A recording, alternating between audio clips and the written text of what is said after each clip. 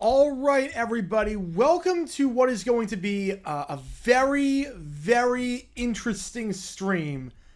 Because tonight we have two preseason games. The first one being the Panthers against the Giants. That one is coming up on NFL Network in the next 15 minutes. And then the next one at 7:30 Eastern on NFL Plus. Or if you live in Cincinnati or Atlanta, it's on a local television there, local station. The Bengals against the Falcons. And what we're going to do, for the first time ever, we're going to call both games at the same time. We're going to call both games at the same exact time. And I truly mean call both games at the exact same time. Official Kevin Harlan 9. Yes, we are going to try it. The reason why we're doing it, I want to test run it. I want to test run this, especially because during the season, they have double headers for Monday Night Football that are taking place at the exact same time. So they have a game at 7 o'clock and a game at 8:30 on ESPN and another one ABC. I want to do both those games at the same time. When that happens, it happens in week 2. That's the first time it happens. We're going to try it for for both games today. So here's how it works. With my studio setup, I've got 4 TVs, so I can easily watch both games at the same time. I have a second scoreboard that I will show at 7:30. At 7:30 when the Falcons-Bengals game starts. The first 30 minutes we're just doing Panthers and Giants because that's the only game on. But at 7:30, the Bengals and Falcons play at the same time. So for those wondering, I do have a second scoreboard. And what's nice, I tested this out. For those who don't know, it's the exact same scoreboard. Just that's how it works. But what's nice is that these scoreboards are... where's the second timer at? Here we go. These scoreboards, the timers, I'm doing everything manually. The timers are not synced with each other. So what's nice is that this is the timer for the Panthers Giants game, and then I can use the timer for the Bengals Falcons game, and it makes no difference whatsoever. So it's going to be a crazy, crazy stream. We're going to see what the heck happens. I'm looking forward to it. It's going to be a challenge. It's going to be a whole lot of fun. So if you have any questions in the chat about anything at all, just fire away. I will be happy to answer. Oh, bot prediction. The fact that it's multiple games at the same time, I honestly don't know. I honestly don't know what's going to happen. I'm not sure. My guess is 10. I'm going to set the over-under at 10. So I'm going to be monitoring the chat. I'm going to be calling both games at the same time, working both scoreboards at the same time, and talking about both games and players on both teams at the exact same time. It's going to be an insane thing. I've done something like this before, never to this extent, but back in college during the final day of the season, what I would always do is I would look at the standings and map out every single playoff scenario, every single scenario possible, and I would keep an eye on it, track it, and update it in real time. So I'd be watching every game and then updating everything in real time. Never to this extent, though. Never to this extent. So if you have any questions, just fire away in the chat. I'll be happy to answer. The chat's probably going to be flying today because we got 2 games at the same time. I'm going to be working my butt off with that. So if you do want to donate, you have your question moved to the front of the queue. It also makes it easier for me to see because it's highlighted and everything. Otherwise, I'm just going to go in the order that I see them. I'm going to try to get to as many questions as possible. It'll be easy when there's one game on. When there's a commercial break and when there's one game on, it'll be easy. When there's 2 games happening at the same time, it's gonna be absolute chaos. But we're gonna see this. We're gonna see what happens here. We're gonna see what the heck happens. Again, this first game, Panthers Giants, is on NFL Network, and then 30 minutes later, Bengals Falcons starts on NFL Plus, and we're gonna see how this goes. Also, I should note, new JJ9 video dropped earlier today. Go check that out if you haven't already. Tom Woodishik, I talked about a 1967 game he had when he was with the Eagles playing the Falcons, and he was blind. He literally ran into poison ivy and was blind and somehow had the best game of his career. Go check that out if you haven't already. New video coming out tomorrow. No clue what it's going to be on. We will see. Hopefully I have a voice by tomorrow. On top of that, new video coming out on JG8 soon, and hopefully a new JG7 video is coming out as well. On top of that, we added YouTube memberships. Banjo Playing Bison, one of our members. How's it going, Banjo? Welcome to the stream. You can get certain perks, including exclusive videos that will not be shown on the channel. Behind-the-scenes photos of the studio. The studio is really, really big. There's a lot of cool stuff. I post behind-the-scenes photos all the time if you become a member.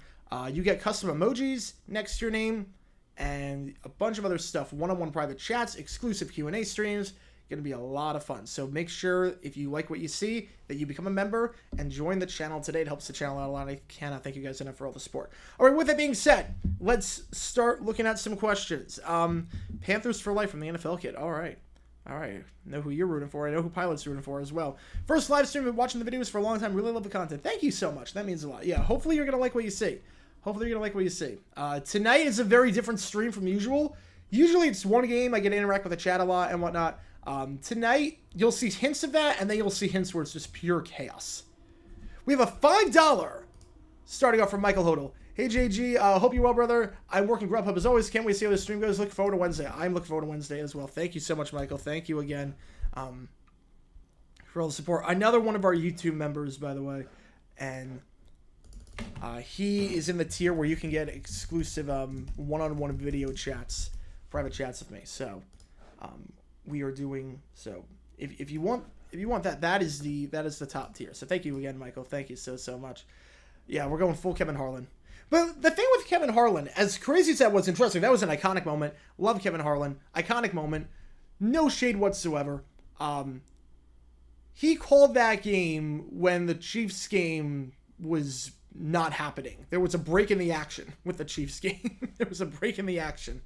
There will be no breaks in the action here.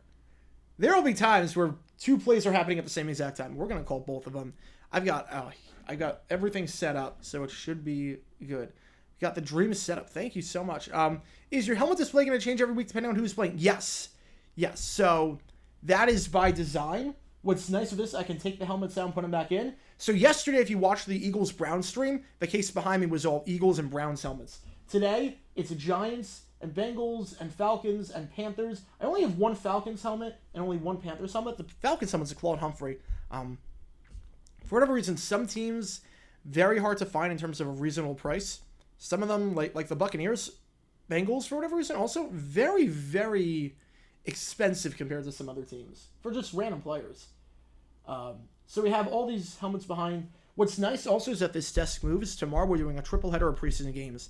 So we are doing a game at 4 o'clock, a game at 7 o'clock, and a game at 10 o'clock. What's nice with that is that I can move this desk. So for game 1, you'll see, I forget what game we're doing. We're doing Dolphins-Texans, I think. We're doing Dolphins-Texans. That's at 4 o'clock. And then the game after that is Colts-Bears at 7 o'clock. What's nice is I can move this desk. So right now you would see Dolphins-Texans helmets behind me. And then I just move the desk over, and you would see a case of Colts and Bears helmets. And then for the 10 o'clock game, Cowboys-Seahawks, I can move the desk over, and you can see the Cowboys-Seahawks helmets. So we've got a giant. It's really, really good. It's really, really good. So we're gonna see what happens. Am I doing Niners-Broncos? I am not doing Niners-Broncos. Let me double check.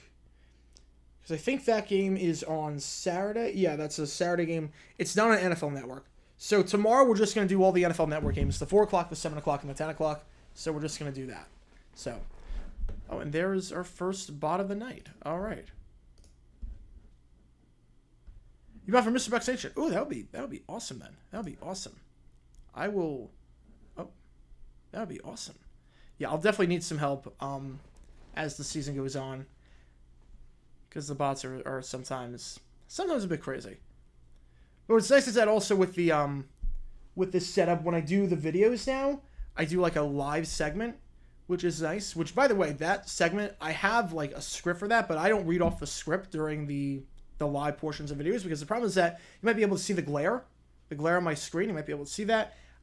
So I do not read off a script for that. So when I do the live portion of the videos, I change the cases behind me based on whatever team I'm talking about. So today, Tom Woodishick, it was an Eagles video, so I had nothing but Eagles helmets behind me. Tomorrow's video, no clue what it's going to be on, but I will have the same sort of thing. For those wondering, we have, not all these helmets are autographed. The second row of helmets, Giants, Panthers, and Bengals, Falcons. I didn't put that on the top row because it will get blocked by the scoreboard eventually. But we do have, those helmets are unautographed. These 4, we got 10 Giants autographed helmets, a Falcons, a Bengals, 5 autographed Bengals helmets, 2 alternate Bengal helmets, and then an NFL helmet over there. All right. We're going to see any Arthur Smith preseason dumb decisions. That'd be pretty hard to do in the preseason. It's very hard to have a dumb decision in the preseason. I wonder, though, how the Falcons are going to handle their quarterback situation today in the preseason. Last week, their 19-3 victory over Miami, Logan Woodside played the entire game. Obviously, you got 3 quarterbacks on the roster, Ritter, Heineke, and Woodside. I don't know what the strategy is going to be. So we'll see. I wish NFL Network always do those simulcasts in the preseason. Yeah, I wish that too. Greetings from Poland. All the way from Poland. Thank you for tuning in. When I was 9 years old, I told my family at first communion that I would one day play in the NFL. Never too late. Never too late.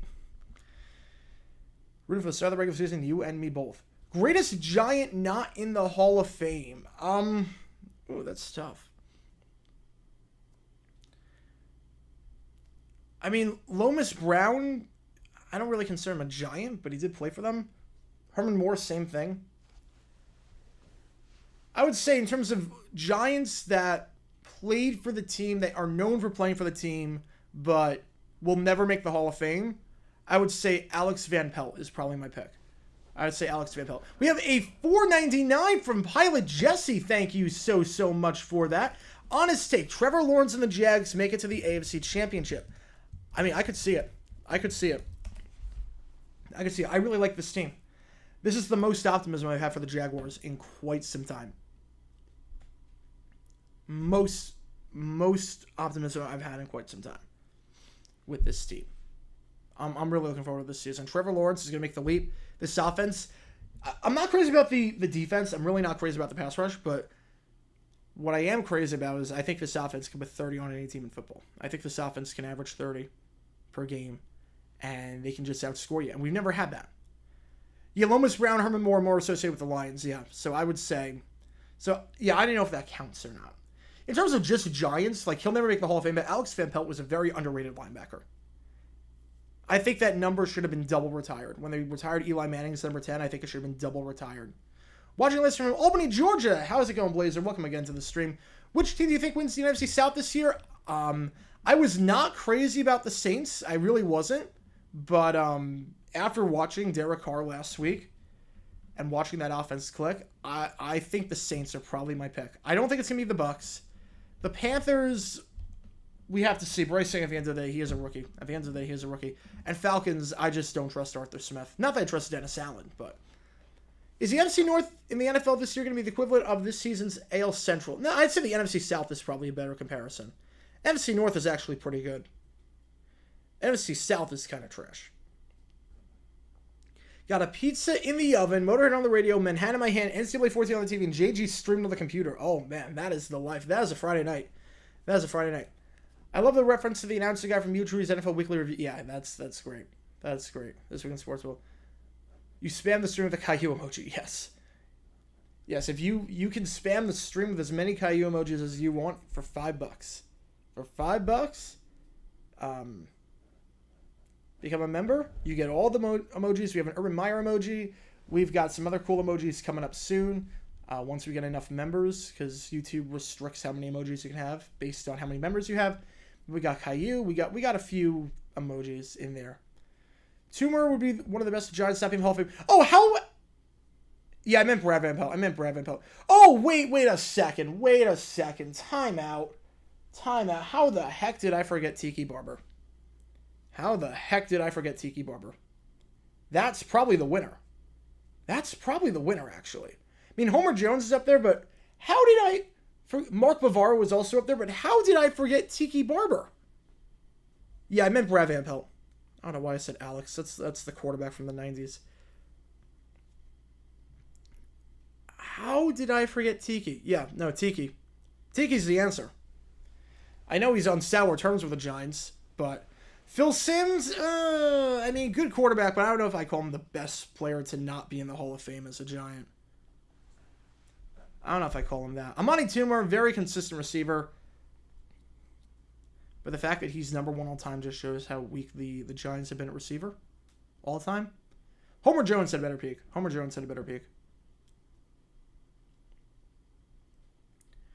Eating some pizza right now. Hopefully not chain pizza. Hopefully not Domino's.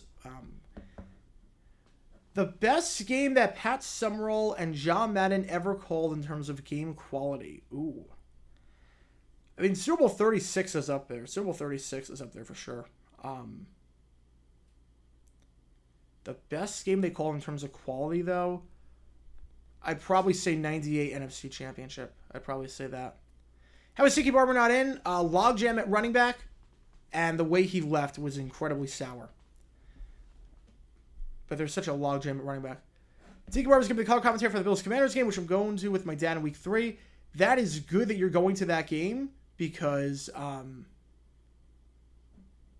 don't like listening to Tiki Barber. So you don't have to listen to that. But have a great time at the game. Oh, no, I was on that bot right away, though. I was on that bot right away. Only got 2 messages, and that's a new record. The Dolan line of the 80s. Ooh, that's tough. The Dolan line of the 80s. Dave Craig was above the Dolan line. But who would I put as the Dolan line? Who would I put as the Dolan line for the 80s? That's a tough one. That's a tough one. Who's the Dolan line for the 1980s?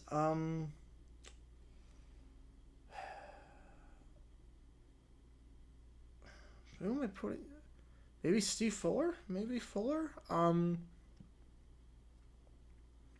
Fuller's not the worst pick for that. Though he was probably below the line. He's probably below the line. The Dolan line of the 80s. Oh, Neapolitan pizza, nice. That's you can't go wrong with that. You can't go wrong. The Dolan line of the 80s might be Lynn Dickey. It might be Lynn Dickey. That might be your best bet. I think Lynn Dickey might be the best answer to that.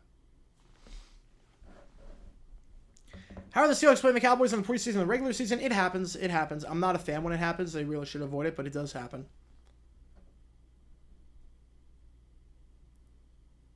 Let's see what we got. I actually think the Bucs are about to surprise the whole league. Baker finally is a good offensive coordinator and a Hall of Fame receiver. That is true. Leftwich is no longer there. Mike Evans is there. So, I just don't know. Todd Bowles never really excited me as a head coach. Quarterback apparently has been an issue for the Bucs during camp. I don't know what's going to happen with this team. I'll put it this way, though. Nothing in the South would shock me. Any of the 4 teams could win that division, and it wouldn't shock me. James Brown is guest hosting CBS Evening News. I think he could do a great job at that. James Brown is just a consummate professional and everything, so I could see that. You're under a flood watch for the hurricane. Hope you can watch the Super Bowl on Sunday. Yeah, be safe. Be safe out there. I don't think Phoenix is going to get hit, which is good, but obviously California knows it's going to get hit pretty bad. And I know parts of Arizona are going to get hit. So stay safe, everyone. If you're out there, stay safe. For April Fools on JG9, you should do a video on a random sport that you would not normally do. What I was thinking of doing, is like a 25-minute documentary hyping up like the greatest run you've never seen in your life, and it's just a 2-yard run. Like just a random run. Like first quarter, 9 minutes left in the game. It's nothing. It's a run on 2nd and 8 that makes it 3rd and 6. Something like that. Just completely fool everyone, waste everyone's time. I don't know what I'm going to do. Neapolitan and deep dish. Best game Al Michaels and John Madden. Ooh. Best game Al Michaels and John Madden have called together in terms of game quality. And deep dish, I don't think deep dish is pizza. Deep dish is not pizza. It's its own thing. I'm not crazy about deep dish at all. I mean, I'm from New York, so I kind of have to hate deep dish, but yeah, I'm not crazy about it. Best game Michaels and Madden ever called together. You're thinking 02 to 05. Oh, wait. No, because you can go... Oh, no, but the 2-yard run was a good run. That's a good run. There's nothing I could add. I guess... Is it biased for me to say that Jaguars Steelers 2007 was probably the best? Right, John Madden didn't call... Did he call... If John Madden called Super Bowl 43, that's the winner. If John Madden called Super Bowl 43, that's the winner, but... Yeah. John Madden's Von Broncos was Super Bowl 43. Okay, that's the winner then. That's the winner. That's the winner. That's actually not even close. I got this spot. Don't worry. I got this spot.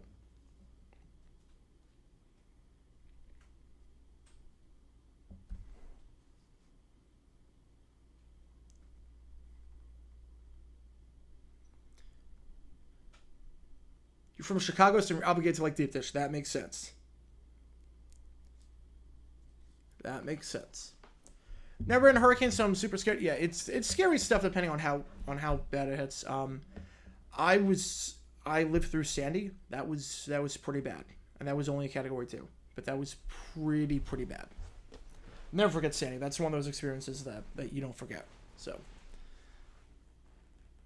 We were okay. We lost power for a few days, but we were okay. I know people that were not. I know people that, like my English teacher lost her house. She lost her house in Sandy.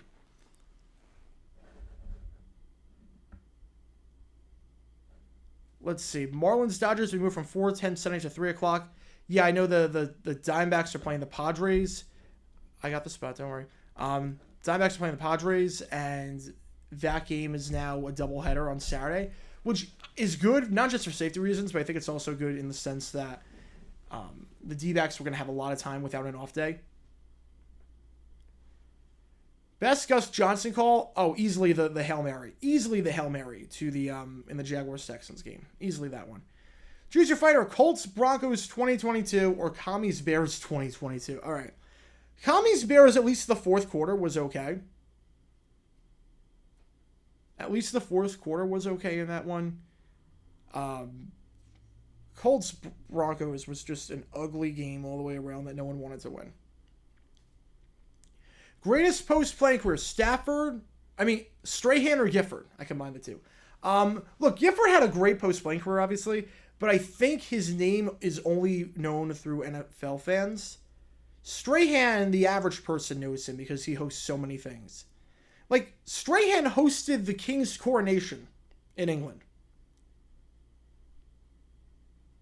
He's transcended sports in a way that Gifford never did.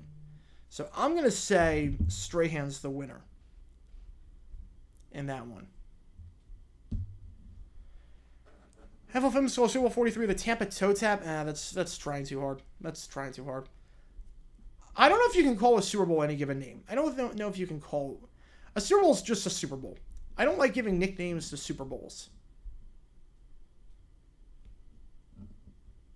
I feel like regular games, posting games, they deserve nicknames, but a Super Bowl is just a Super Bowl. I don't think of anything.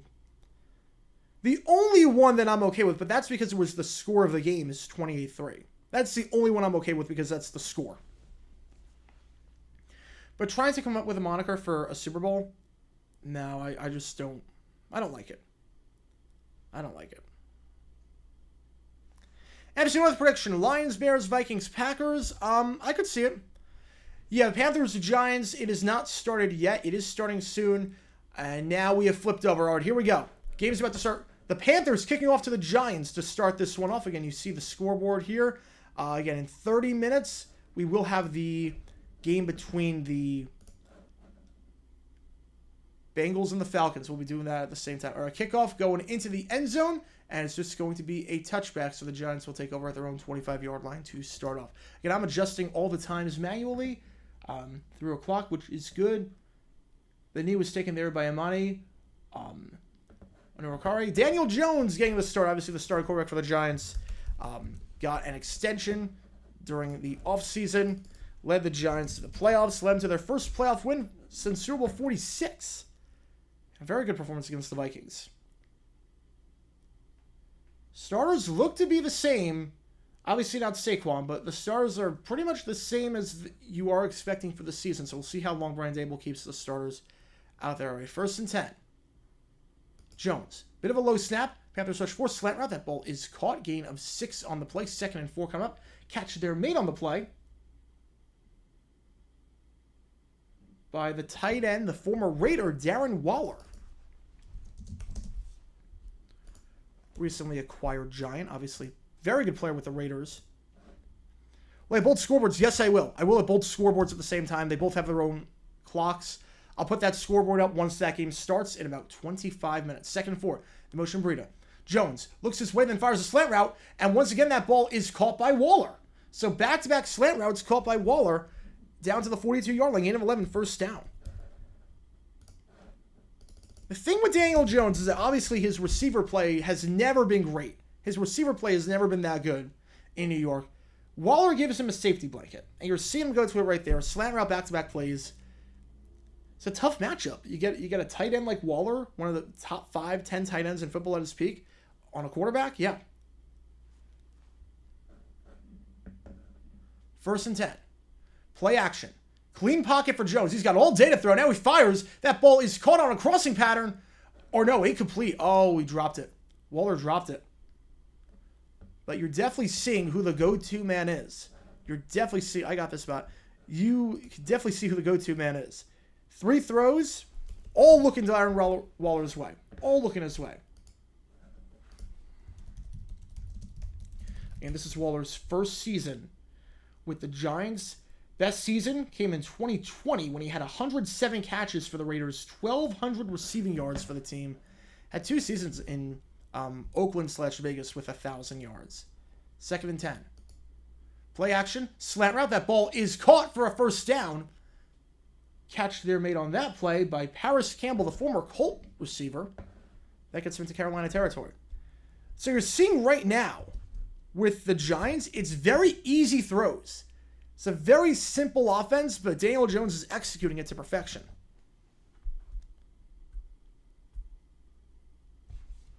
And Paris Campbell, the former Ohio State receiver, played for the Colts. But just here the Monday night game, I'm not streaming that one. I'm not streaming that one.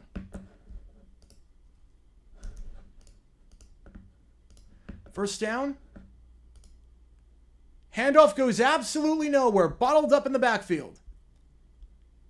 That is Jalen Hyatt.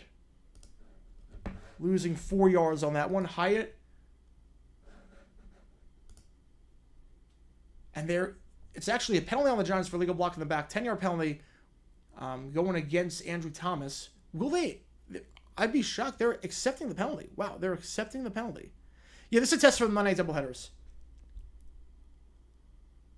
Will the NFL come for you if it calls to JG Niners? I don't think so. I don't think they'll come for us. Okay, yeah, they're declining the penalty. That makes sense. Loss of 4 there. That handoff went to Jalen Hyatt again, the 3rd-round pick out of Tennessee. 2nd and 13. Marked at the 47. You got 4 wide, 3 on the far side, 1 on the near side. Running back in the backfield. Jones. Feels some pressure from the inside. Now he's going to look and take off and run himself. He gets that yardage back from the lost run, but it's going to be 3rd down and about 3rd and 8, let's say. Yeah, the reason we're doing this in the preseason is I'm doing everything in the preseason, not just interact with you guys and because I like doing it, but I'm looking to just test run some things. So we're going to test run trivia one night for preseason so that for the regular season it is a smooth operation. Transformations like werewolves or any slow changes are not really. Not really. 3rd and 7. Darius Slayton start off in the backfield. Now he's motion out as a receiver. 4 wide. Jones drops back looking Waller's way. First down. Gain of 13 yards. Darren Waller. 4 targets. 3 catches. You gotta like what you see if you're a Giants fan. Darren Waller has the Giants inside the 30-yard line. Daniel Jones has not missed on a throw yet. Yeah, he's thrown 1 incompletion, but that was a drop by Waller. This is really the first security blanket that Jones has ever had in his career. This year, there's no excuses for Jones in terms of weapons. He's got them in spades. Play action. Jones. RPO. That is a slammer. That ball is caught down to the 9-yard line. Gain of 20 on the play. Isaiah Hodgins, the former Oregon State receiver. 1st and goal coming up. Plenty of options there, too, for Jones. He could have taken off and run himself. He could have thrown it in the flat. Had wide open on a crosser. Hodgins. The Panthers defense all out of sorts. Again, the Panthers did not play well last week. They lost 27-0 to the Jets. And this defense just looks all out of sorts right now. Daniel Jones is having his way. Slicing and dicing and finding open receivers in the process. Play action once again. Jones hits Campbell. Campbell on the flat, gain of 5. 2nd and goal coming up. Get a lot of new additions to this Giants offense. You got Cole Beasley, you got Paris Campbell, you got, as we've said before, Darren Waller. You've also got the 3rd round pick, Jalen Hyatt, out of Tennessee. A lot of new additions to this team. Really trying to bolster up this offense. QB, which one is better, Sims or Manning? Oh, Manning. It's not even close. Not even close. 2nd goal, ball at the 4. Play action again. Jones, same play as first down, and it goes for a touchdown. Goes for a touchdown. Daniel Jones, nearly flawless on its drive. Daniel Bellinger, you can ring his bell as the Giants' opening drive touchdown. And man, they look good on that one. Oh man, they look good on that one. Daniel Jones, one incomplete pass on that drive, and that was a drop by Waller.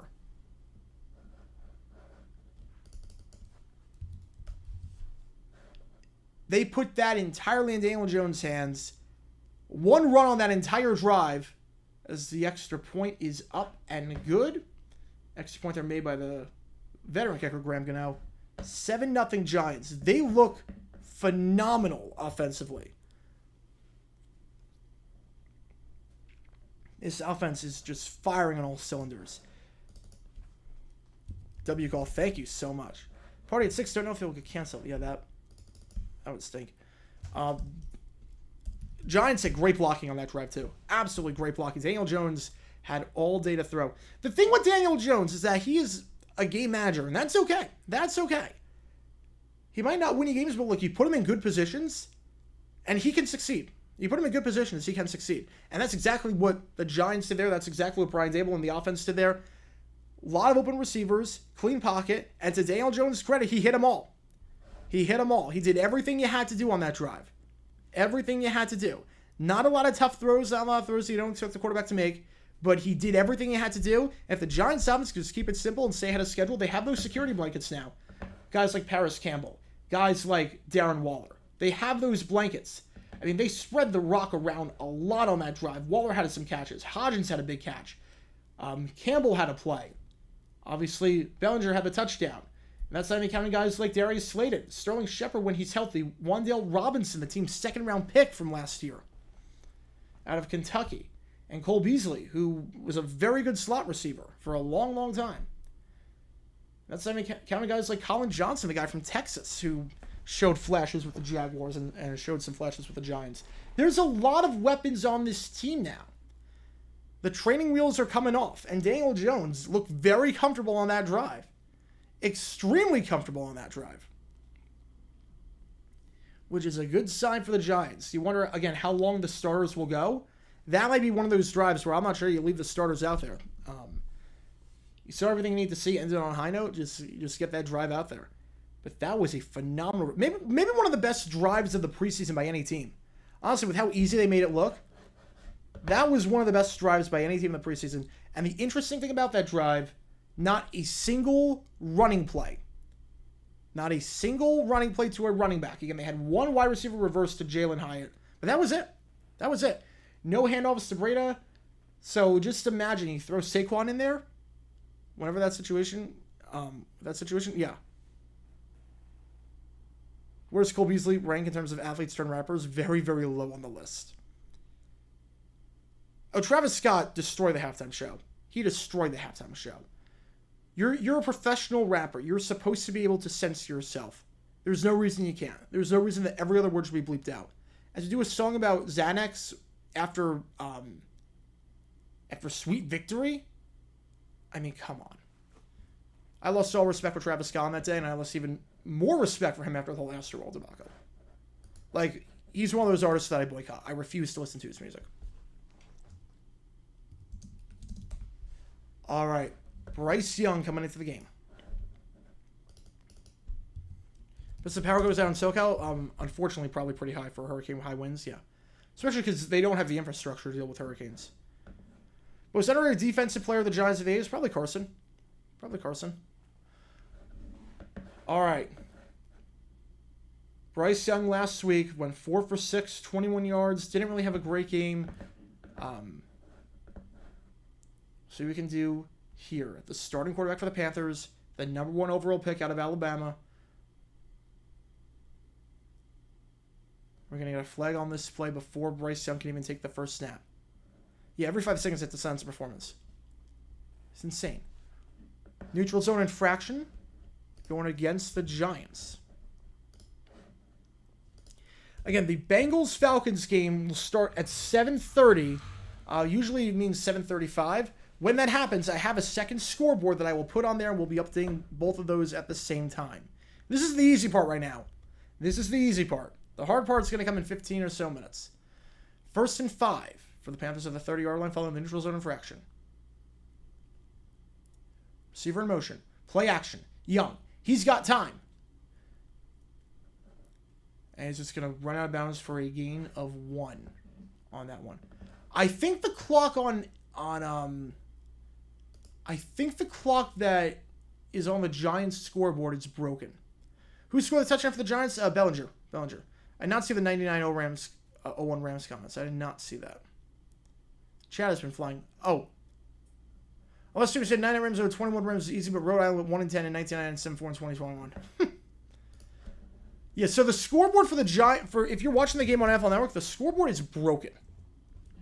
The Giants scoreboard is completely broken. The clock is all off. I don't know when they're going to fix that. Handoff, spin move by Chuba Hubbard. Chuba Hubbard with a spin move. Gets some yardage back. I've been blown up. It's a 3rd and 2 coming up. You know, obviously the Panthers running back situation. You got Miles Sanders as the number 1 coming off of maybe the worst performance by any running back in any Super Bowl ever. He's the number 1. Just signed from the Panthers. Chuba Hubbard's your 2. An interesting battle, though, is going to be developing between who gets the number 3 spot. Blackshear, Brown, or Peoples. First primary Panthers Hall of Famer. It's either Kuechly or Smith. It's one of those two. I mean, Sam Mills I would count. They rush 3. Young. Fires over the middle. Incomplete pass. That's one of those you got to hit. He was pretty open. Clean pocket. Only rushing 3. Intended target on that play was Jonathan Mingo, the team's 2nd-round pick out of Ole Miss. And the Panthers, despite having a 1st and 5, will be forced to punt this one. He's open. You got to hit that. How's it going, Kevin Harlan? Can you give us an oh, baby, what a play? We'll see. We'll see. What goes into high-profile artists declining to play the halftime show? If you're referring to Taylor Swift, the reason is simple. She is not doing the halftime show until she re-records all her albums. That's a very short punt. Fair caught at the 31-yard line. A very, very short punt. You're looking at a net there of only 36 yards. Punt there coming from Johnny Hecker, the former Ram. The Giants will take over at their own 31-yard line. Navy lost Bama by Natty. Oh, that stinks. Bama has to ruin everything. Like, Taylor Swift has come on the record and said that she will not do the halftime show until she re-records her albums. So my guess is that Super Bowl 59, she's doing it. She's doing it. Super Bowl 59, she's doing it. Noticing a theme with these broadcasts that local broadcasts don't seem to care about updating their graphics. No, they do not. They do not. It seems like there's a problem with it every single time.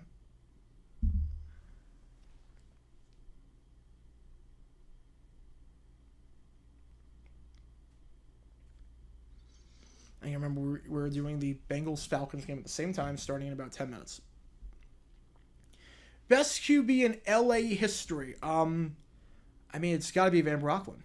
It's got to be Van Brocklin. Dua Lipa for a halftime? Yeah, I could see that. I could see it. I saw her in concert last year on the Future Nostalgia Tour. She was very, very good. Did she actually say that? She didn't. That's been the rumor. That's been the rumor. I think that's been floating for about a year now. Will NBC update their college football graphics? I'm assuming they will. Seeing as they just got the Big Ten package, I'm assuming they'll get a bit of an upgrade. Bit of an update. We'll see. Yeah, but best QB in LA, I mean, I don't know how you can do anything but Van Brocklin. Kenny Chesney's boys fall. Yes. Pink can do halftime. I don't know if she's big enough now. I don't know if she's... I mean, she's a legacy artist. She puts on a great show, but I don't know if she's big enough to move the needle nowadays. I don't know. My guess for this year is that will be Harry Styles. That is my guess. If I had to guess who will do the halftime show this year, my money is on Harry Styles. After a show that didn't get great reception with Rihanna, a performer that hadn't really performed live in 5 years, you want like a pure performer. You want someone that knows the business. The guy that has been on tour for the last 2 years and has gotten rave reviews. My guess is Harry Styles. Jim Plunkett, not over in Brooklyn. Will she have a new album for all the re-recordings? No, I don't think so, because she's going to be on tour. So I don't think she'll have time for an album. Yeah, Adele decline. Yeah, but I can't even see how Adele would do a halftime show. I honestly can't see how she could do a halftime show. All right, Tyrod Taylor is now the quarterback. Quick little curl out down to the 36-yard line. Catch there made on that play by Lawrence Cager. So the starters are out, and it is Tyrod Taylor in at QB. 2nd and 6 coming up. Tyrod Taylor, a veteran QB. This is now his 2nd season in New York, backing up Daniel Jones. And I figure we will see Tommy DeVito coming in later. Probably play the second half. Taylor last week didn't play a whole lot. 3 for 4, 7 yards. DeVito got the bulk of the work. Handoff there, gain of 1. That one goes to Eric Ray, the team's 5th round pick out of Oklahoma. We have a $5 from VW Falk. I'm looking forward to the 5 historical trivia questions. You've yet to receive the email. I thought I sent it to you. Did I not? I could have swore I sent it to you. I'll resend it after the stream is done. I thought I sent it to you, but I'll resend it. Thank you for letting me know. Thank you again for becoming a member. 3rd and 5. Taylor. They rushed 4. Gets hit on the throw, and that is going to be ruled an incomplete pass. I don't know why all the players were just standing around. When the ball comes out like that, you never take that chance. You fall on that thing. But 3 and out. Tyrod Taylor's arm looked like he got hit. Myron Steve DeBerg. Yeah, it's a pretty good comparison. Arm got hit on that throw. The man who forced the errant throw looked like, if I could find it on my depth chart, it was 45. I can't find a 45 on the depth chart. That punt goes out of bounds. Tried to be fielded there by Raheem Blackshear. And they will mark it at about the 18-yard line. So that is where the Panthers will take over for drive number 2. First drive went 3 and out. We'll see if this drive goes any better. Ryan Tannehill or Ryan Fitzpatrick? I'm taking Tannehill. Billie Eilish halftime show? Possibly. I could see it. Here's my prediction for the next 3 years. My prediction is Harry Styles for 58, Taylor Swift for 59, and then once everyone's done committing their military service, BTS for 60. That's my guess. Ravens, Browns, Bills, Chargers, Giants. Who else for Taylor? Trying to think off the top of my head. I think that's it. It's a good immaculate grid answer. It was a good immaculate grid answer. Yeah, I remember that. Beethoven halftime show. He is still alive. Yeah, technically he is still alive. A Beethoven impersonator, just like an Elvis impersonator. Super Bowl 23. Pay homage. They won't do it. They're too scared. Opinion on Jamal Anderson, a phenomenal running back who just couldn't stay healthy. Better Parcells Super Bowl. 25 blew 21 out of the water. That's not even a debate. Not even a debate.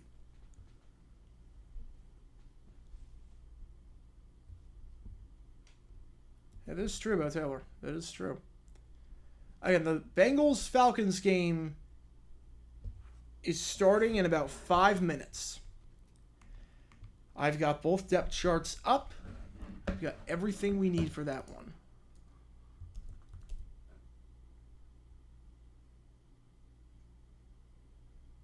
The problem is that what I don't like about preseason is that the depth charts are all off.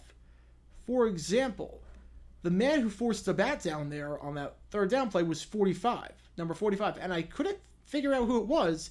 And the reason why is because the 45 on the Panthers, they only have one. It's Giovanni Ricci, who's a tight end. And obviously wasn't him. So, good thing is that for the regular season, depth charts are way more accurate. 55-10 or 52-17, which score is better? It should have been 59-17, but we know how that happened. How am I watching Bengals, Falcons? NFL Plus. NFL Plus. I have another TV. This studio has 4 TVs, so I can watch games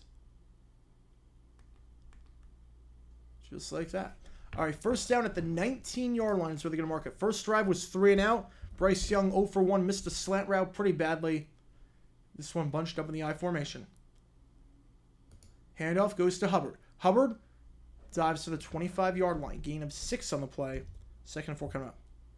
91 NFC Championship was better than Super Bowl 25. I like Super Bowl 25 better, but I completely understand the argument for it. I'm assuming he made the 90 and not 91, because 91 was the Detroit-Washington game, and that was terrible. The NFL Plus only mobile. For preseason, that's how you get all the games. Preseason, NFL Plus. But regular season, you can't do games on NFL Plus. But preseason, you can. Just let it go. All right, handoff goes to Hubbard. Hubbard tries to bounce outside. He's got a first down. The first down of the game. Down to the 32-yard line. 32-yard line before he's eventually brought down by Deonte Banks, the team's first-round pick out of Maryland. So nice running by Hubbard there. 2 runs for Hubbard on this drive. Got about 13 yards. All right, Bengals, Falcons. The stream has started, so I'll get that scoreboard up. Oops, not that. 1st and 10.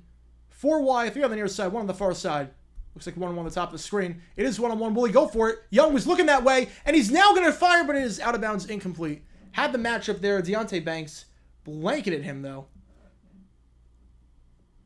Great coverage there by Banks. Intended target on that play was DJ Chark, the former Jaguar receiver, played for the Lions last year. Head show was more disappointing. Coldplay or Maroon 5? Oh, definitely Maroon 5. Definitely Maroon 5. I can't blame Coldplay for their halftime show. I can absolutely blame Maroon 5 for theirs.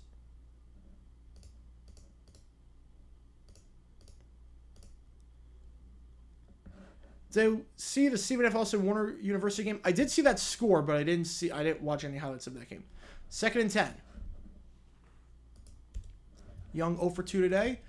First completion of the day. Breaks a tackle. He's still going. To the 45 and down at the 47-yard line. Catch on that play made by Jonathan Mingo. M-I-N-G-O. Mingo gets a first down. Nice play by Mingo. Wide open over the middle and then just bounces off the whoopee tackler. Looked like the missed tackle there. You can credit that missed tackle to Jason Pinnock, the strong safety. And the Panthers are near midfield. A much better drive for them to start off. Better than their last one. We have a $5 from Eggenair. Thank you so much. I forgot your name in there, BW Falk. My apologies. Vandal Roads, take me home to the place I belong. I know, give me home, take me home, Vandal Roads. Great song. That's definitely how it went. John Denver just had he changed the lyrics. 1st and 10. Young, flag on the play, escapes the sack. Nope, now he goes down. Now he goes down. Wait, yeah, no, he went down. He went down. He went down before. He was forced down before. This is gonna take a while to sort out. So there's a penalty on the play.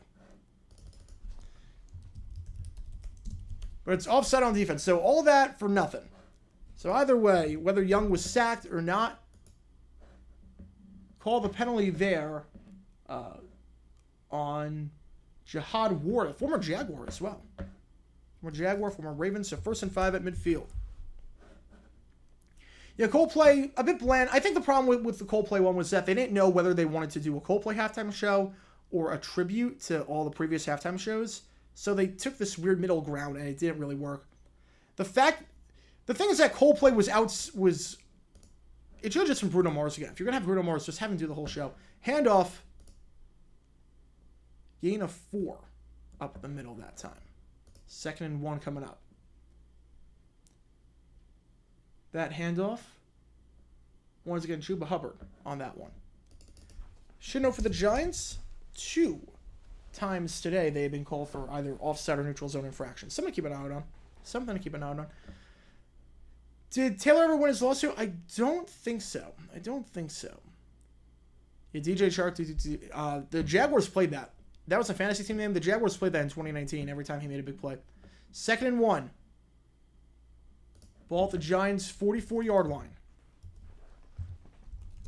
Handoff, Hubbard, nothing doing. Giants read that all the way. You figured this is 4-down territory. That one actually was not Hubbard. That one was Spencer Brown.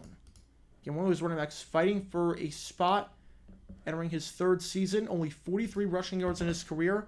He's got a chance, though, to prove himself this year again. The Panthers have 2 guys that are guaranteed to make the roster in Hubbard and Sanders. And then you really got 3 guys fighting for 1 spot, maybe 2 spots.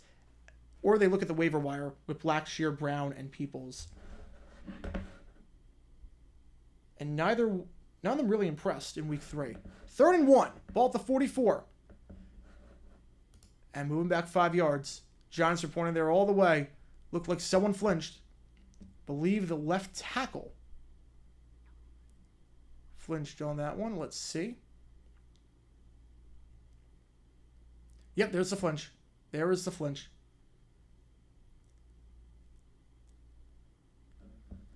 That is absolutely a flinch. You cannot do that. Hayden Hurst, actually. Not the left tackle. My apologies. Hayden Hurst on the flinch. The tight end, the former Raven. Former 1st-round pick. All right, 3rd and 6. Now Young, instead of the I formation, lining up in the shotgun. 4 wide, 3 stacked up on the far side. Young. Team rushes 4. Young fires. Out route. That ball is caught. Can he get the first? The extension by Adam Thielen? Hooked on a Thielen. He does. Gain of 6. Good enough for a 1st down. Another hip-hop halftime show. I don't know. I mean, the first one went really well. That might be one of those where you do it once every 10 years. But that was a really good halftime show. I was pleasantly surprised by that one. Most overhyped Giant. Beckham. All-time Beckham. All-time it's Beckham.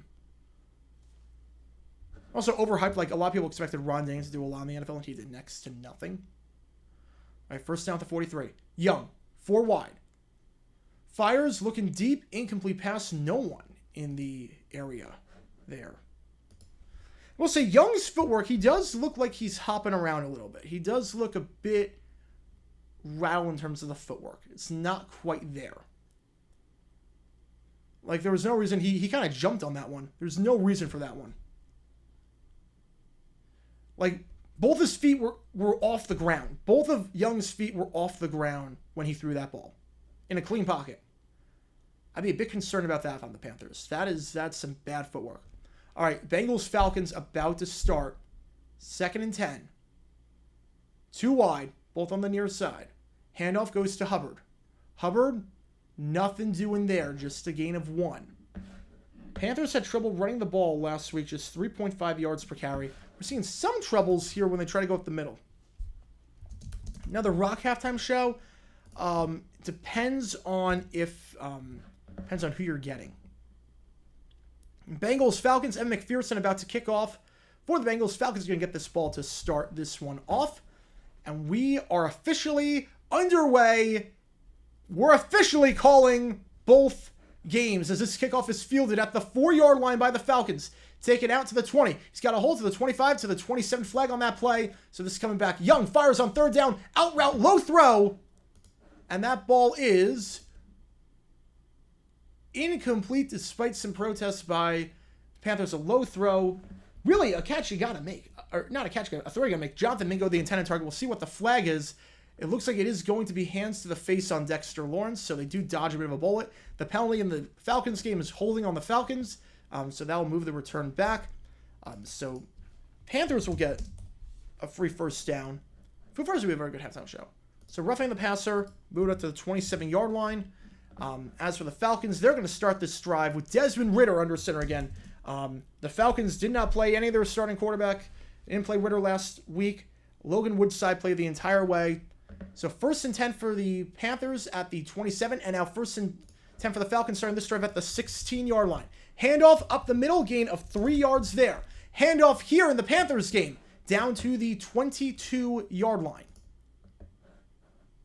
But there was a flag in the Falcons game, so this might not stand. So 2nd and about 5 coming up for the Panthers. Holding on the offense. So 2 penalties already on the Falcons. So back them up half the distance to the goal. 1st and 18 is what we're going to get here. Not a good start for the Falcons. Just moving backwards. 2nd and 7 for the Panthers.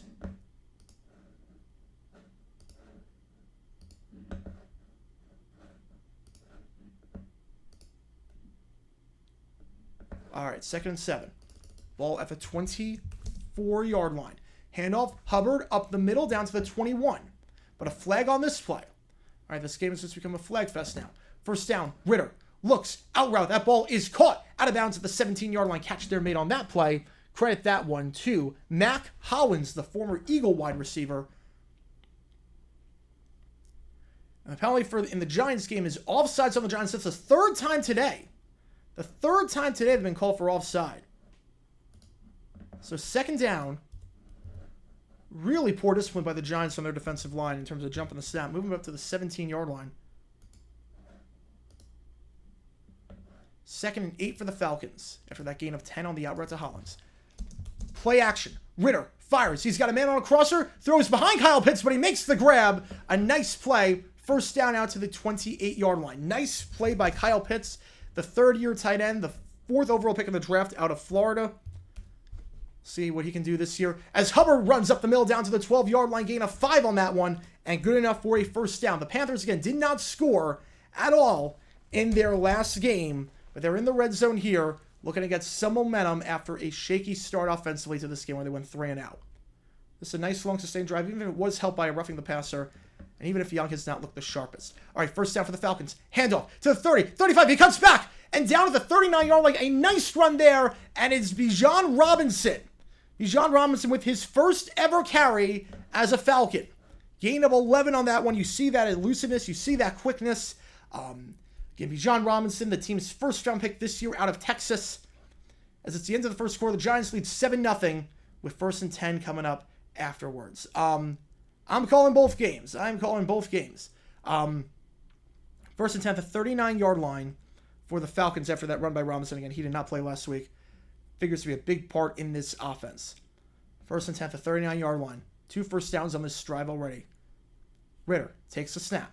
Hands it off. Up the middle. It's Robinson. Robinson doesn't go down easily and eventually goes down at the 42-yard line. So 2nd and 7 coming up. Back-to-back plays now that Robinson has made the first man miss. Back-to-back plays that Robinson made the first man miss. Again, Panthers, Giants, that game is on NFL Network. Bengals, Falcons, this game is on NFL Plus. Or if you have a subscription to, or if you live in Atlanta or Cincinnati, you can find the game on local television. Otherwise, 2nd and 7, obviously, Bijan Robinson, the man to look out for, the 8th overall pick in this draft. Timer's a bit far ahead, so I'm going to wait on that. 2nd and 7 at the 43, I got that bot. Ritter fires, out route, that ball is caught. Broken tackle by Hollins, and Hollins gets into Cincinnati territory. Mac Hollins with his 2nd grab of the day, ducks under the defender, and good enough for a 1st down. Down to about the 48-yard line. As I don't know what this Falcons broadcast is doing, because instead of showing a replay, they're showing a player walking in his bare feet. Let us see Robinson in a backfield with former Bears fullback Brad Muster. They'd be Bijan Muster. That's good. That's good. 1st down at the 47-yard line. Opening drive for the Falcons. Start at their own 8-yard line. They're moving the ball very, very nicely. This one, play action. Ritter fires on the run. That ball is caught. Ritter is perfect so far today. To the 40, to the 35, and down he goes. Catch there made on that one to Drake London. So we've seen multiple 1st-round picks on this drive contribute. Kyle Pitts had a nice catch, but Bijan Robinson had a nice run, and Drake London that time with a 1st down catch. We are perfect so far on this drive. Very similar to the Daniel Jones drive. A lot of simple, a lot of easy throws, but he's making them work. Nice job throwing on the run, 1st and 10 to 35. Drake London, the team's 1st-round pick last year out of USC. As we are now underway in the 2nd quarter. 1st and 10 for the Panthers at the 12-yard line of the Giants. Pitch play, and that play is going to be blown dead. I think we saw some movement before Tyler Algier and Bijan Robinson, the two main running backs. That pitch play went to Algier, but got blown dead before. All right, 1st and 10 for the Panthers as we start the second quarter of action. Ball is at the 12-yard line. Bryce Young under center. Hands it off. It's Hubbard. Hubbard looking for a hole. He only gets about 2 yards there before he is brought down. Kobe Smith in on the tackle. 2nd and 8 coming up.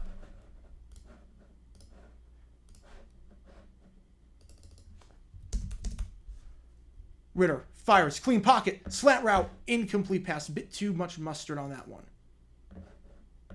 Bit too much mustard on that one. 2nd and 15 coming up. So throw you got to hit, intended for Drake London.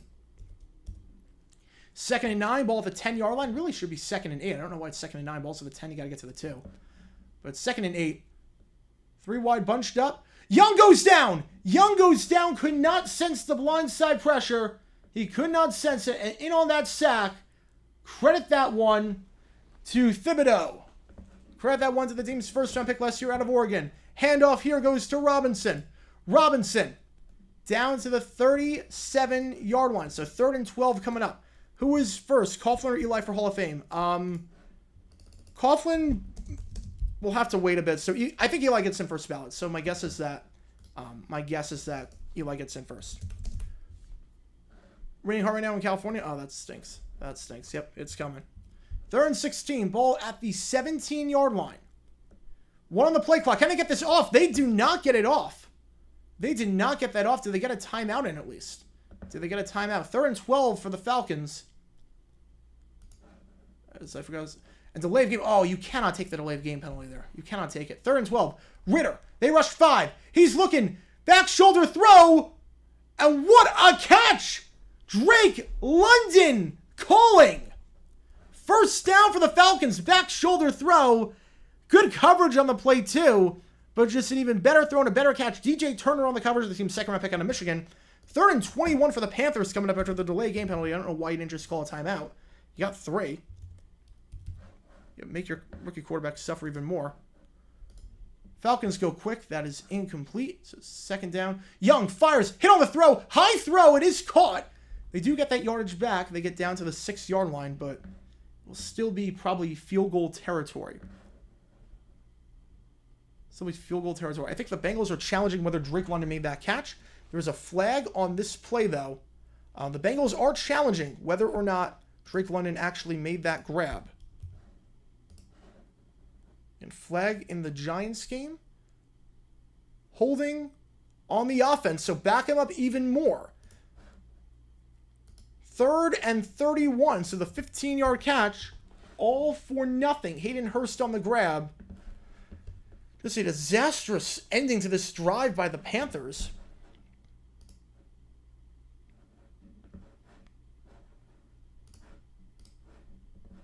A disastrous ending to this drive by the Panthers.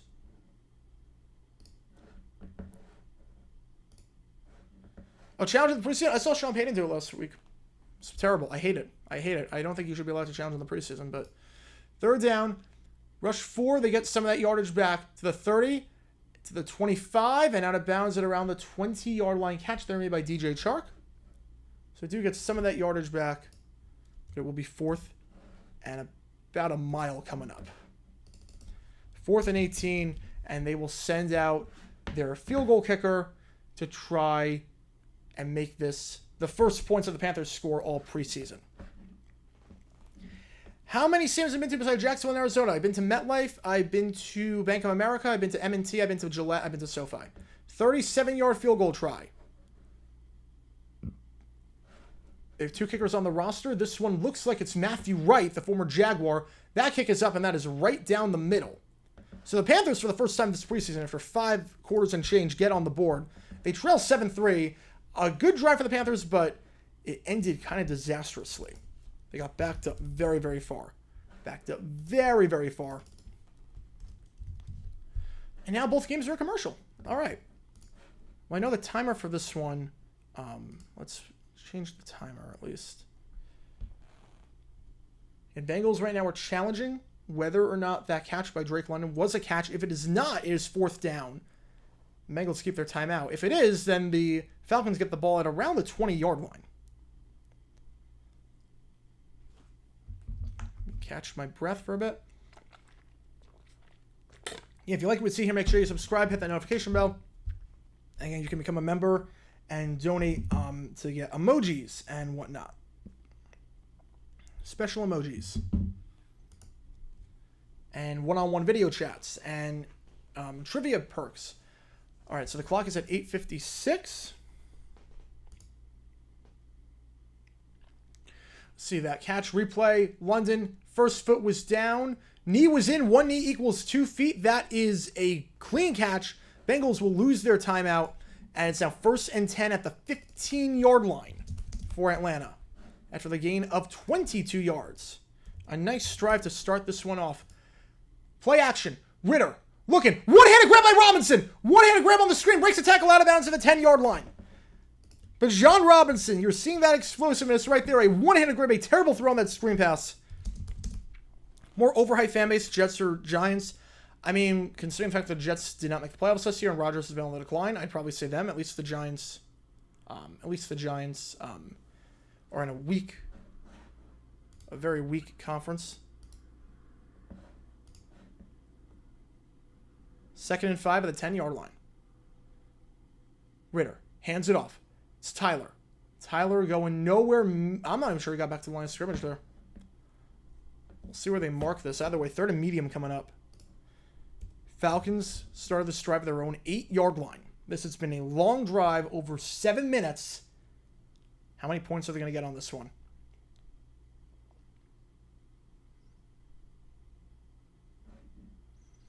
Been a good start so far in Atlanta. The Braves are up 2-0 over the Giants, and they just got a triple. Can the Falcons answer the call? 3rd and 4. Ritter. He's in the shotgun. 3 wide. They motion Pitts. They rush 4. Ritter steps in the pocket. He's going to take off himself. He's got the first down. Out of bounds at the 4-yard line. Nice play by Ritter. Climbing the pocket like a veteran. And out of bounds at the 4-yard line. 1st and goal coming up at the 4. As the Giants will get the ball back on this kickoff. Again, Taylor, the quarterback in the game for New York. Daniel Jones led a perfect touchdown drive where he only missed one throw, and that was a drop pass by Waller. That kickoff is out of bounds. Again, the Panthers have 2 kickers on their roster, so there is a competition between Eddie Pinheiro and Matthew Wright. That's not going to help. So the Giants start their own 40. They rush 4. Ritter looking to run himself just like last time. That time he gets down to about the 2-yard line. The Giants get this ball at their own 40-yard line.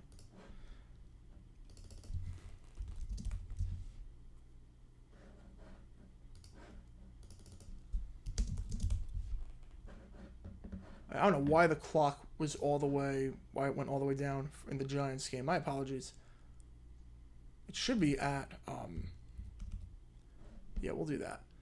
That one, quick throw. That catch is made on that one by Paris Campbell. Again, the former Colt. He's been on the action quite a few times today. Gain of 5 on that one. Falcons move back, actually, after the...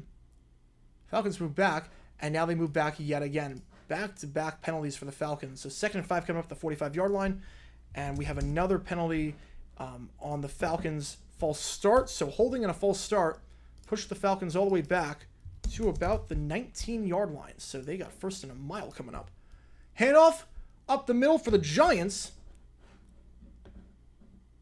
The hard part is the timer. Honestly, that's the hardest part about this. That handoff gain of 4. Again, Eric Ray on that one, the 5th-round pick out of Oklahoma. So 3rd and 1 coming up for the Giants at their 49-yard line. Falcons 1st and a mile. Can we get some yards back? Slant route, that ball is caught, and they do. Nice throw there. Gain of 12. Catch there made on that one. Credit that one to Kadero Hodge. So he comes up a bit limping, but he should be okay. 3rd and 1. Stuffed. Absolutely stuffed on that one. Eric Ray going absolutely nowhere. In on that play for the Panthers. Credit that one to, again, I don't see a 97 on my depth chart. But I think the man that first made it was Camus Gruger-Hill. 4th and 1. Are they going to go for it? They are leaving the offense out there. 2 big plays coming up. Handoff here for the Falcons. Goes to Robinson. Back to the line of scrimmage, but nothing doing. 3rd and goal coming up at the 6. Taylor going to try and run for the first down himself. He got it. He got it. Need a yard, and he just got it. So 3rd and goal for the Falcons coming up. Taylor gets the first down on the play action scramble. And the Giants have the ball at midfield. They keep the drive alive. So we have 1st and 10 for the Giants at midfield. We have 3rd and goal for the Falcons against the Bengals at the 6-yard line. With just about 5 minutes left. A 10-minute drive for the Falcons. This drive is taking forever. They rush 3. Fires. And that ball is going to be intercepted. That ball is intercepted by the Bengals. All that work for nothing. 5-minute drive. And they walk away with nothing. Interception on that one. Credit it to Joseph Asai. As that time Eric Ray gets stuffed for a loss of 2. 2nd and 12 coming up. That one, it was intended, looked like it was intended for Scotty Miller, the former Buccaneers receiver, but got deflected and then intercepted. So a near 10-minute drive goes absolutely nowhere. All right, 2nd and 9 at the Carolina 49-yard line. Taylor, they rush 4 out route. That's an inaccurate throw. That is incomplete. I'm going to let that clock run down just a bit. The redemption of Asai, yes. Definitely makes up for what he did last year.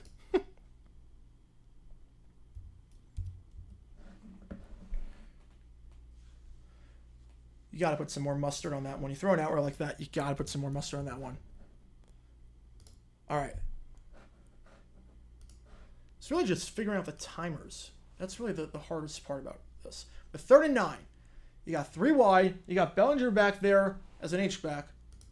Taylor, they rush 5. Feels the pressure, but there's no spy on him. He's going to step up and run, and that's what he can do. He's got legs. You knows how to use them out of bounds at the 34-yard line. Get a 15. You got to put a spy on Taylor in a situation like that. You send the house, you send 5. You got to put a spy because if he breaks it, it's off to the races. And Taylor gets 15, good enough for a first down. Who's in a QB for Cincy? We have no clue. We have no clue. The Bengals have not had a drive yet. They have not had a drive yet. So we're going to find out together who the quarterback is for Cincinnati. The first drive of the game, nothing doing for the Bengals, or for the Falcons, took 10 minutes off the clock. A long, long drive. They walk away empty-handed. All right, play action for Gray. Taylor is running. Now he fires on the run. He has a man, and that's a great throw, but it is dropped. It is dropped on that one by Jalen Hyatt, the 3rd-round pick out of Tennessee. A rough game for Hyatt so far. Lost yards on an end around, and then had an easy catch, all things considered. That's just a typical crossing pattern, and he just dropped that one.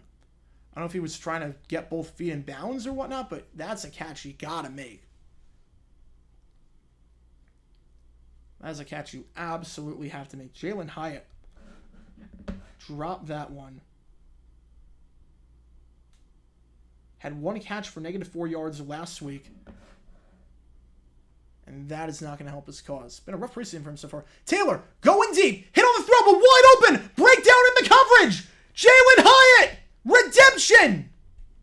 Redemption for Hyatt.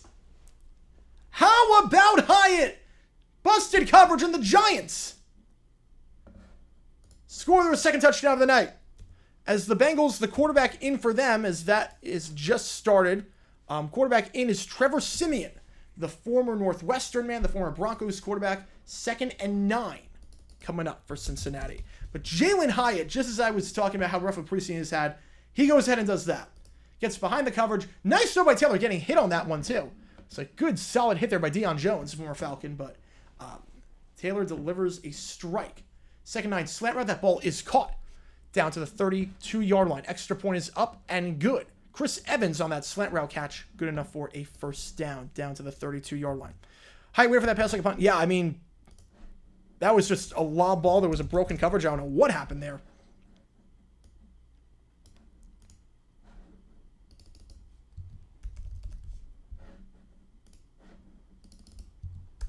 Let me just adjust this.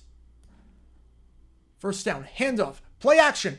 Wide open in the flat. Siemian hits his man to the 40, down to the 43-yard line. Catch there made by Drew Sample. A sample of what is to come potentially.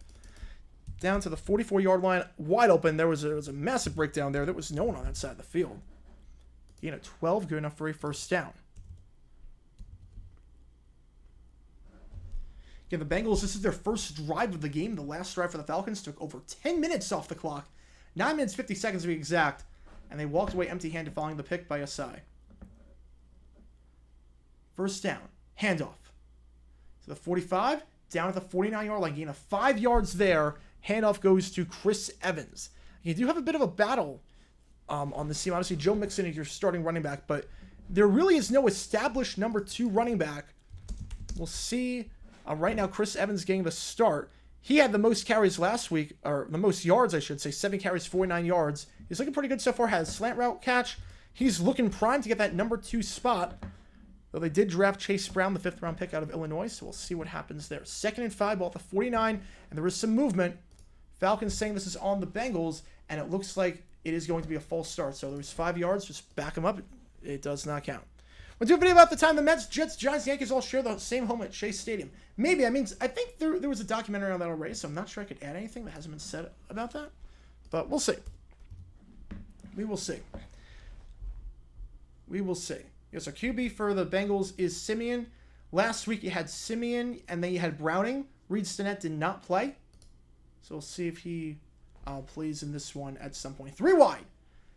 Play action to Evans. Simeon as they rush 4. Curl route, that ball is caught down to the 45, still going, and eventually brought down at the 43-yard line. Brought down on that play by A.J. Terrell. Catch there made. Credit to Trenton Irwin. Good enough for a first down. So Bengals countering the Falcons' long drive with a long drive of their own. Demonstration idea for JG7. Yeah, I could use that. Definitely do that. 1st and 10, under 2 minutes left. Simeon hands it off to Evans. Evans trying to bounce to the sideline, gets back to the line of scrimmage, but that's about it. 2nd down, just ran out of real estate. Always a risk when you're running to the near side of the field. So 2nd and 10 coming up as the Giants are about to kick off. Panthers, 2 drives, 3 points. Holding on the defense, though. So 1st and 10, give it back to the Falcons at the give it back to the Bengals at the 35-yard line as that kickoff is brought out to the 27-yard line in Carolina, which is where the Panthers will take over. That kickoff there brought back by Raheem Blackshear. So 1st and 10 for the Panthers at the 27-yard line.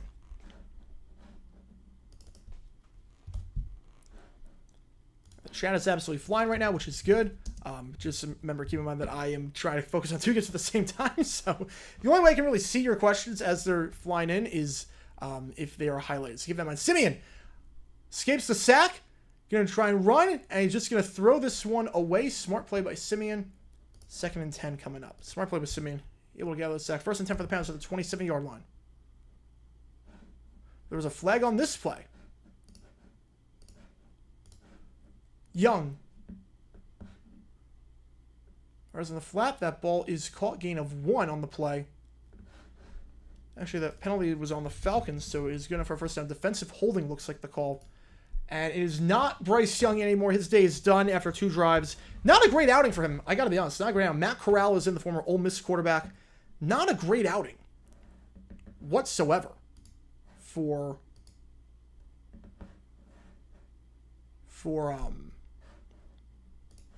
Young. Footwork did not look very good. He was very inaccurate on some throws. 1st and 10 on that handoff. Bottle up at the lines. 2nd and 10 for the Bengals coming up. Falcons already have 7 penalties for 49 yards. Very undisciplined performance so far. 2nd 11 screen pass there for Corral. He's got some room down to the 34-yard line. Catch there made by Shi Smith. Not looking too shy on that one following his blockers. 3rd and about 4 coming up. Falcons facing 2nd and 9. How's it going, Golden Steel? Welcome to the stream. Calling both games at the same time, or we're trying our best to. 2nd and 9. Handoff up the middle. Goes to Evans. Evans down to the 26-yard line. So 3rd and about 6 coming up. 3rd and 2 in Carolina. Ball at the 35-yard line. Corral 4 wide. Giants rush 3. Oh, he had a guy wide open the flat. No flag on that one for pass interference. That's a terrible decision by Corral. You got to be smart there. That's a terrible decision by Corral. He had the running back wide open in the flat. Intended target that would look like Shi Smith once again. But he had the running back wide open in the flat. There was no one there. Just take the 2 yards and say you try and go deep. And it just was never there. Pinnock on the coverage. 3rd and 6. Slant route. That ball is caught. down to the 23-yard line. Catch there made on that one by Andrel Zovas, the 6th-round pick out of Princeton. But it's not enough for a first down, and that will take us to the end of the first quarter. Nothing ball game. We'll see what the Bengals do. The 4th and 2 situation. Fair catch there by the Giants made at the 28-yard line. So let me take this clock down a bit. And now we have a commercial break in both games. All right. Catch my breath for a bit. All right. Choose your fighter, preseason rookie Blaine Gabbert or preseason CJ Stroud. Oh, I mean, preseason Blaine Gabbert was terrible. Preseason Blaine Gabbert was... I mean, that Patriots game, the first game was like, is this guy really an NFL quarterback? Like, what is he doing? All right, let's take that clock down to the 25. I think they have the ball at around the 27-yard line. The punt's been very short for Carolina. I will say, punting-wise, special team, Johnny Hecker, 2 very, very short punts. They might have a problem at punter. Oh, wait, I got to stop this clock. I set the wrong timer. My apologies there. So 4th and 2 coming up for the Bengals. Around the 30-yard line. All right. This is just nuts, this stream.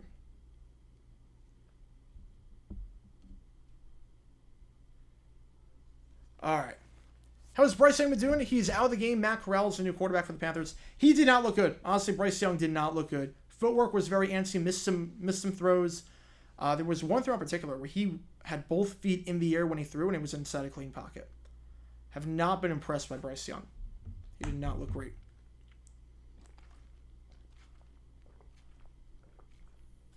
And right now there is a commercial break for both games. A rare opportunity for me to catch my breath. You're tuning in. Welcome to the stream. Again, we are doing both games at the same time. There are 2 games on right now. We have the Panthers-Giants game and the Bengals-Falcons game, both taking place at the exact same time. Panthers-Giants on NFL Network. Bengals-Falcons on NFL Plus. Calling both games at once. This busy day of the preseason. Worst coach of each of the 4 teams? Oh, of the 4? Oh, easily Arthur Smith. All right, $2 from Zach. Thank you so much. Blaine Gabbert or Mike Lennon?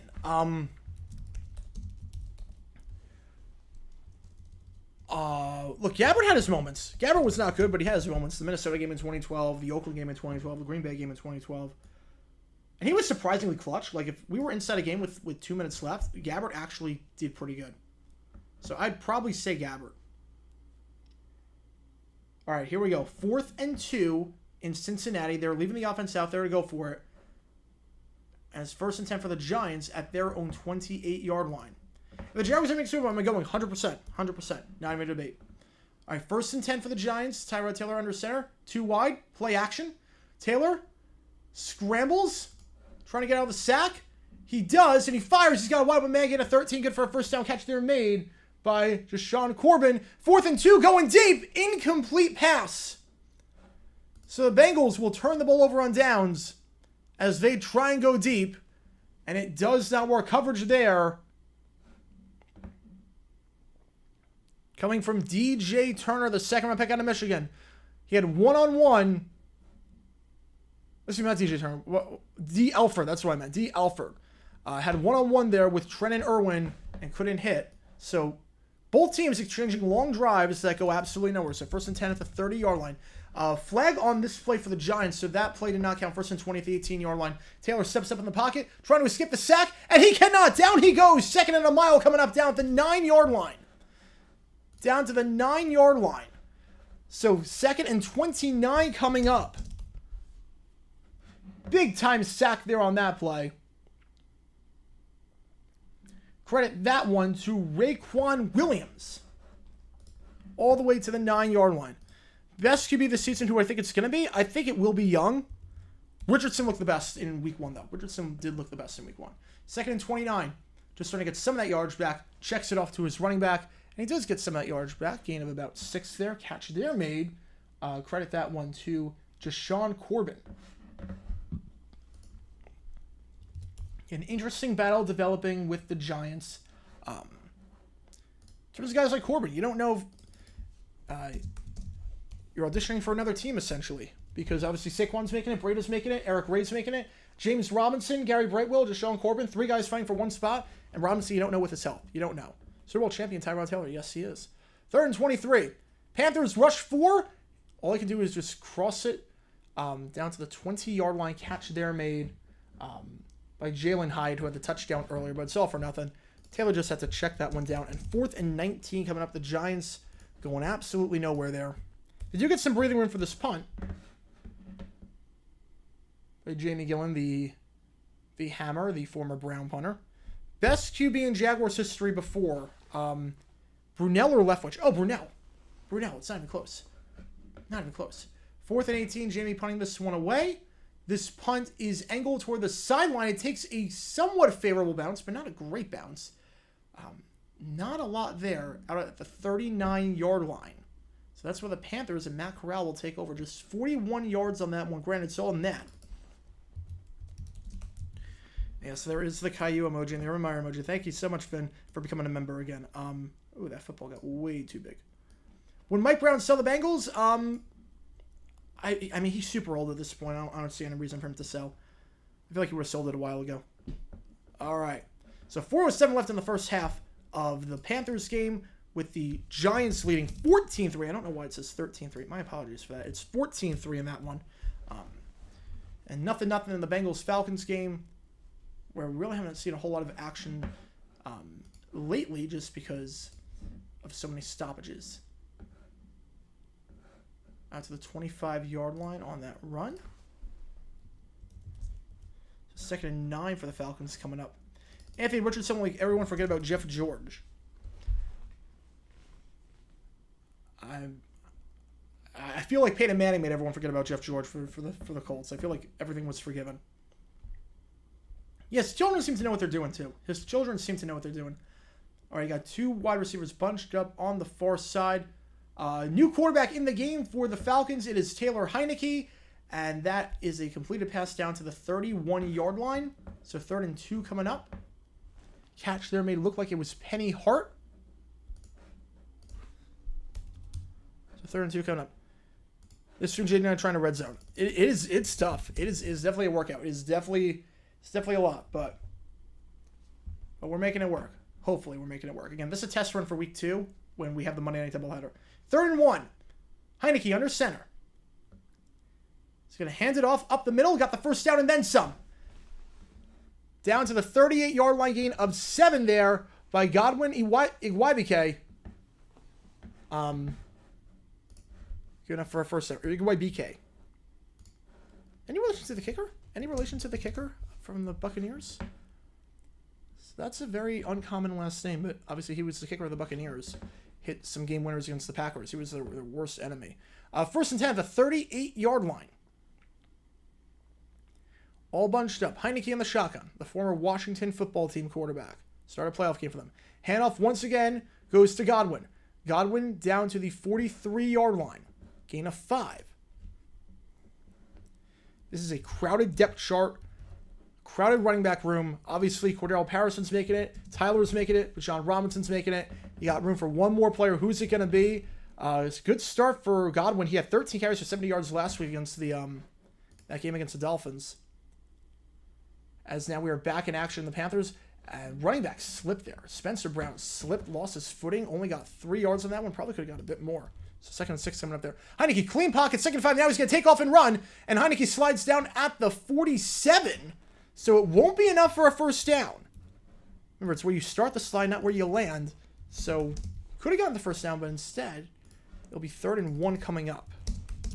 So we have 2nd and 6 in the Panthers game. Or in the, Panthers game. 2nd and 6, 3:30 left in this one. Laviska Shenault is now lined up. Corral once again goes to Spencer Brown down to the 45-yard line. 3rd and medium, 3rd and 4 coming up there. 3rd and 1 in Atlanta. Another pre-snap penalty on the Falcons. How many is that today? Falcons have already been called for 8 penalties. Already 8 penalties on the Falcons today. That's coaching right there. That's coaching. There's no reason for that. There's no reason for that. The discipline for the Falcons has just been terrible. I'd be concerned. If I'm a Falcons fan, I'd be concerned about that. All right, 3rd and 4 coming up. in Carolina. 3rd and 6 in Atlanta. 3rd and 4. Corral, free rusher, gets it off, but not enough for a first down. A gain of 3 on the catch by Javon Wims. As Heineke fires over the middle, that ball is overthrown and almost intercepted. Almost intercepted there. Intended target on that one. Looked like Jonnu Smith, the tight end. Looked like it, and it was almost intercepted. So 4th and 6 coming up. Panthers, 4th and 1. Will they go for it here? They're near midfield at the 48-yard line. And they are leaving the offense out there. They are leaving the offense out there. Matt Corral under center. Hands it off. Up the middle. Stuffed. Absolutely stuffed. And we have a punt, and it's fielded by the Bengals at the 15-yard line, but the oh, that timer is all off. My apologies. Probably Bengals are starting this one at the 8-yard line. Absolutely stuffed on that one. No penetration whatsoever. Credit that run stuff to Jordan Riley, the team's 7th-round pick out of Oregon. A big play for him as he looks to make the roster. So Cincinnati going to get the ball at the 8-yard line. The Panthers' run game, again, big struggle last week. 3.5 yards per carry last week. Not really doing anything today, especially up the middle. Especially up the middle. Yeah, Bill Arnsberger was pretty bad. He was pretty bad. So the Giants are going to start this drive inside Carolina territory with 2:08 left, leading 14-3. Might be the last play of the 2-minute warning. Taylor. They rush 4. Shovel pass. That should... Okay, we got some mass confusion. That was a shovel pass. That was incomplete. The clock should reset back to 2:04. Clock should reset back to 2:04. There was a shovel pass that was incomplete. The clock ran way too long. It should not be the 2-minute warning. There should be time for one more play before the 2-minute warning. But we're cutting into a commercial break. Because you gotta squeeze those commercials in, which makes no sense. Yeah, 2 Eagles players left the game. Yeah, we saw that on stream. That was scary stuff. Hopefully they're okay. I know the second one there was some movement in his extremities, which is good. But for Cleveland, for Tyree Cleveland, I don't know. That did not look good. Yeah, and Aaron Boone should have been gone a long, long time ago. Absolutely, 100%. Should have been fired after the Marlins game. After that debacle, no reason he should have stayed on. No reason he should have stayed on. Greatest Giants quarterback, Y.A. Tittle. Y.A. Tittle. Easily. I mean, Manning was great, but I don't think there's anything close to Y.A. Tittle. Speaking of which, that helmet right there, that throwback, that is Y.A. Tittle's autograph. That is a Y.A. Tittle Hall of Fame 1971 autographed helmet. One of my favorite helmets in this entire collection. I've got a bunch of them, but Y.A. Tittle throwback autographed helmet with the single bar face mask, that's up there with one of my favorites.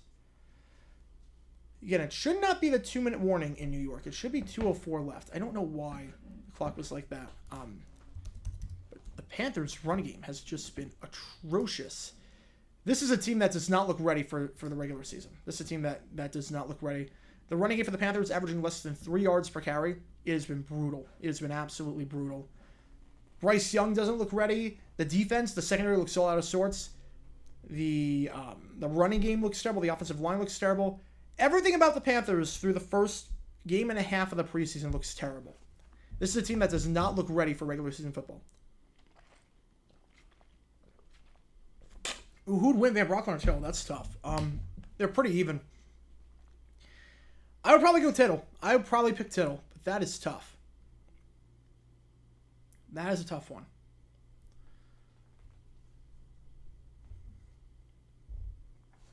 All right, Bengals game has just restarted. Incomplete pass. So second down coming up. One-on-one coverage. The intended target on that one was Kwame Lassiter. Good coverage on that play by Breon Borders to make that an incomplete pass. It was second down for the Bengals coming up at their own 8-yard line. As the clock is now stopped. Let's get this timer down. Looks like we do have a timeout on the field.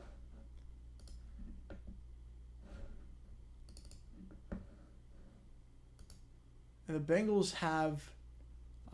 they lost the timeout earlier because of a failed challenge. Timeout for the Bengals. They have one left. They have one left. I think they're challenging whether this was a completed catch. So, since he's going to use their second and final challenge, so they're challenging twice in a preseason game, which, I mean, come on, what are we doing here at that point? What are we honestly doing here at that point? Right now, NFL Network's going multi-box. I don't know why. Again, I'm doing the multi-box thing. So I guess they just didn't bother to put the 4 seconds back on the clock because, again, it was a shovel pass. I don't know why they didn't. Taylor stepping up. They rush 4. Fires. That ball is caught. First down and then some. Broken tackles to the 35, to the 30, to the 25. Isaiah Hodgins out of bounds at the 22-yard line. Gain of 26 yards and good enough for a first down. Good enough for a first down. Isaiah Hodgins breaks the tackle. Some terrible tackling work there by Mark Millen, the undrafted rookie. And Hodgins does the rest. First and 10 at the 23-yard line. Taylor, free rusher, escapes. Now we're going to take off and run. Slides out to 19. There's probably going to be a flag on that one. No. I'm a bit... There it is. There it is. I was going to say that was clearly a late hit. He was sliding before. So free first down, just a terrible penalty for the Panthers. Taylor was sliding down. There's no reason at that point. There's really no reason. You know he's sliding down. Personal foul, necessary roughness. They were at the 19 after that play, so move it up to about the 10, half a distance. So I don't know if it's going to be first and goal or first and 10 at the 10. But yeah, that is very late. 10 for the head area. Iku Leota getting called for that penalty. The undrafted free agent out of Auburn. So first and goal. Injury in Hall of Fame? No way. Absolutely not. No way. No way. All right, first and goal. Taylor hands it off up the middle to the 5. Down at the 1. Just Sean Corbin. Oh no, they're ruling it a touchdown. They're ruling it a touchdown. I don't know about that. But as of now, Eric Gray with a touch of Gray into the end zone. As of now, that's a touchdown. I thought his knee on first look was down at the 1. Let's see this again. A nice play by Gray to move the pile forward. And that looks good. That ball... Well, they have control of the ball is the question when he crossed. That looks good. That crossed the plane. That is a touchdown. The 3rd touchdown of the game for the Giants. And Eric Gray, the 5th round pick out of Oklahoma, with a touch of Gray into the end zone. All right, we've got a ruling now in the Panthers game, or in the Bengals-Falcons game, on the catch by Lassiter. And that is the final challenge the Bengals have. They lost one earlier. And we still have not heard from the official what the call is. Again, I'm watching this on mute. And it is no catch. So the Bengals wasted both their challenges in a preseason game. That should be illegal. To challenge twice in preseason and miss both, that should be illegal. So the Bengals have one timeout left. As that throw to Lesser, slant route behind him, incomplete, 3rd and 10 coming up. They're still looking at the play in the Giants game. They're still looking at that play in the Giants game. To me, I think that ball crossed the plane. It didn't look like a touchdown first, but it looked like that ball crossed the plane at the very end. 3rd and 10 in Cincinnati. Ball is at the 8-yard line. Again, Simeon, the QB. 3 wide, 2 on the near side, 1 on the far side. Simeon fires. That ball is caught, but not anything doing. Gain of about 1, maybe back to the line of scrimmage, if that. Catch there made by Chase Brown, the team's 5th round pick out of Illinois. But Simeon he felt the pressure and just had to get rid of it. That's a concerning thing if they force that much pressure rushing 3. The Falcons rushed 3 and forced that much pressure. That is not good for Bengals' offensive line depth. You should not be able to force that much pressure and have Simeon get rid of it that quickly when you're rushing 3. 4th and 10, punting this one away, pinned deep at their own 8-yard line, and it's a short punt that takes a very good bounce.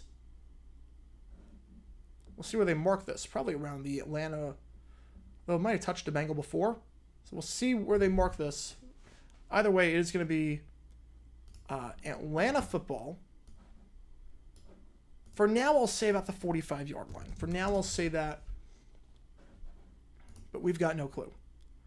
One of the dumb decisions is wasting both challenges. Yeah, wasting both challenges in the first half is bad. Wasting them in a preseason game is really, really bad.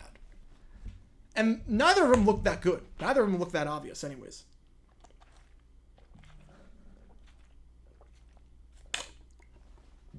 You're rolling on the field, stands in the Giants game. That is a touchdown. So extra point coming up. Eric Ray didn't do a lot last week against the Lions. 5 carries for 9 yards. Some redemption there. Much better showing. Had 9 yards on that run. Actually, 10 yards on that run. Had more yards on that touchdown run than he had all last week against the Lions. As the extra point for the Giants is up and good. Graham Gano right down the middle as the Giants are just pouring it on, leading 21-3. The O-line with 1-1 responsibility got his butt whipped by the pass rusher. Yep, pretty much. Pretty much. There's no reason 5-on-3 you should be getting whipped that badly. There is no reason. If you're a commissioner, what do you think of the idea of muff punts being live balls and able to be advanced? I'm not crazy about it. If Lombardi coached the Giants, I mean, he has success everywhere he went. He had success in Green Bay. He was great that 1 year in Washington. I mean, I think Lombardi coaches the Giants, they become a dynasty. I don't see why not. Everyone in Arizona, what car do they drive? I mean, it's pretty diverse around here. Pretty diverse. Pretty big Jeep dealership, though. Pretty big Jeep dealership. Challenges 3 times in 1 half year. That'd be crazy. That'd be crazy. All right, so. Baseball updates. The Nationals came back. They were down 6-1. Now they're up 7-6 on top of the 5th. Braves are up, I think, 3-0 on the Brewers. Those are the other 2 games I have on the screen. All right, Giants kicking it off to the Panthers. Panthers looking for any signs of life as that ball goes into the end zone for a touchback. So the Panthers take over 1st and 10 with about 1:30 left at the 25-yard line. Matt Corral with a chance to lead some sort of 2-minute drill as we're back in action in Atlanta. And Heineke goes down on that sack. Heineke goes down on the sack.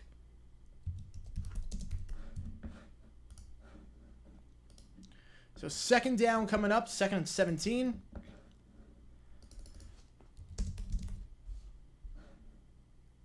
And I don't know if it's just me, but that clip would be very concerning if I was a fan of the Falcons, of what they just showed on screen. That clip would be not of the sack.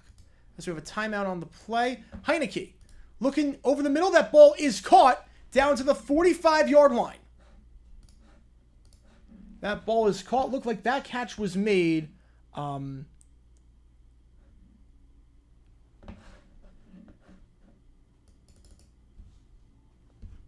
Catch they're made. Credit it to Josh Ali. Prince Ali on that one. 1st down into Cincinnati territory. But they just showed people in Arizona drive 4 Yeah, definitely not. Our Giants were in the first of their timeouts. They have 2 left. Handoff goes in the Falcons game down to the 44-yard line. Incomplete pass in Carolina. 2nd and 10 coming up.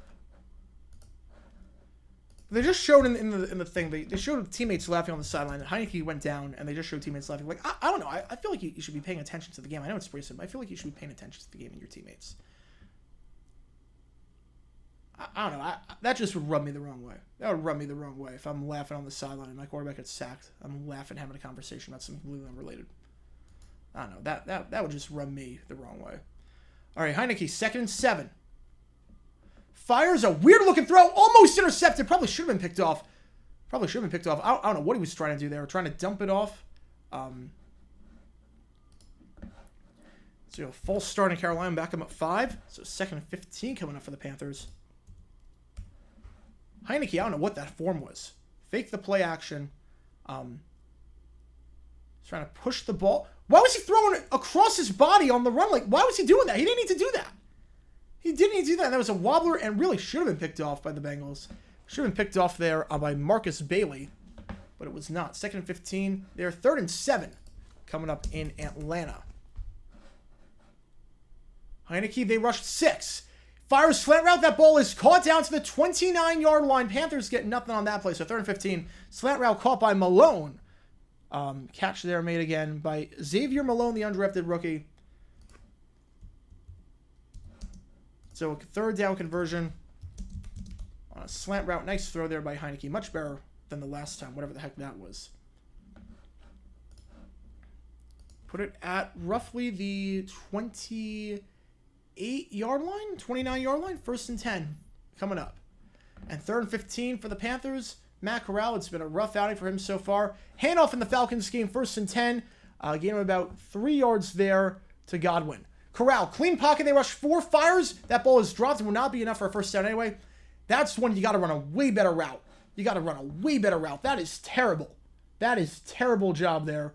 Was that Chenault? Looked like Chenault.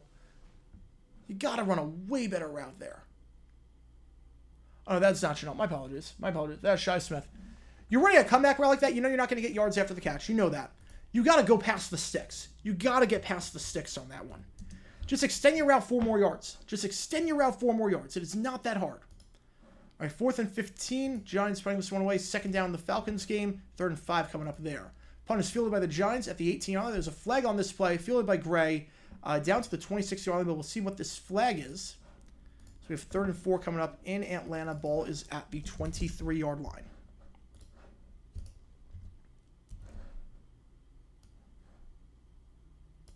Yeah, and then he dropped it. Yeah, Shi Smith, not a great rep for him. Not a great rep for him. Not a great rep. Sam Howell's a starter. I'm not surprised. Not surprised. He's had a good camp from everything we can tell. 3rd and 4. Heineke. Bengals rush 4. Fires. End zone. He's got separation. He did not keep the feet in bounds. He did not keep the feet in bounds. You got to have a much better throw there if you're Heineke. Got to throw that a bit sooner. Have the separation. Scotty Miller. But no dice on that one. But there was a flag anyways. We'll see what this flag is. A flag's in both games.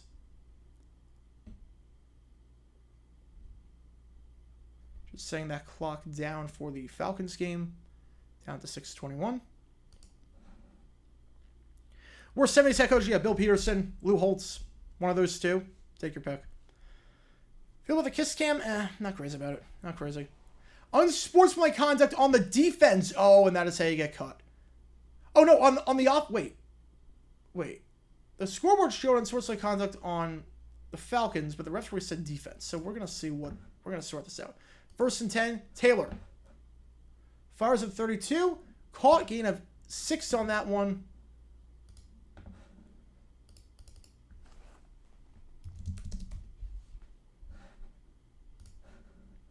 Did the Bengals really commit unsportsmanlike conduct there? Okay, 2nd and 4.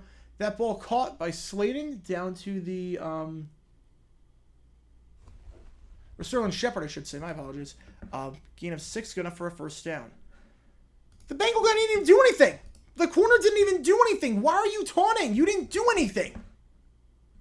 So a flag on this one. Pre-snap flag on the Falcons. So 1st and goal coming up for them at the...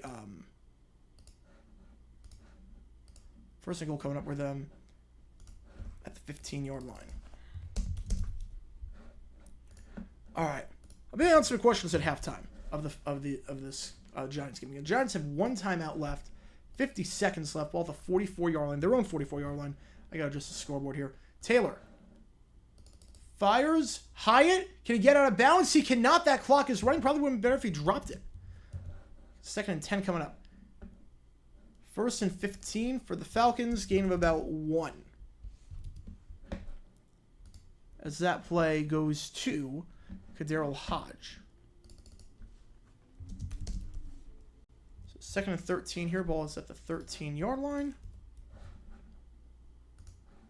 And the Giants burn their final timeout. They have none left.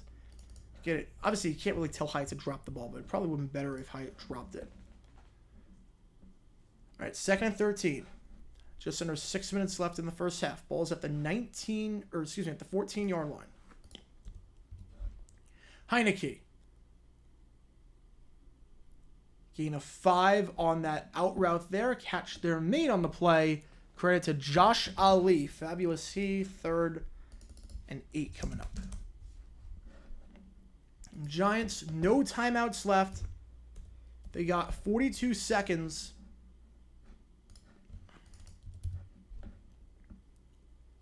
Second and 10. Rush 4. Taylor goes down. Taylor goes down. I wonder if that is going to be it for the half. LeBrian Ray. And 38. Heineke goes down. Heineke goes down to the 18-yard line. Loss of 8 on that one. So both games feature a sack. And that one for the Bengals, you can credit that one to Raymond Johnson. Everybody loves Raymond unless you're a Falcons offensive lineman.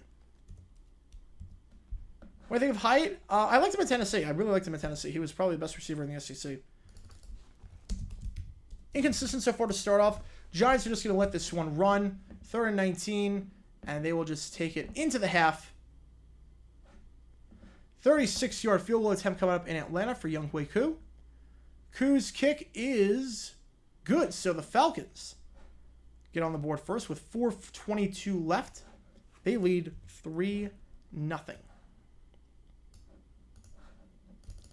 All right, so let me just adjust everything, and then I'll get to some questions now that we have some downtime. If you even want to call it downtime. We have a $5 from Michael Hodel. Thank you so much for that. Let me just adjust this and make sure we are good to go there. All right. Let's see. We have, let's say about 12:20. All right.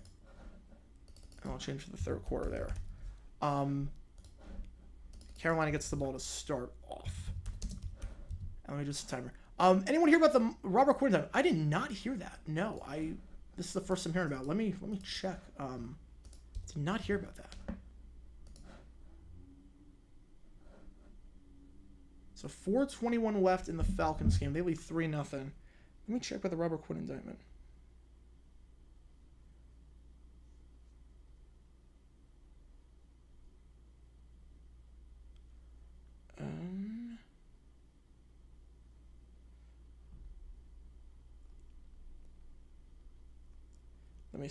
Let me see.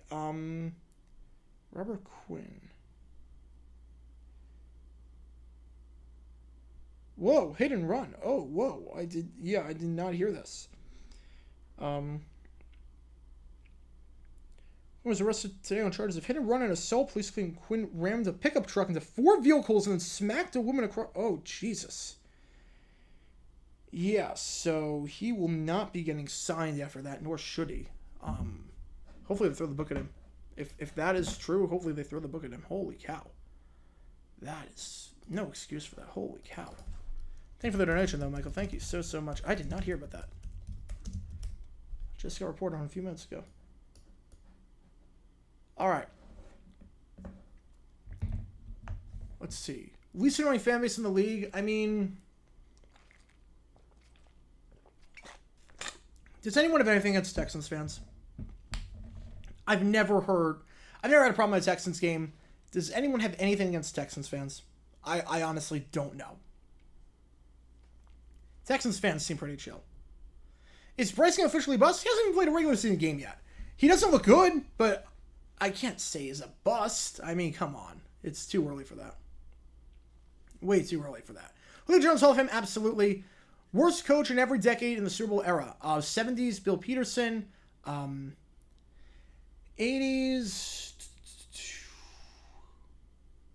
probably... Oh, Hugh Campbell. Probably Hugh Campbell.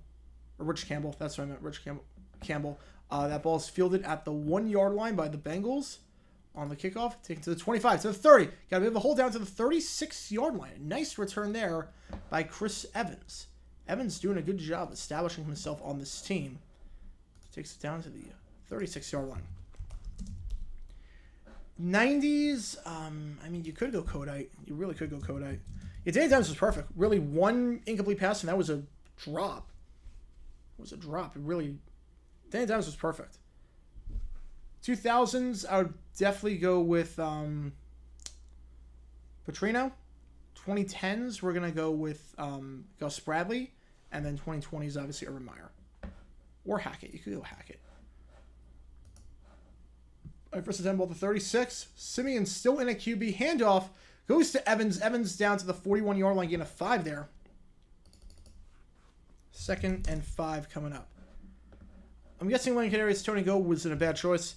I mean, look, the guy couldn't stay healthy, and he was causing some trouble in the locker room. I think it worked out for both sides. Toney, they couldn't really use him well. The Chiefs know how to use him. I wish the Jaguars got him. He'd be a phenomenal slot receiver. Especially with the price the Chiefs got. I mean, there's no price too big for that, especially since they won a Super Bowl. Spin move, nice run there down to midfield to the 49-yard line. Nice there by Chase Brown, the 5th-round pick out of Illinois. A gain of 9. Had to earn all those 9 yards. And good enough for a first down.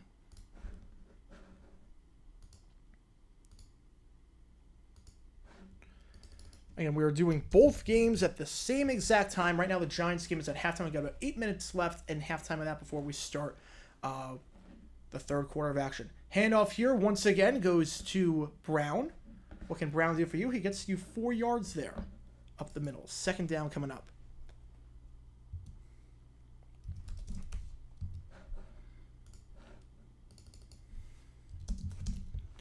And Joe Burrow, obviously, he's out. So the question is, who is the starting quarterback for Cincinnati? In the meantime, if Burrow cannot go in the regular season, and he's not back in time, hopefully he is. Trevor Siemian got the start today. Started last game against Green Bay. Jake Browning played the second half. We'll see what the rotation is with Browning and Sinnett. Sinnett did not play last game. Siemian fires. Out route. Incomplete pass. Intended target on that play was Andre Isovias, the Princeton wideout. 3rd and 6 coming up. Chad Morris, not Vandy coach. He was pretty bad. I mean, he was pretty bad. You know, Dable's great. Brian Dable's a great coach. He is a great coach. It's been a pretty rough game so far for Simeon.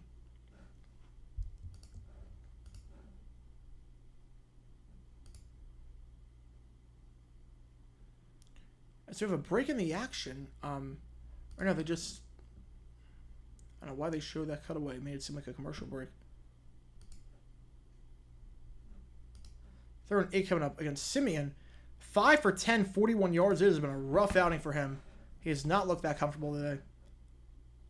3rd and 8. Speaking of not comfortable, just throwing off your back foot to absolutely no one. That might be grounding. There was no one in the area. There was no one there. Either way, it's 4th down. And the Bengals will be forced to punt this one away. Bengals might need to upgrade that quarterback situation because Trevor Siemian is not looking good. He looks extremely rattled back there. Does not look comfortable behind that offensive line. There's no reason for a throw like that to be off your back foot jumping. There's no reason.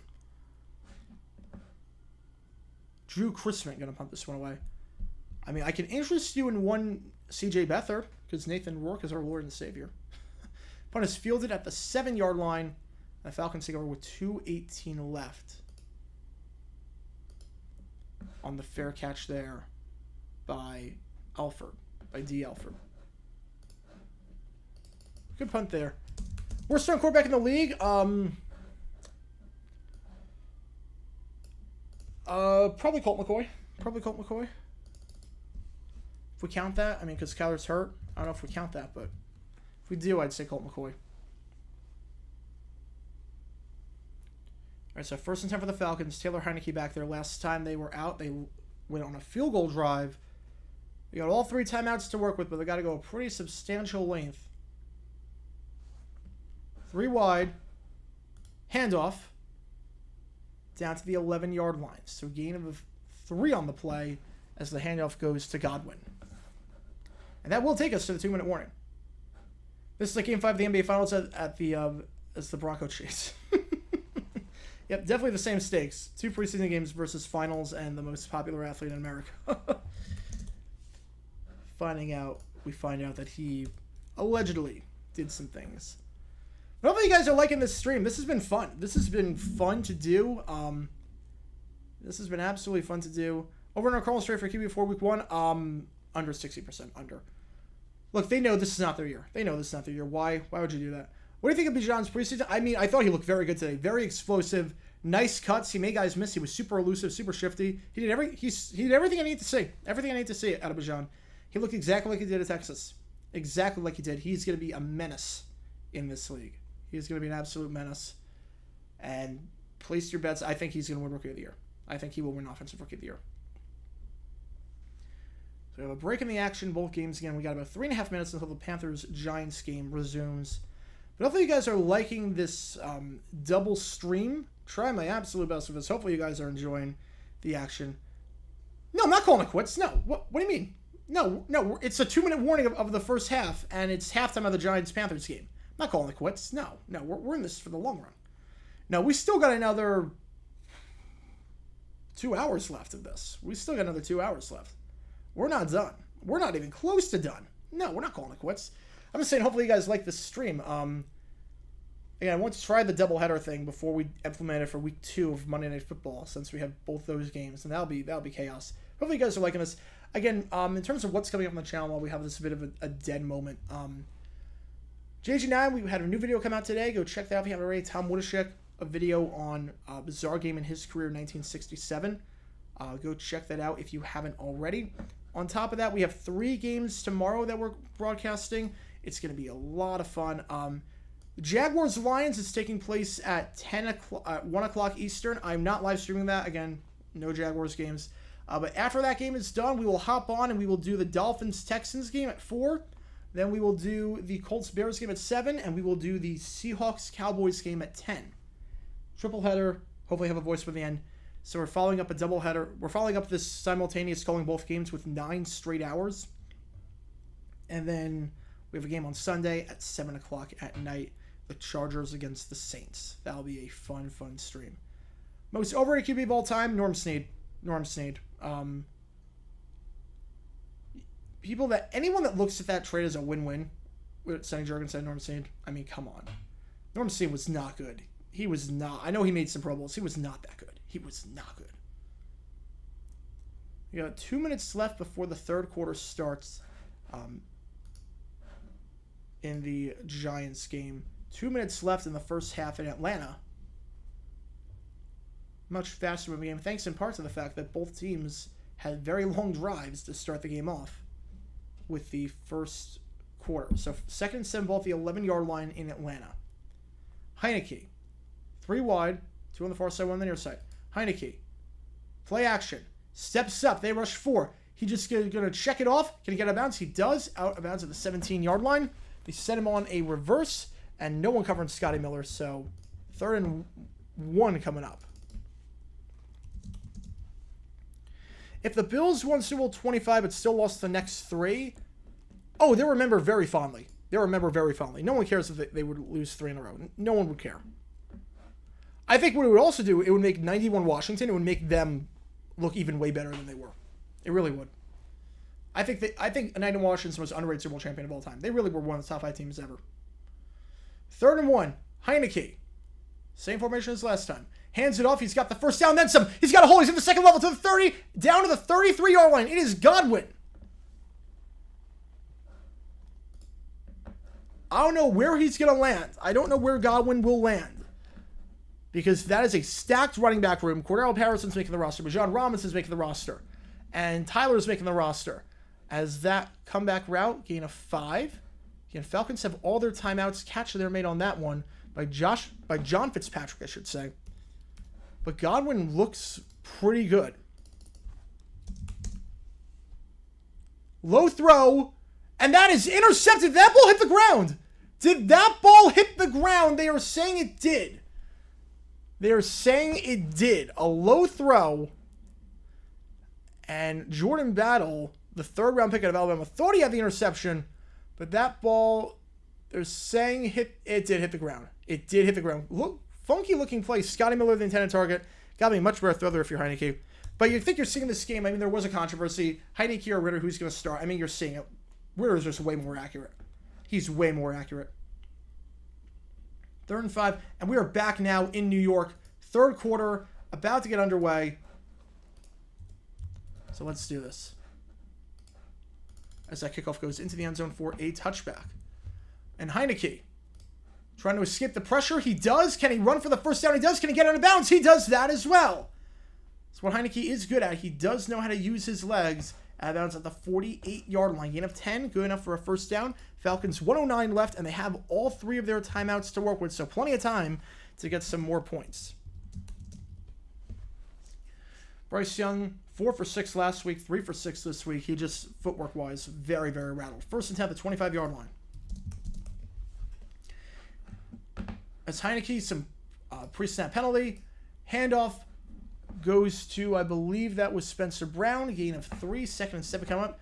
And it looks like they were signaling that it was going to be a false start on Atlanta, but now they're huddling up. They're double-checking. Yeah, Atlanta's been called for, I think, 10 penalties today already. And now they are saying false start. The discipline for the Falcons has just been very, very sloppy. Who was the 90s Heineke? Rob Johnson. Probably Rob Johnson. 2nd and 7 for the Panthers. And they got 4 QBs on the roster. Bryce Young got the start. Matt Corral still in there. Handoff goes once again to Spencer Brown. Gain of 5. 3rd and 2 coming up. As Heineke, pass falls incomplete. 2nd and 15 coming up. They did not. They broadcasted after the game was done. But they showed Gulf War coverage, Desert Storm coverage. 2nd 15. Heineke scrambles outside the pocket, and that is an errant throw, incomplete pass, intended target on that one, well behind his intended receiver of Xavier Malone. 3rd and 3 coming up in Carolina, and 3rd and 15 coming up in Atlanta. But first, the 3rd and 3. Corral, slant route, easy pitch and catch. That ball is caught down to the 37-yard line. That is good enough for a first down catch there. Made on that one by Javon Wims. Wims is winning on that one. Gain of 5, good for a first down. Yeah, it's probably for the best if they did not show the halftime show, because that was one of the worst halftime shows of all time. It is available on YouTube. If you do want to see it, it is so bad. It is so, so bad. Everything about it is terrible. 3rd and 15. And play... Why are you calling play action on 3rd and 15? I mean, come on. Who are you fooling? Plays like that annoy me. Plays like that annoy me. I'm sorry. Plays like that annoy me. Gain of 9. Plays like that are just... You see why I'm frustrated with Arthur Smith. As that crossing pattern for the Panthers gets 8. 3rd and 15, you're calling play action. Who are you fooling? And now the Falcons are going no huddle, but they didn't call it timeout. They have 3 left. And now they call it timeout, and I give up. Honestly, Arthur Smith, I give up. I don't know what you're doing. Play action on 3rd and 15 like you're going to fool anyone with a working brain.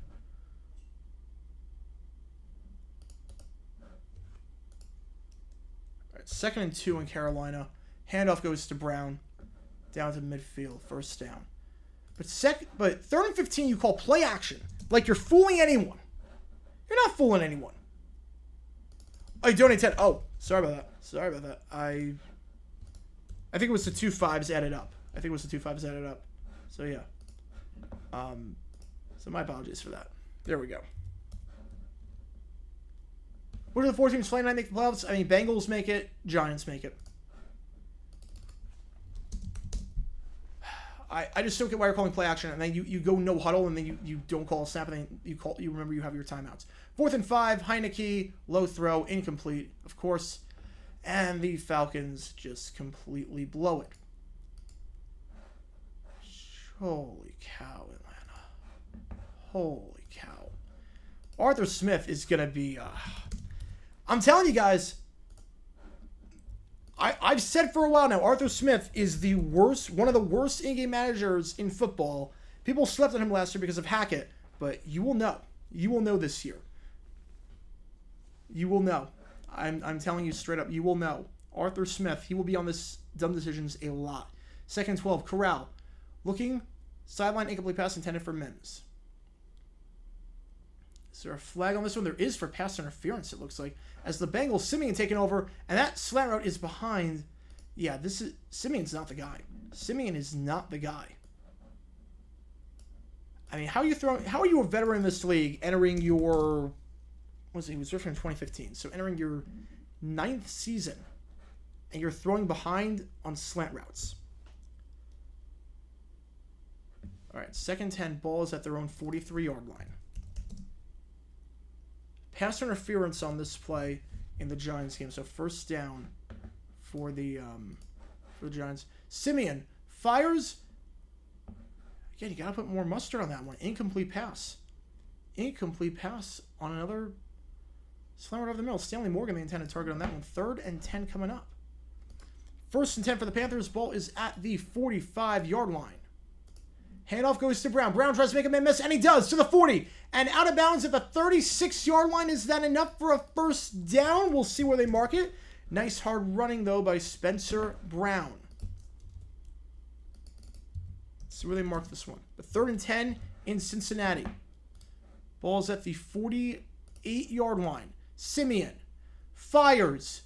Out route. Caught. 1st down. Gets out of bounds. Bengals have 1 timeout left. Catch made by Charlie Jones, the team's 4th-round pick out of Purdue.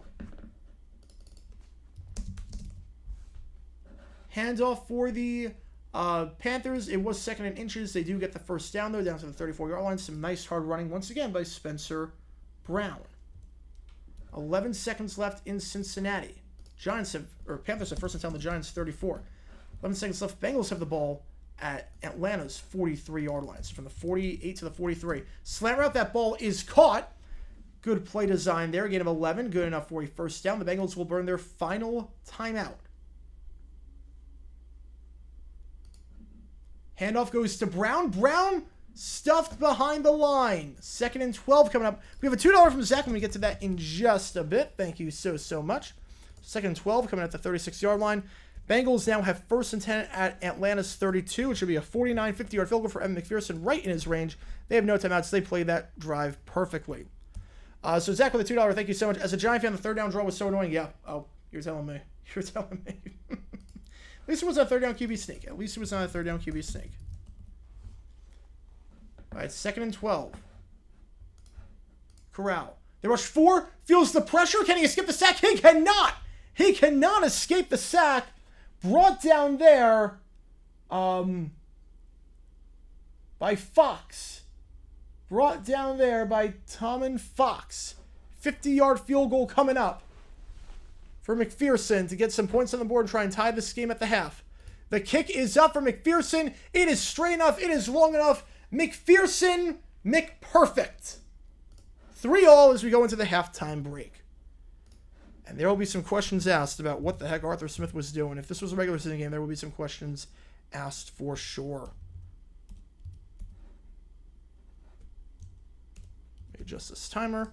We'll be good to go. 3rd and 18 now for the Panthers. After the sack, Corral just tries to stump it off. They will get into field goal range. All right. Again, there is a kicking competition taking place in Carolina with Pinheiro and with Matthew Wright. This is a good kick to decide who's going to win that competition. Whole of good for quarterbacks. Randall Cunningham's in there. Phillip Rivers is in there. Dave Craig is in there. All right, here we go. 53-yard attempt. Matthew Wright going to try it. Again, former Jaguars kicker. Best known for hitting the game winner against the Dolphins in 2021. The kick is up. It is straight enough. Is it long enough? It is good. Matthew Wright drills it. 53 yards, and it probably would not have been good from 55, but he does get it to go. And with 7:45 left in the 3rd quarter, Panthers, with 2 field goals, they still trail 21-6. This will actually give me a good opportunity to adjust the scoreboard for the Bengals, game. Which NFL owner never went to high school or college? My guess is it would have to be someone back in like the 20s. Have to be one of the original owners. Because I honestly don't know the answer to that. The Bengals get the ball to start the 2nd half. The Falcons got to start the game. Had a 10-minute drive or so. All right. Let's see what we got. Everything should be adjusted now, which is good. Some interesting Bengals helmets for the Cardinals and Niners. Yeah, so those are some alternate helmets. They're not autographed. They're just alternate helmets. It was funny because when the Bengals made the Super Bowl, they had a Super Bowl party, and I wanted to get some Bengals stuff for the party. And for whatever reason, eBay did not, they were all out of stock of Bengals helmets. So those are the only ones that they had. They had the alternate helmets, so they did not have any of the throwback helmets or like the actual Bengal helmets that you see behind me. So I should note, this Bengals helmet right here, this is one of my favorites in the collection. So right here is Claude Humphrey. Right here is Wyatt Tittle. This one I got at the NFL draft in Vegas. Ken Anderson, who should absolutely be in the Hall of Fame, and hopefully he gets in this year. But this is a Ken Anderson autographed helmet. If I know the Giants, yeah, Mara, yeah. Wellington Mara, I think. I know it had to be somewhere in the 20s. It had to be. Yeah, it had to be. Back when kids were not expected to finish school because they were working because labor laws were so bad. Oh man, I blew it on the clock in the Giants game. My apologies. That clock should not have been running that much. So I think we're at 7 minutes. What are we on the Giants game? We have about 10 minutes left in halftime of Bengals Falcons. We have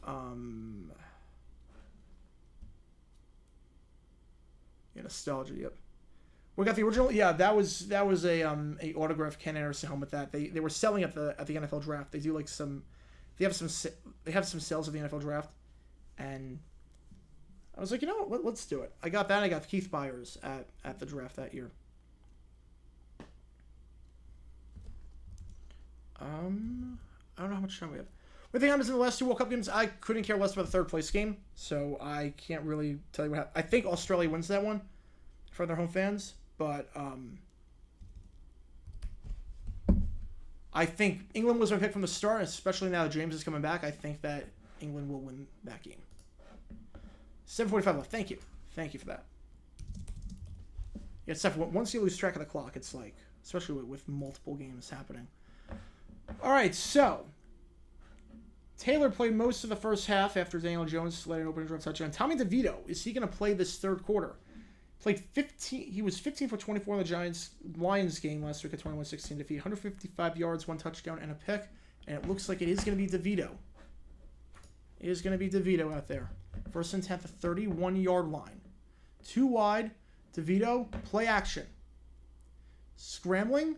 Looking to direct traffic, and he's just going to run out of bounds at 31. Is that going to be a late hit? Is that going to be a late hit? I think they're saying that he let up, so it will not be a late hit. Did he call for a late hit on Tyrod Taylor earlier today? That one, they are saying that Brandon Smith, the linebacker, let up, did not try and tackle DeVito out of bounds. England 2, Spain 1 after extra time. That's not a bad prediction. I'm going to go 3-2. I'm going to go 3-2 England extra time. 2nd and 9. DeVito fires out route. That ball is caught. A nice catch there going to the ground. There's a flag on this play, though, so the play will stop for just a bit. If it stands, that's a 10-yard gain and a first down.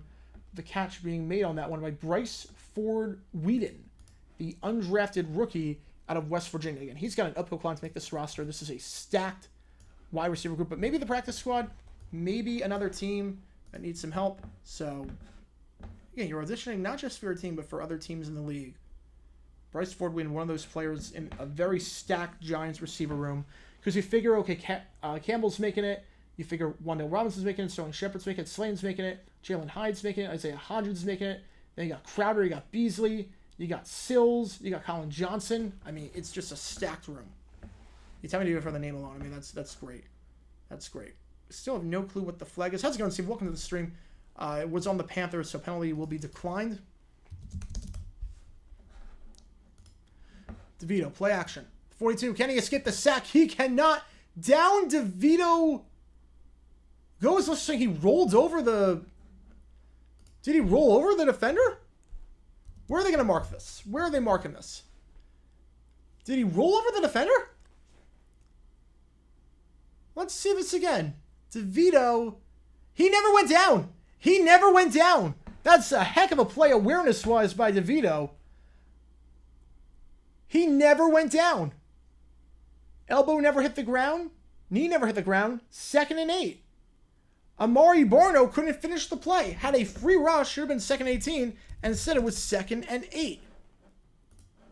Handoff that time. Ball up behind the line of scrimmage. Loss of 1. 3rd and 9 coming up. That handoff went to Jashawn Corbin. So you figure Eric Ray's day is done. And you figure for the Giants, if they keep 4 running backs, Breida's making it, Barkley's making it, Gray's making it. You got Brightwell, Corbin, and James Robinson fighting for 1 spot. And we'll see. We'll see who comes out on top. 3rd and 9. DeVito. They rush 4. Fires over middle. High throw. Incomplete pass. A bit behind his receiver. And they are going to have to punt this one away. So Tommy DeVito's first drive will end in a punt with 5:31 left in the third quarter. But there was a flag on this play. And the Giants offense is not leaving the field. So that should give you an idea of who this is probably going to be on. I think they're going to get roughing the passer for a high hit. Yep, he got him in the helmet. A rough drive for Amari Barno. Missed the sack earlier. Couldn't finish the play. And then hits him high. It would have been a punt. But instead, it will be a free first down for New York in Carolina territory at the 43. A few times today, the Panthers have been called for unnecessary roughness. A few times today. So about 4.5 minutes left before the Bengals-Falcons third quarter starts. All right, here we go. DeVito under center. Pitch play. Goes to Corbin. Corbin gets back to the 42-yard line, gain of 1 on that one before he's brought down by Iku Leota. Iku Leota, the team's undrafted linebacker out of Auburn. 2nd and 9 coming up. Remember, the Falcons, if Vic doesn't go to prison, I think Petrino doesn't bolt after a year. I don't think Petrino bolts. He was dealt a horrible hand. Granted, he should not have done what he did, but he was dealt a horrible hand. He didn't help in that, but he was dealt a horrible hand. A wide open hole for Corbin. Corbin at the 30. Corbin down at the 25-yard line, gain of 17 yards. But maybe there was a hole for a reason because there was a flag on this play. As it stands, 17-yard gain with a tackle coming on the play in the secondary from Eric Rowe. But the hole on the play probably came because of holding. I think that is the call the Giants offense is backing up. So 2nd and 19 coming up. Giants pinned back into their own territory now. How's it going, Amphibian? Welcome to the stream. We're doing both games at the same time as a test run for what is going to happen for week 2 of Monday Night Football. I'm enjoying it so far. All right, 2nd and 19, ball to 48. DeVito. They rush 4. Clean pocket. He leaves the pocket for some reason. Fires on the run. That ball is caught. And down back into Carolina territory, the 46-yard line. 3rd and 13 coming up. Catch there made on that play by Chris Myrick. Interesting play by DeVito, though. That was a clean pocket. There was no reason to leave the pocket. You like a quarterback that can run, you like a quarterback that can escape the pocket when needed to. But DeVito sort of showing some rookie mistake there, leaving the pocket way before the undrafted rookie out of Illinois. 3rd and 13, DeVito. They rush 4. Fires. Ball is bobbled and eventually caught. Gain of 12. It will be short of the first down. Jamison Crowder on the play. The former Jet, the former Washington player. 4th and 1 coming up for the Panthers.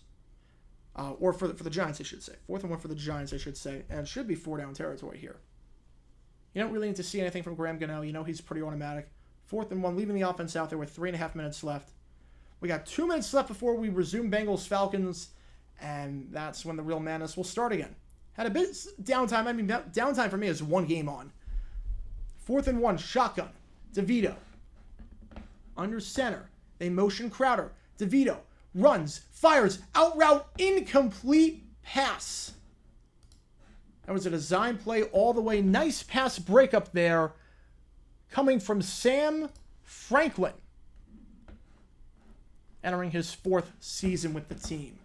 It's a turnover on downs. Panthers will take over at the 34-yard line. Whether it's going to be Matt Corral, whether it's going to be a new quarterback, we will see. Again, the Panthers only used 2 quarterbacks, Bryce Young and Matt Corral, last week against the Jets. See what they do here against the Giants. But Panthers, 21-6, they trail as they will take over. And we should be hitting the start of the third quarter in Atlanta in just a bit. In a 3-3 contest. Big takeaway right now in the Cincinnati game, Simeon's not the guy. Simeon is not the guy. He looks rattled. His accuracy is not great. His ball velocity is not great. He's not very elusive.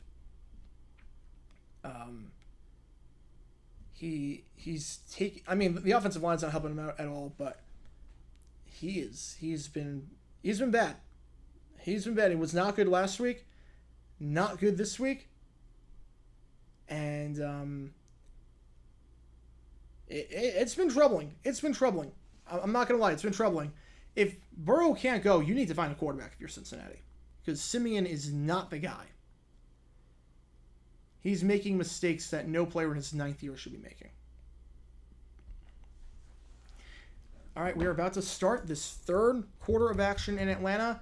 We are back to calling 2 games at the same time. And this is where it gets fun. Worst Senate game ever? Probably Dallas-Washington 2021. That was pretty bad.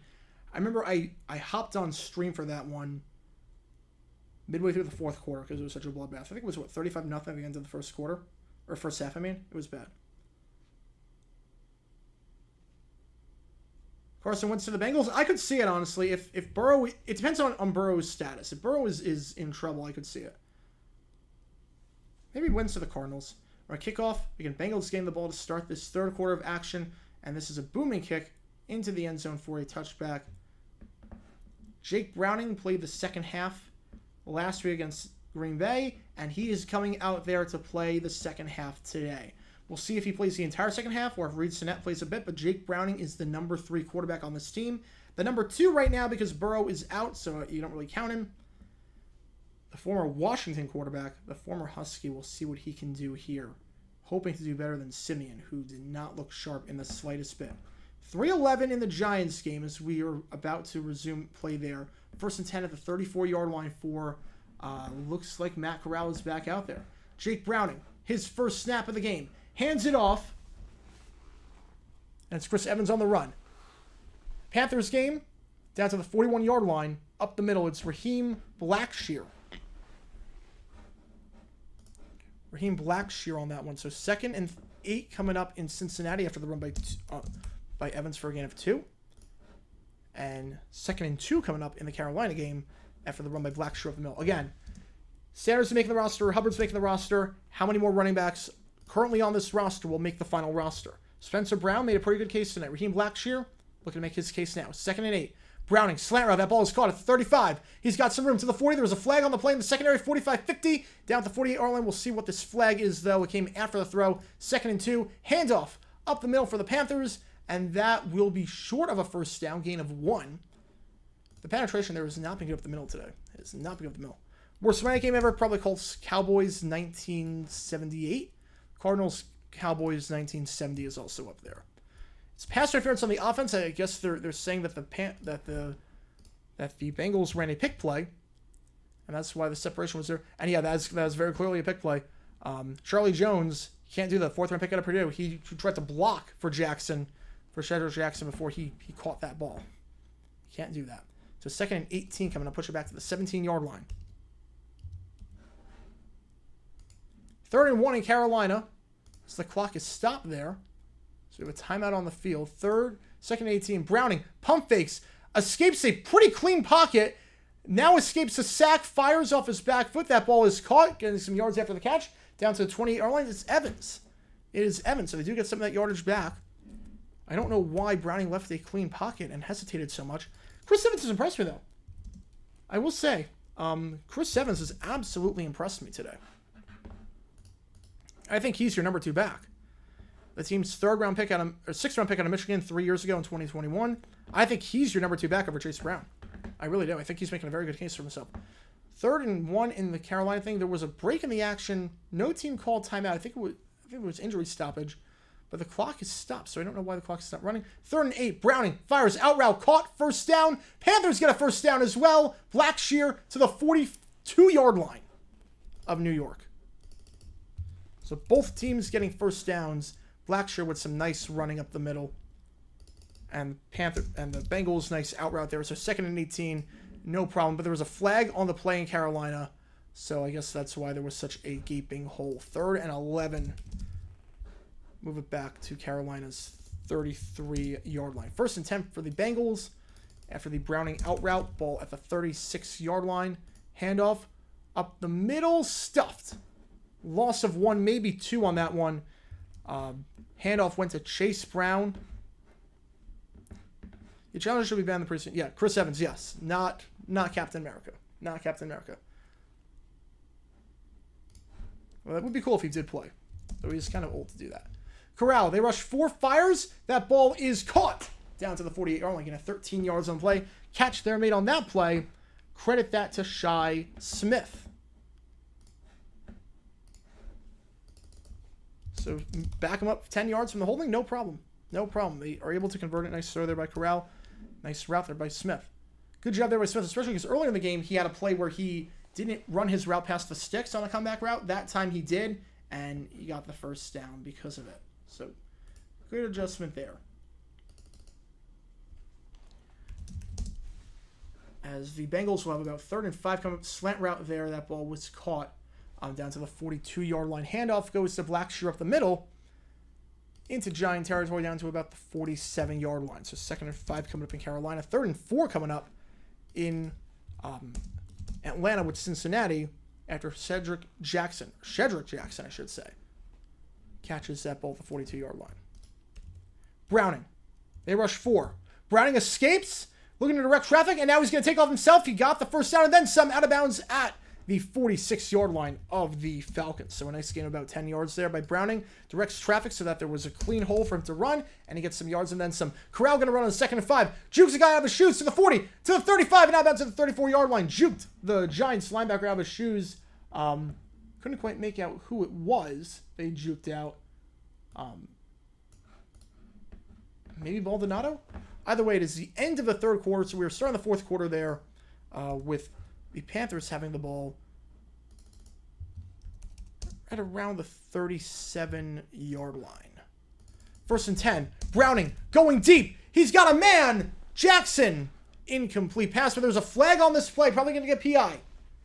Was that ball catchable? I don't know, but maybe there was some. Maybe it was impeded during the route, and that's probably why. That's probably why. Alright, so let's reset this timer. Pass interference going against the Falcons. So Bengals have some great field position. Pass interference, they're going to call that on Breon Borders. He was holding the arm. Now, I don't know if that was catchable. Defensive holding, maybe, but, I mean, there was some hand fighting. That ball was 5 yards outside. I don't know if you can call that. I don't think that's a good call. I don't think that's a good call, if I gotta be honest. Ball is going to be at the 15-yard line now. Bengals with phenomenal field position. I don't think it was a good call against Borders. Maybe defensive holding, but that was just some clean hand fighting. Handoff, stuffed. Back to the line of scrimmage. He goes Chase Brown on that one again. Chase Brown, the team's 5th-round pick out of Illinois, fighting for that number 2 spot alongside Evans.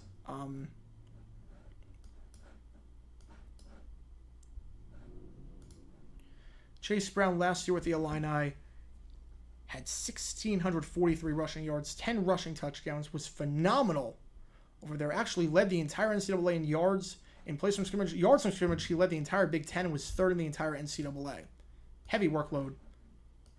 2nd 10. Browning just has to dump that one into the ground. There was a player there. There was a screen pass. There was a flag on the play.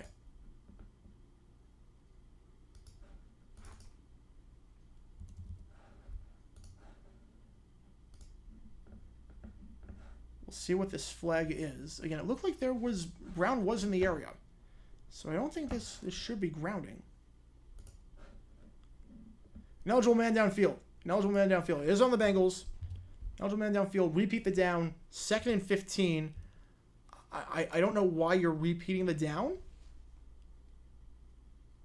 3rd and 10 versus 2nd and 15. I'd rather have 3rd and 10.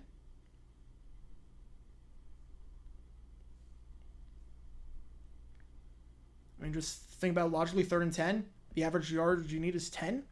Arthur Smith. Not Arthur Smith. 2nd 15. The average yardage you need is about 7.5. So I don't know why they're doing that. 1st and 10. The 34-yard line, though, for Corral. As the Bengals have 2nd and 15 at the 20. Corral scrambles. Fires on the run. That ball is a perfect throw. It's caught at the 10. Down to the 8-yard line. What a throw. What a catch there made. Adjusting his by Shy Smith. I don't want no shy guy. 2nd 15 going deep. Underthrown ball. Incomplete pass. 3rd and 15 coming up. Nice coverage there on that one. Credit the coverage there to Natrone Brooks, the undrafted rookie. 3rd and 15 coming up. And simply 8 games for week 0.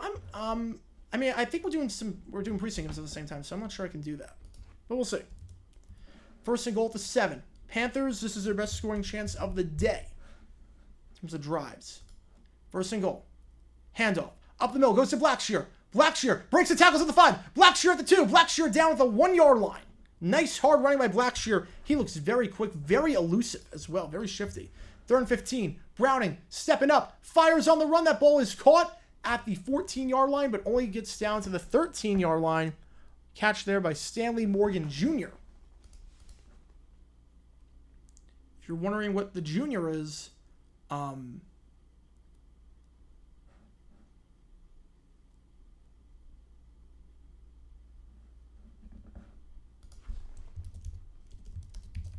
name sounds familiar.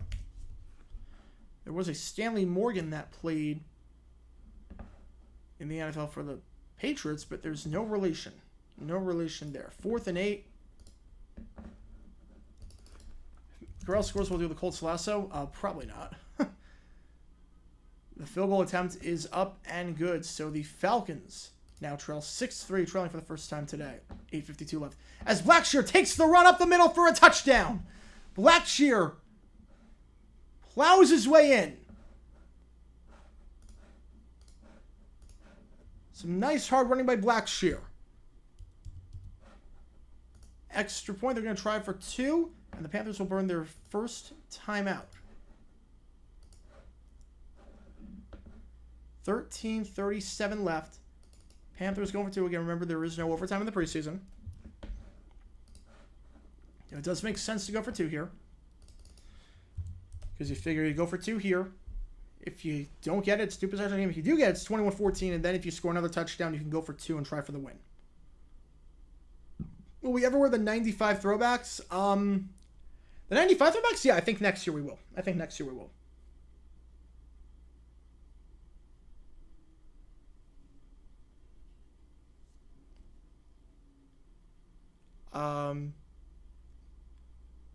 What do you think of that controversy in front of Giants parade in New York City for Super Bowl?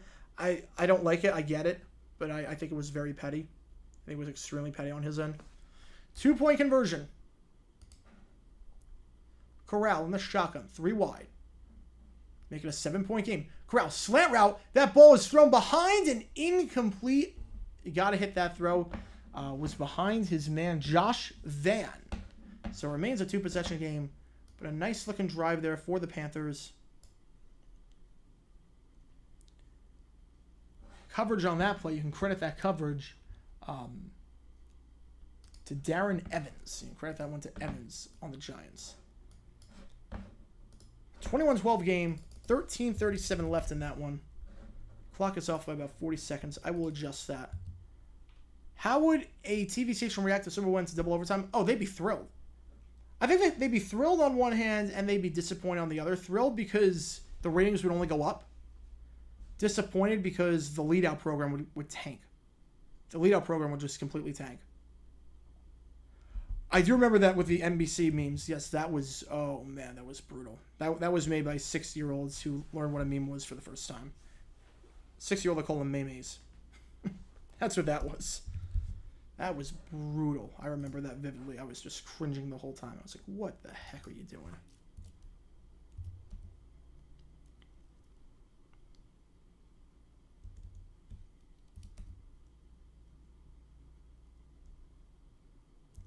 That was not good. All right.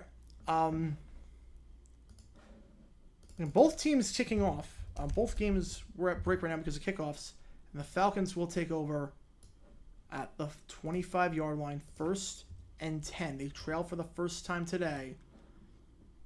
And Heineke remains the quarterback. Oh yeah, 6-year-olds can absolutely make better memes. Because 6-year-olds are ruthless. They have no filter. All right. First down at the 41 or 21-yard line, I should say. Heineke under center. Hands it off up the middle. Handoff goes to Godwin. Gain of about 1. 2nd and 9 coming up. Broadcasting Colts precinct. Yes, I am doing the Colts-Bears game. I am doing an Anthony Richardson game. We're doing that at 7 o'clock tomorrow after we do Texans-Dolphins. Make sure if you like what you see, make sure you hit that notification bell, subscribe, like, share the video, make sure that you do all that. And if you do want to have your question with the front of you, we have donations. Otherwise, I'm just going to go the order that see the questions. But again, thank you so much for tuning in. This has been a fun stream so far. As we have about an hour left of the madness. 2nd and 8. Play action. Heineke. He's got time. Fires on the run. That ball is caught. A nice throw. Zips that one out to the 36-yard line. Catch there made by Parker Heese. Gain of 14. Little PA crosser route. Guy run over the middle. Guy runs to the sideline. First attempt to 36. Panthers are now kicking off to the Giants. That kickoff is going to go into the end zone for a touchback. So the Giants take over at the 25-yard line. 1st and 10.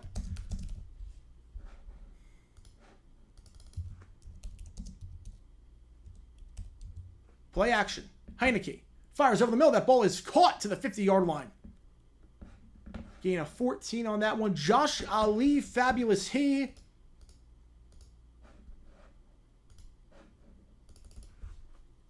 Prince of Atlanta. Down to midfield. Good for a first down. Nice adjustment made by Ali going to the ground. Nice throw there, too. He's definitely had the safety coming in. The linebacker coming in there. Yeah, Joe Backey coming in. 1st and 10 now in the Giants game. DeVito hands it off. Back to the line of scrimmage he goes, but nothing more than that. Handoff there goes to James Robinson, the former Jaguar. The former Jaguar. Dealt with some injury issues lately. He was Jacksonville's starting runner to open up the season.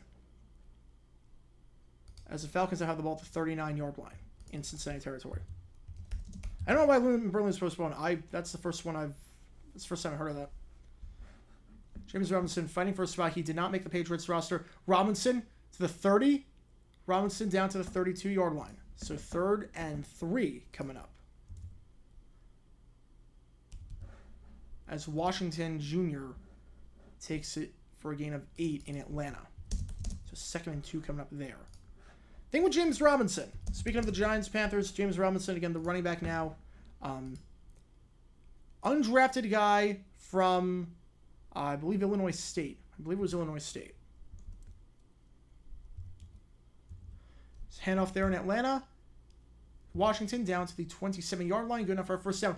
Crossing pair of that wall is caught down to the 43-yard line. It is Jaden Mickens, another former Jaguar.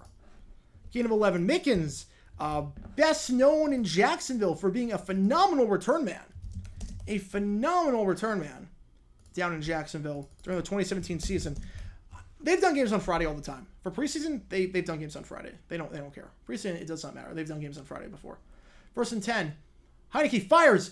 Deep. That ball is caught. Down to the 3. Did he get in the end zone? Did he get in the end zone? They're going to have a discussion. Handoff here in the Giants game down to the 50. Down to the 47. And are they ruling touchdown? They are ruling touchdown. They are ruling touchdown. A nice extension there. A nice extension there by J.J. Arcega-Whiteside. Oh my goodness, Philly fans are in shock right now. That collective gasp that you heard, are Philly fans being like, wait, he actually did something? A nice extension there by Arcega-Whiteside before he went out of bounds. 2nd and 1 in the Giants game. Ball's at the 47-yard line of Carolina. Handoff up the middle.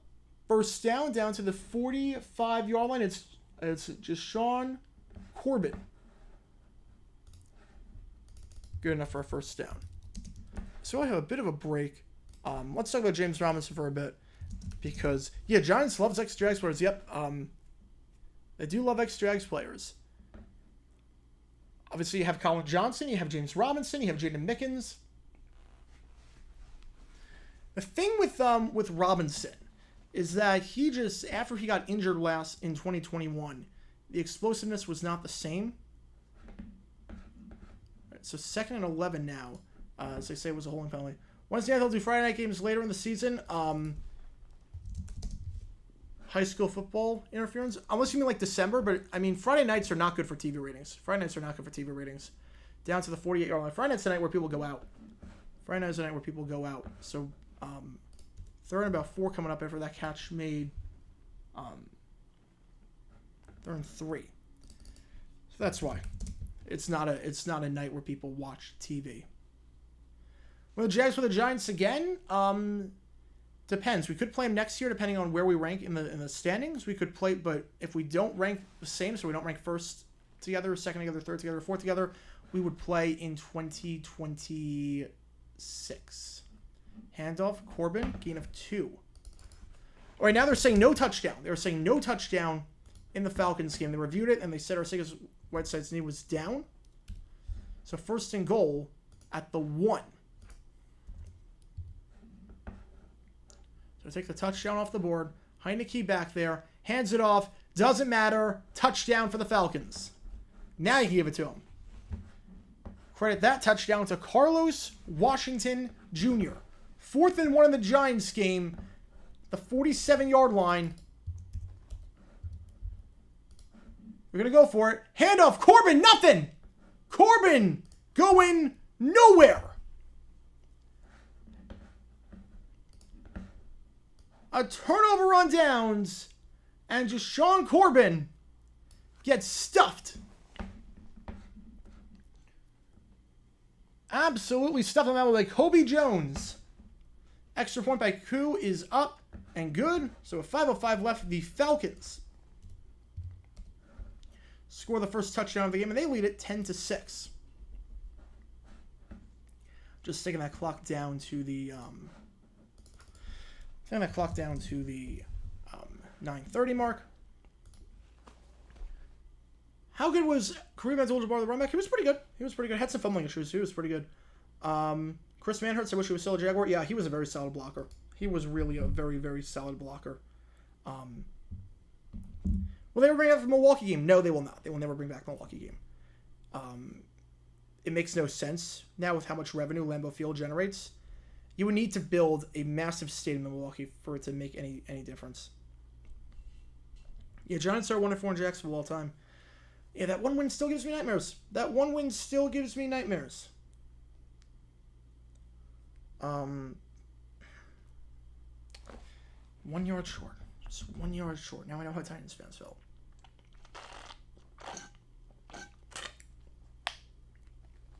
True, the Panthers wide receiver unit is bad? Yes. Yes, it is. I mean, I'm not sold on anyone on this unit. Mingo, I was never high on in college. Thielen is old. DJ Shark is inconsistent. Laviska Shenault, I mean, they're trying him out at running back, which is good luck. Good luck. We tried that. It didn't work. He has no vision. Do I remember Justin Blackman? Of course I do. I have his jersey. I might wear it on the stream one time. Yeah, Justin Blackman. I think he was the most talented Jaguar of all time. I really believe it. In terms of natural talent, I don't think there was another player more talented than Justin Blackman. I really believe it. He was the top 5 receiver in the NFL at its peak without even trying. Justin Blackman was so naturally gifted, it was not even funny. It's a shame what happened to him because he was such a good player. And he really could have been something special. I was so happy when we drafted him too because he was so much fun to watch at Oklahoma State. He made Brandon Wheaton a first-round pick. He made a 28-year quarterback first-round pick. But you'll see the Patriots game. I did last week. I'm not streaming any this week. Week 3, I don't know what the schedule is for the final week of the preseason. I have to check. We can see it on the screen. I am Patriots Titans. We are live streaming week 3 or the final week 4, depending on whether it's week 3 or 4, depending on how you want to look at it. We are live streaming Patriots Titans next week. 1st and 10. Handoff up the middle into Giant territory. The give to Blackshear, the man who scored the touchdown on the last drive, 2nd and 8.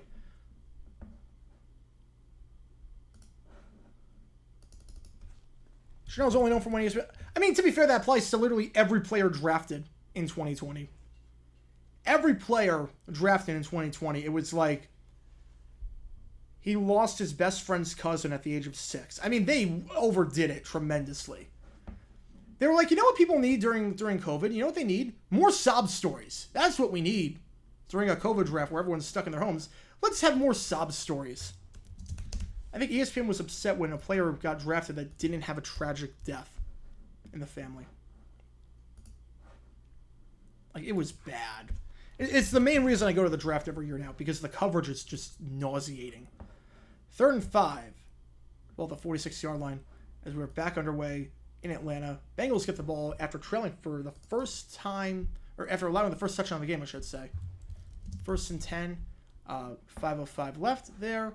Again, we've got Jake Browning in at quarterback. 3rd and 5. Corral as they rush 4. That's a screen pass. The ball is caught. He's got some room to the 40, to the 35, to the 30. Out of bounds at the 26-yard line. Catch there made by Josh Van.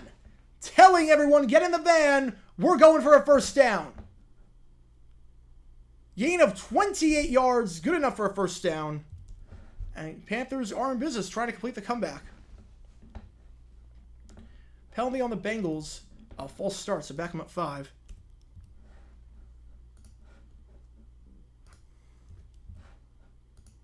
They set those blockers up perfectly. And now they have the 25-yard line as a result. 1st and 15. Handoff. Gain of 5. Browning fires out route. That ball is caught out of the 22-yard. No, incomplete. Incomplete. He did not complete the process. He did not complete the process. He did not complete the process of the catch. Broken up there on the play. Looked like it was DeMarco Hellams, the team's 7th-round pick out of Alabama. So we got a 2nd and 15 in Atlanta. We got 2nd and 5 in New York. Ball at the 21-yard line there, just on the outskirts of the red zone. Carolina down by 2 possessions. It was 21-3 at one point. Panthers are coming back, though. Matt Corral, they rush 4, fires. Incomplete pass. Bengals do get some of that yardage back. Catch there made by Charlie Jones. 3rd and 10 at the 25. So they get the false start yardage back, but still a ways to go. As I should actually apologize. That Corral is not in it at QB. I should actually apologize. Corral is not in a QB. His day is done after that touchdown drive. It looks like it is Jake Luton, another former Jaguar. All right. Jake Luton, former 6th-round pick out of Oregon State. Started some games for the Jags in 2020. Mixed bag, to say the least. Luton fires end zone. Touchdown. Panthers are right back in it. Panthers are right back in it. Bengals get a first down as well. And how about that? Jake Luton. Jake Luton. A high arcing throw. That ball is caught by Gary Jennings Jr. And the Panthers are coming back. 1st and 10 in Cincinnati. Handoff goes to Evans up the middle. Nothing doing there. So 2nd and 10 coming up at the 40-yard line. Jake Luton, for those wondering, he did start some games when Glennon got benched and when Minshew was out. Mixed bag. He had, I think, the most underrated play of the 2020 season. Extra points up a good 21-19 ball game. All right, things just got interesting. Most underrated play of the 2020 season, in my mind. It was against Cleveland. And he had a spin move for a touchdown. It was basically, if Lamar Jackson did it, if Lamar Jackson did that, it would be all over SportsCenter. So crazy, crazy play. All right, Browning. Holding on the play, this will not count. It's a first down, as things stand to Charlie Jones, but this will not count. This will be holding on the Bengals. Back him up 10 yards back to the 30-yard line. A lot of flags on both sides of the Bengals-Falcons game. See, a lot of former Jaguars in this game that we've talked about. James Robinson, we've talked about him. We've talked about Jake Luton. Talk about Jaden Mickens. Thoughts on Coach Prime chewing Colorado players out for being passive and unengaged? I don't get Coach Prime at all. I don't get it. Look, you're encouraging your players to fight. Panthers go for 3. There's no such thing. XFL and USFL there is. There's no such thing as a 3-point conversion in the NFL. XFL and USFL they could, but not in the NFL. I don't get why was Coach Prime encouraging his players to fight? I get the idea of, look, if we start a fight, we're going to finish it against a team. But against your own team, why are you encouraging your guys to fight each other? Nothing good can come from that. What good can come from fighting your own team? I don't get Coach Prime. Second down, nice throw and catch there by Browning. Needed 18 yards, got 20 down to midfield. Good enough for a first down. Throw to the sideline there. Catch there made by Shedrick Jackson. It seems like the go-to guys for Browning on this in the second half have been Charlie Jones and have been Shedrick Jackson. Yeah, you saw him in the XFL and the USFL. Those exist in the XFL and the USFL. In the NFL, they don't exist. They don't exist. They never have, and they hopefully, God willing, never will. Yeah, Colorado. I mean, I'm excited to see what the heck Colorado does this year because they took a very different approach. I saw this unfold with Urban Meyer with the Jaguars, where it's like, okay, let's give the guy a chance. You can't do it any worse. Oh, yes, you can. Oh, yes, you absolutely can. This is reminding me of Urban Meyer all over again, and I'm loving every second of it. This is going to backfire so hard on Colorado. As that handoff loses 1 yard, the ball up in the backfield, no blocking there, nowhere to go for Chase Brown, and a nice open field tackle there on the play. Andre Smith. That's how you make a roster. His first season with the team, spent last year with the Titans, previously with the Panthers and the Bills as well. All right, we got about 1 minute left in the third quarter of action. Panthers kicking off to the Giants down by 2 with 7 minutes left in that contest. Back shoulder throw, incomplete pass. Intended target on the play was Izovas, the 6th round pick out of Princeton. Now, I have not been impressed by him. No, Panthers are not going to onside kick. They're not onside kicking. That's the first and 10 for the Giants after the touchback. But let's just talk about the Bengals depth chart. I've not seen Izovas make a great catch today. I have not seen that happen. You look at that depth chart. Obviously, Tyler Boyd's making it. Jamar Chase is making it. T. Higgins is making it. Then you got Charlie Jones. He's going to make it as a 4th round pick. If you keep 5, I mean, I think Cedric Jackson's probably better at this point than their 6th round pick. Andre, you probably session on the practice squad. I've not been impressed with him. My first down, DeVito, since the pressure, he's going to step in and try and run himself. Gain of 1, but there was a flag on that play, probably in the area of holding. Bengals will call their first time out. They have 2 left. Remember, they have no challenges as well. So wasted both in the second half. So 31 seconds left there. And holding on the Giants. So 2nd and 9 becomes 1st and 20.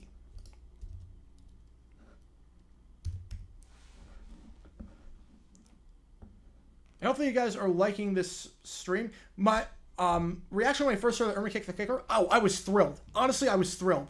Because the thing that I remember exactly what I was at a pizzeria. I was at a pizzeria in my hometown in New York when I saw the news on my phone that Irma kicked the kicker. Gain of 9 on that throw. Over the middle catch there made by Khalil Pimpleton. So 2nd and 11 coming up. Now I'll explain why at the next commercial break because it is a lot. Explain why after the 3rd and 11 in the Bengals game because we've got about 31 seconds left before we hit some dead time. Rush 5, nice stump blitz, but the Bengals pick it up well, and that ball is caught. There is a flag in the play in the secondary, but this should be a catch good enough for a first down. Probably PI on the defense. As Corbin out to about the 21-yard, or about the 24-yard line, let's say. We'll see what this flag is. They're talking whether it should be offensive or defensive. As it stands, it's a first down for the Bengals. Really on the field. Complete pass interference on the defense. Pass interference on the defense. Penalty will be declined. So first down for the Bengals. That might take us to the end of the third quarter. So 3rd and 4, ball is at the 31-yard line. DeVito, they rush 4. He looks, crossing around, that ball is caught down to the 45-yard line. Nice play there. Giants offense has stalled pretty recently under DeVito. But that is a nice catch there by Bryce Ford-Wheaton, the undrafted rookie out of West Virginia. Good enough for a first down to the 45, gain of 14 yards on the play. All right, 5 seconds left. And that will take us to the end of the third quarter. So fourth quarter of action. We got 15 minutes left in this one in Atlanta. 10-6 ball game. So the Urban Meyer thing, now that I only have to call one game. As we have about 4:37 left. First down, handoff, goes to Robinson. James Robinson tries to bust outside. You can't go out of bounds. And nice awareness to stay in bounds at least. Lunge forward. You don't want to go out of bounds and stop the clock. Good job there by Robinson. Veteran move there. So my thing with Shah Khan, my number one complaint with Khan is that he was way too complacent. He gives guys way too long of a leash. And I was worried with Urban that we were going to be stuck with him.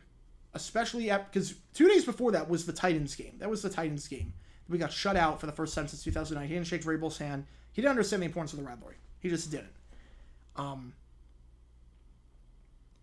I was worried that we were going to stick with him. And then once the thing came out, I was like, okay, this has gotten so bad. And this has gotten so bad that it's not just bad coaching, as that run goes nowhere for Robinson. Panthers will not burn any of their timeouts here. They're going to let it play out. This has gotten so bad that I don't think after this you can keep him around. So I was thrilled when Josh Lambo came out and said that Urban Meyer kicked him. Because at that point, it's like, okay, there's no way you can keep Urban Meyer after this. There's no possible way you can keep him. So, and then 6 hours later, he was fired. So I was waiting for the bombshell after that. I was like, look, Khan he gave him every chance in the world. And then after that, it was, after the kicking thing, I was like, yep, he's gone. He's gone. Swing route, that ball is caught. Gain of 8 on the play by Corbin. Gets out of bounds, but it is good enough for a first down, which is the important part, down to the Carolina 48-yard line. Again, this is the first time we've called 2 games at the same time. Hopefully I'm doing a good job. Hopefully you guys are entertained by the commentary. Any recommendations for when we do this in the future? I might do it one more time in week 3 of the preseason, or week 4 of the preseason. I might try it one more time just to give it another test run. Just because, why not? Pitch play. It goes to Corbin. Corbin bottled up, spin move twice back to the line of scrimmage. Had to work very hard to get no yards there. We'll see if the Panthers start burning their timeouts. They have 2 left, and it looks like the clock is stopped, so I believe they call their second of 3 timeouts. So again, the big thing is that the Patriot game, I'm not doing the one tomorrow, but I am doing the one on Saturday. I think that's August 25th, I want to say. I could be wrong. I got to double check. I think it's August 25th. But the reason that we're doing this is that week 2, we have a Monday night doubleheader. A game on ESPN and a game on ABC. So we'll do both games at the same time. All right, first down, Browning. Steps up in the pocket. Fires on the run. That ball is caught at the 30, and down he goes at the 28-yard line. Catch there made by Shedrick Jackson. I think that's his 4th catch of the game. I think that's about his 4th catch of the game. He has looked pretty good today. Very comfortable wide out there. What if Caillou was Urban Meyer's assistant coach? I mean, the meeting that he had where Urban chewed out his assistants that he can't pick, by the way, and said, "You've never won anything in your life." I mean, Caillou would have cried. Would have left the room and cried. 2nd and 4. Browning. Play action. They rush 4. He's got to step in the pocket. He cannot do it in time. Down he goes. Back to the 34-yard line. Sack there. Credit to Justin Ellis. The veteran entering his 10th season in the NFL. His first with the Falcons. Back to the 34-yard line. Loss of 5. 3rd and 9 coming up. Browning could not step up in time. Falcons sent 5, and they got to him. The Bengals' offensive line has been in some trouble today. You can do this again on Thursday. One game on Athletic, the other one on Prime Video. Yeah, I definitely want to try it out one more time. I definitely want to try it out one more time. Because why not? Get the feet wet. Test it out as often as you can. Naturals just beat the Phillies 8-7, by the way. 3rd and 9. Browning cannot take a sack out of field goal range. He cannot take a sack. He's going to run. And he goes down at the 28-yard line. So gain a 6. They get some of that yards back, but it is 4th and 3. Look for a brief moment he was going to take that sack. No one has asked if I could share the game, which is good. And none of the bots have showed up in the last 2 hours, which is impressive. I think part of the reason why people have not asked if I can show the game is because it's like, okay, which one? Show which game? I think also the thumbnail made it seem like I'm calling both games. 4-3 Browning, they're going to go for it. Flag on the play. I don't think he got enough for the first down anyways. I don't think that route was long enough for Devin Asiai. As it stands, I think that's going to be a turnover on downs, but there is a flag. We've got to sort this out in Atlanta. 2nd and 9 for the Giants at the 44-yard line of Carolina. Panthers have 1 timeout left. We're going to see what happens. NBA player who almost got executed by the Congolese government. I did not hear that story. I did not hear that story. All right, 2nd and 9. Arthur Smith is livid about something. 2nd and 9.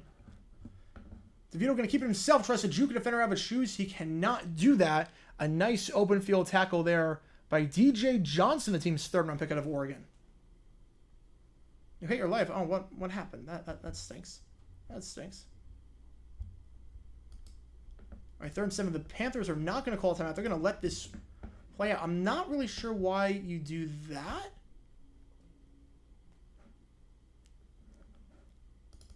The penalty was on the Bengals. I guess pick play. Either way, it doesn't matter. Falcons ball. 3rd and 7. DeVito firing deep. DeVito, he's got a man, and he overthrew him. Oh, man, he overthrew him. Had David Sills, the former West Virginia man. 4th and 7 coming up. That's a throw you got to hit. You got to hit that throw. You want to be an NFL quarterback, you got to hit that throw. He was behind the safety, behind the cornerback. Sills ran a perfect route. And DeVito, a wobbling throw that just completely missed him. So, the Falcons will take over 1st and 10 at their own 28. 4th and 7, the Giants could have burned off way more clock there. But they are going to have to punt this one away. It is Jamie Gillen on this punt.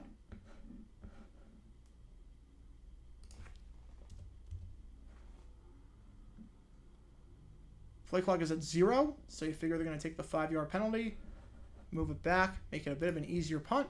Whether the Panthers accept is a different story. This was a 21-3 game at one point. This was a 21-3 game at one point.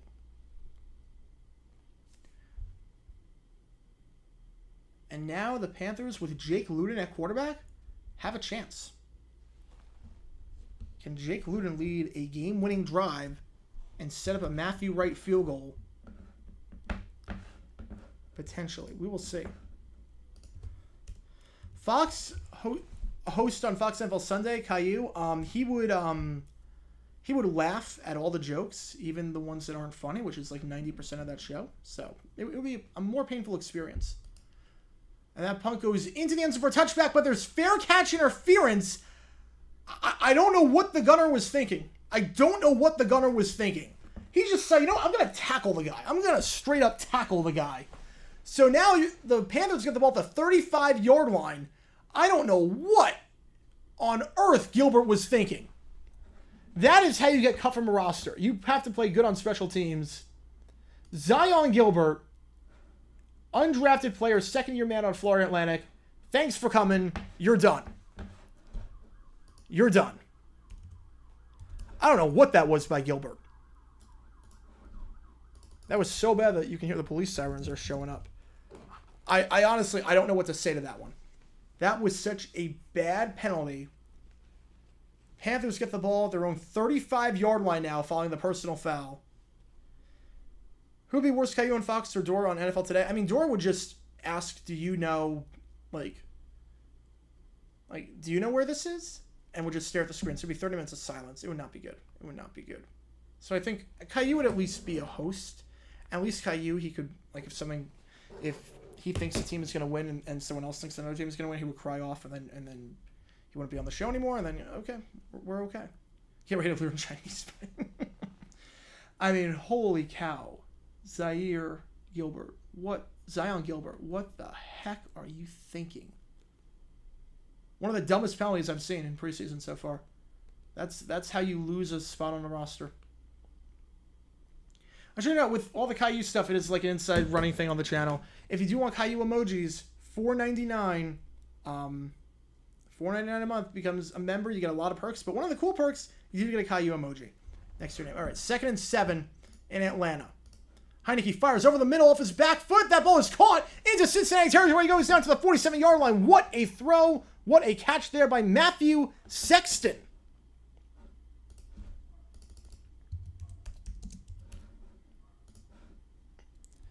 Matthew Sexton over the middle absorbs the contact down to the 46, 47-yard line before he's brought down on the play by Jordan Battle, the team's 3rd-round pick out of Alabama. Skipping Caillou. Oh, I would love to see that show. I would love to see that. 1st and 10. Handoff goes to Godwin. Godwin getting a lot of carries today. They really want to see what they have in him. I think they realize that, look, there's 4 running back spots on this roster. There's 4 running back spots. Tyler's got one, Cordell Patterson's got one, but John Robinson's got one. You figure Godwin's got the 4th, but they want to see just what he can do. He's definitely got the edge over Carlos Washington Jr. If they only keep 3 running backs, Godwin's putting together quite the audition tape. Quite the audition tape. All right, 1st and 10. Heineke. They rush 4. Clean pocket for now. He's got to escape. 2nd and 6. Throw goes to Washington down to the 39-yard line. So 3rd and about 3 coming up. Okay, you think the NFL is like the CFL? I don't know what he would think. I honestly, I can't pick his brain. He would get bored after 5 minutes like he does with everything. 1st down, Luden fires. Miscommunication, almost intercepted. Almost intercepted. Miscommunication. Luden thought it was run over the middle. The intended receiver on the play, CJ Saunders, thought he was running an out route. And mass mix up there as Falcons get back to the line of scrimmage, 4th and 2. And that should have been a game-ending interception by Josh Thomas. Instead, it's 2nd and 10 with 1:59 left. That could have been the ball game right there, 21-19. 4th and 3 coming up in Atlanta with 10:30 left. Heineke and the offense staying out there. You don't need to see what Koo's got. You know what he can do. Be a 57-yard field goal from here. No point in really trying it. Falcons missed on their 4th down conversion at the end of the first half. We'll see what they do here. Heineke, 4th and 2. You got 4 wide, 2 on the near side, 2 on the far side. 5 seconds. They get it off. Heineke, they rush 4. Fires quickly over the middle. That ball is incomplete. Incomplete pass. Intended target on the play was Penny Hart. And he's shaken up after that one. Absorbs the contact over the middle. That was clearly a one-read play. And Heineke just threw it there into triple coverage. And that was batted down. Swarming defense there by the Bengals. And they will take over 10-6 on their own 39-yard line. With 10:03 left. It's clearly a one-read look. Oh, yeah, you can see what happened there. He hit his helmet on the ground. He hit his helmet when he came down. You can absolutely see that. That's concussion. Back up Ritter. Yeah, Heineke's a decent backup. Heineke, decent backup. Red Sox with the Yankees 8-3 time to let Boone and Cashman go. I mean, it was signed a long, long time ago. How's calling both games been? It's honestly been pretty good. Honestly, like, it has not been troubling. Honestly, it has not been too bad. The tricky part is the scoreboard and changing everything, as I'm doing all that manually. But honestly, the calling both games part, not bad. And hopefully you guys would agree with that. This has not been a struggle. Honestly. I've been able to do both games relatively easily without losing my voice, without... I'm not able to interact with the chat as much, which kind of stinks, because I can only see certain comments since I got to pay attention to 2 screens at the same time. But you should see my setup right now in terms of my... This is where the 49-inch monitor comes into handy. Like, I would not be able to do this under my old setup where it was 13 inches laptop. This, I have so many different tabs open. I've got the tabs of every depth chart, tabs of what each team did in the last preseason game. I've got notes with me. I got timers. I've got multiple chat things going. I'm on a pregame show. Ooh, man. It'd just be really, really bad.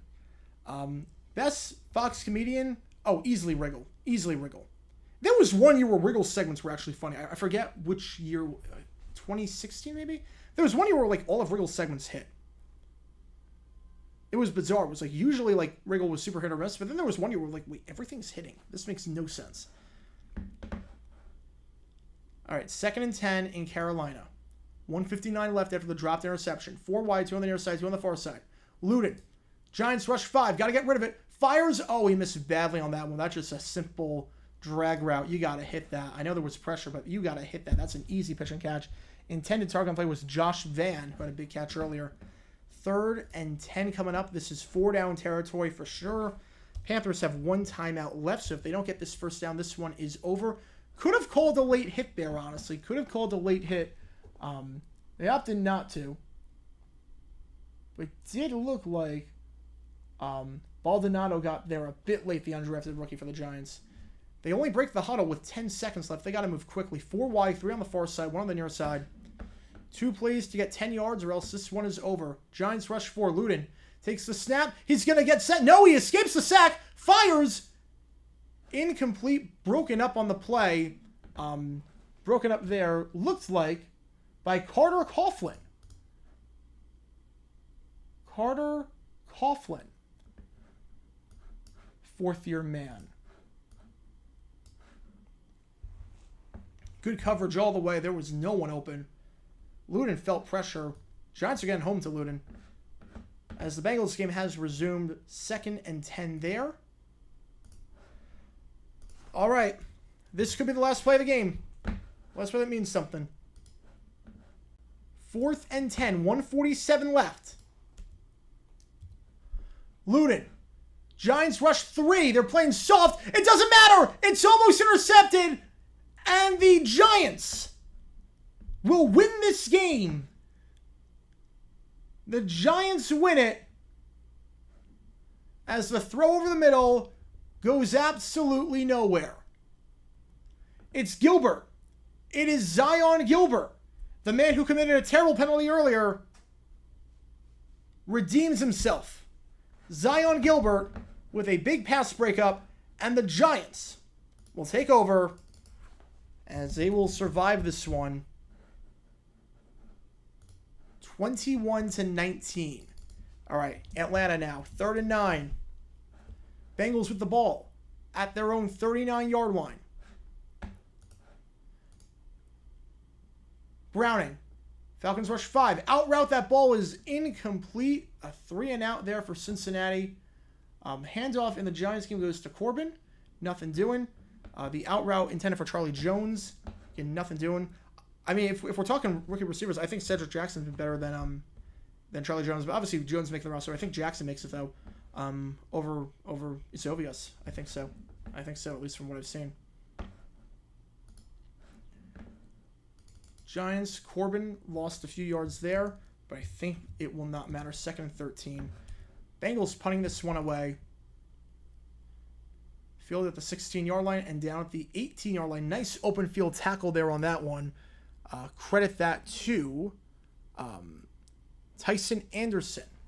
Stopping the return by Malone. And DeVito will just take a knee. Not a great game for DeVito. He missed quite a few throws. Definitely not the outing that he had last week against the Lions. We definitely saw the third stringers struggled compared to the Panthers' third stringers. Not that these guys are going to really make the roster, but we definitely saw that last week against the Lions. Giants looking in the first half, second half not so much, and then same thing here today. But the Giants will walk away from here with a win as Tommy DeVito will take one more knee. 3rd and 15. And that will be a ball game, folks. The Giants improved to 1-1 in the preseason. Panthers fall to 0-2. The real storyline for the Giants, they look phenomenal with Daniel Jones. He was near perfect. Really should have been perfect without a drop pass. Darren Waller looks like a security blanket. A great security blanket. And on top of that, you've got, for the Panthers, Bryce Young doesn't really look that ready. He does not look that ready. So final score, Giants win 21-19. Let's get this score bug out of here if that's all right with you guys. 21-19. And now we are back to calling just one game.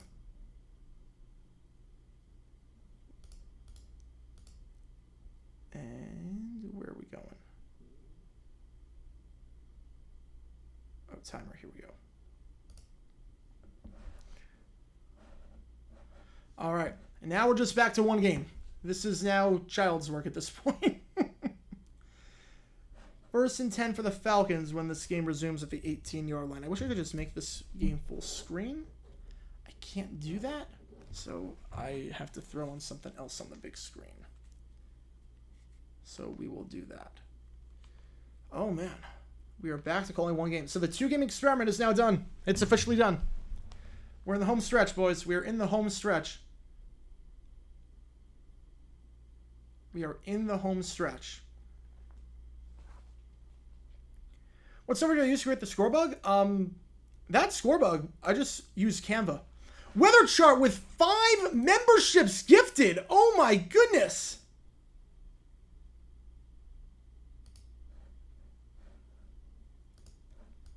Oh my goodness. All right, 5 people with memberships. Thank you so much, Weather Chart. Jackson McMahon, Scorpion Taz, Trevor Chard, Foreign Blue Kevin, and Spence Sports Network. Let me get your names in there. Thank you so much. As members, you get access to emojis. You get access to certain perks and whatnot. So thank you so much. I will get your names in there. Thank you so much, Weather Chart, for the gifted memberships. Could go to some more deserving people. You guys have been in the chat for a long time during the XFL and the USFL days. So thank you guys so much. Bring some more emojis. Yep, we will add some more emojis now. We will add some more emojis. We can get some more emojis. Yeah, so Canva I use for the scoreboard. I use Canva for the scoreboard. Thank you so much for gifting the memberships. Weather Chart coming in clutch. Thank you so much. Yeah, so I will add emojis after this stream. And BW Falk, I will send you the file again. I thought I sent it to you last time, but thank you so much. This chat is now nothing but green. I absolutely love it. Again, members, depending on what tier you're in, as you can see from the image slideshow, you get a lot of perks. Emojis to use during streams. You also get, what else do you get? Besides emojis, Q&A streams once a month, exclusive to members, which should be a lot of fun. You get early access to videos, the ability to request future video topics to cover. You get your name at the end of each video, and during each stream, you see it pop up. You get perks for trivia. You get access to all the archive files. You get access to all the archive files of trivia games. 3rd and 7 in Atlanta, by the way. Out route, that ball is caught, but I'm not sure he got the feet in bounds. They're saying he did. Either way, it is short, 4th and 2. 7:40 left.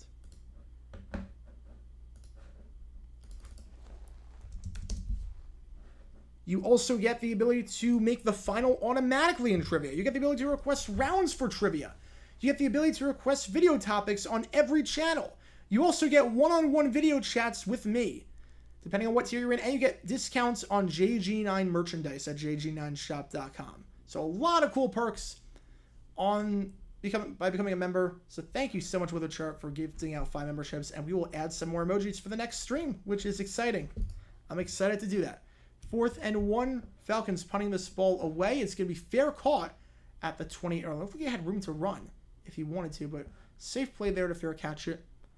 Trent Taylor on the fair catch there.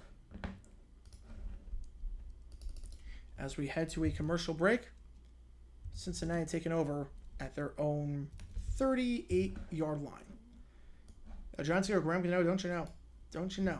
So 7 minutes left in this game. And then we'll sign off once this game is done, because I have, besides the fact that I have to do work for the next video, I should probably save my voice after doing this. Burn for the podcast tonight. That's awesome. That is awesome. I completely understand. Thank you for tuning in. Thank you again for getting gifted the membership. Just letting that clock ring out to 7:30. Like I was the same way when I did so much prep work when I was calling games back in college, so I completely understand. Yeah, so I'm going to save my voice after this stream is done, because we've got 3 games happening tomorrow. 3 games, triple header. Jaguars Lions, I'm not live streaming. You guys know my thoughts. No Jaguar games. That game will take place at 1 o'clock. So as soon as that game is done, I'm hopping on here for Texans Dolphins at 4 o'clock. And then 7 o'clock, we are doing the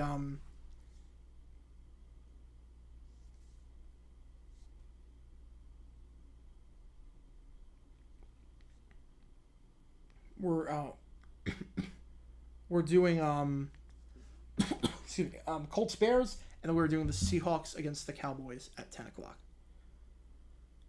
So the AAA Buffalo Bisons had an obscure jersey and promotion tonight. Some good ones, but for sure, if I had to pick a Jaguar, probably Rob Johnson. So that Bills, Billy Joe. No way. No way. What emojis will I end next? All right. Your call. What emojis do you want? Let me see what emojis I can, or how many emojis I can add. I want to see how many I can add. Let me see how many I can add. Well, at least give us the score of the Jaguars game once it's over. I mean, I give you the score of the game. I mean, I'll do that. I mean, that's not a problem. We'll give a score update. We'll give some Jaguar. We'll give some Jaguar. I'll give some Jaguar recap stuff and whatnot. All right, so how many emojis can I add? Let's see. I honestly don't know. Let's figure this out. Customize default perks. Emoji. Oh, you can only add one more? Oh. I need 4 more to add a 10. But you can add one more. You can add one more. So your call. 39.6, I'm sorry, what do you want to do for the emoji? I can add one more. With 15 members, you can have 9 emojis. So, in Meatloaf, down line for 2 out of 3 stat lines. Ooh, that's a good one. That's a good one. Yeah, it's your call on what you want. You were the one. I'll let it to you. Weather chart. You were the one that gifted the 5 memberships to get to this point. You make the call. You make the call. What emoji do you want? I'll have it in for the next stream. You make the call. IBM, you make the call. It's a little blast from the past. I wish they still had that. I really wish they still had that. 2nd 5, ball at the 34-yard line. Going absolutely nowhere. Loss of 3 yards there. So 3rd and 8 coming up. Smith, North Carolina looked a lot better in the second. I mean, you can't go anywhere but up. I don't think Bryce looked that good. I got to be honest. I don't think he looked that good. He missed. His footwork was not good. His footwork was very, very poor. He's not ready. Young's not ready. Stroud, at least from the first game, is not ready. All right, Bengals have 3 wide. They trail 10-6. 3rd down. Browning back there. Falcons rush 4. Browning looks to avoid the sack. He does for the moment. And now he's going to take off and run. Now he fires. And it's intercepted. Intercepted. Falcons take over at the 37-yard line of Cincinnati. Falcons take over at the 37 of Cincinnati. Interception there.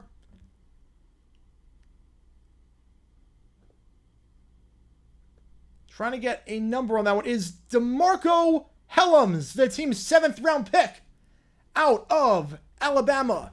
DeMarco Hellams making Browning's life a living hell as the Falcons take over with 5:30 left. All right, I love an I'm sorry what emoji. That'd be perfect. Then later we're welcome to dumb decision. Okay, I'm sorry what. We will do that. We will do that.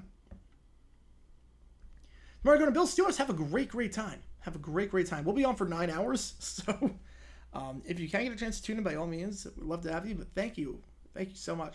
I love that now we're at the point in the night where the entire chat, for the most part, is just green. Thank you so much, Weather Chart, for gifting the memberships. I love it. Like, everything is there. Late Night in LA, brought to you by your host, Jorge Soler, leadoff homer for my man. Oh, crud. I think the Mets just had a grand slam. They lead 7-0 now over the Cardinals.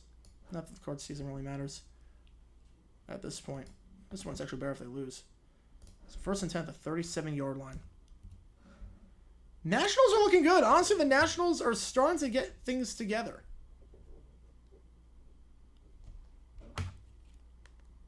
Yeah, I mean, look, the Marlins can do good things. Just not right now. Just not while the D-backs are actually starting to play their best baseball for the first time in 2 months.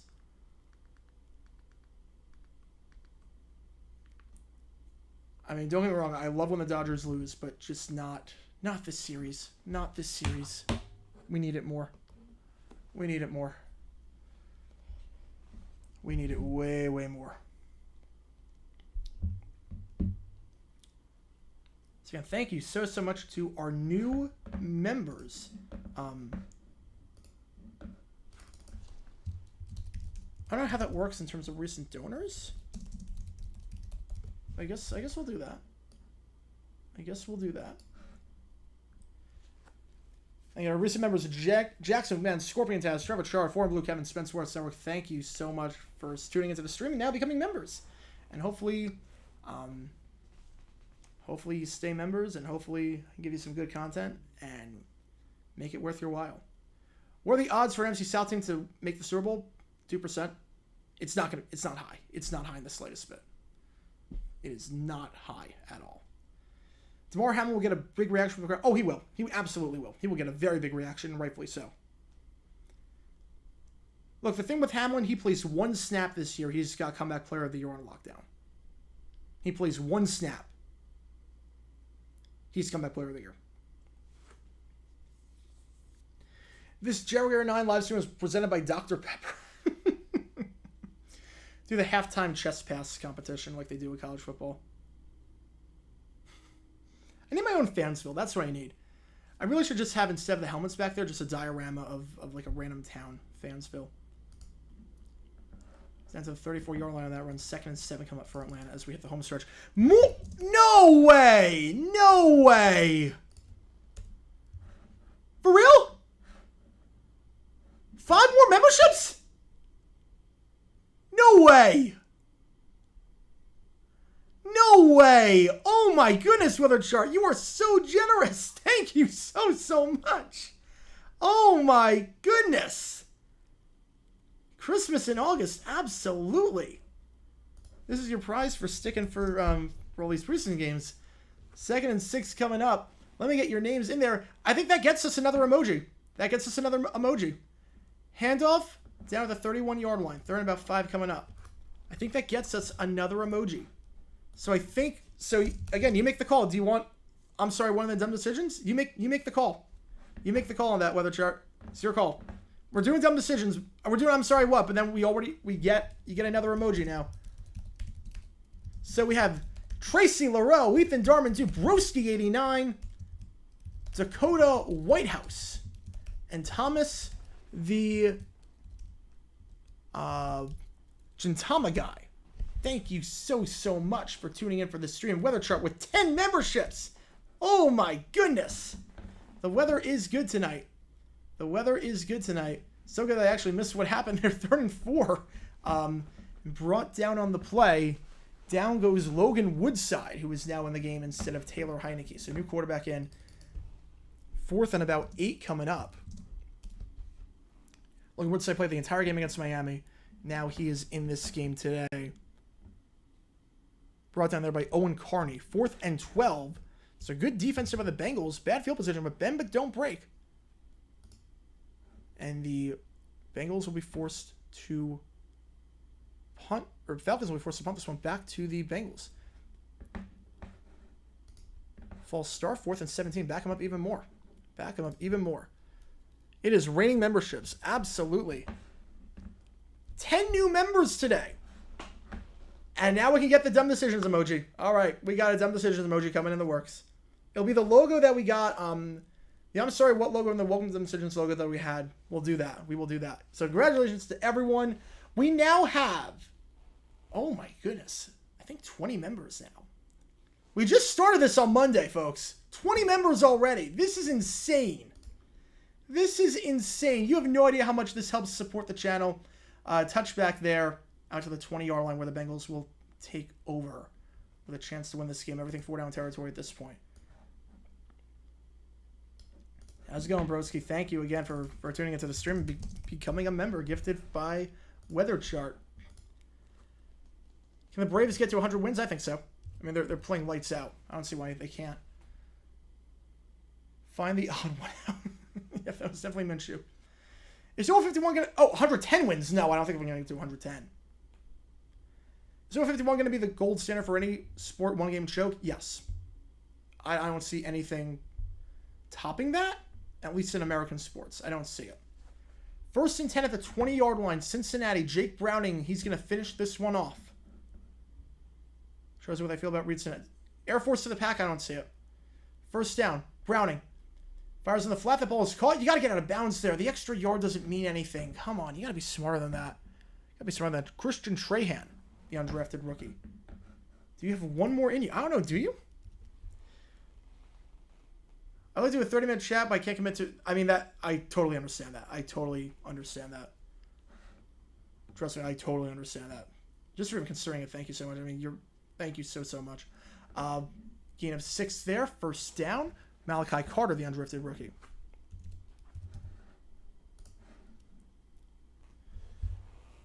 Yeah, that's like the top of the top tier. I feel really bad for those songs that peaked at number 41, just one short of making it on American Top 40, or the VJ Big 40 countdown. Yeah, those songs have been kind of lost throughout history. First down over the middle, a rifle down to the 44-yard line. Gain of 13 on the play. Bengals are moving the ball down the field as that catch was made by Mac Hippenhammer. Hammer don't hurt him. Gain of 13. They got time for one more play before the 2-minute warning. You need a touchdown here. 2:08. Browning, they get it off. 4 wide. Falcons rush 4. He steps up. He's going to run for it. He's got the first down then some to the 50, to the 45, to the 40. Slides down the 37-yard line. Slides down the 37-yard line. Jake Browning. Gain of 19 there. And the Bengals 37 yards away from doing it.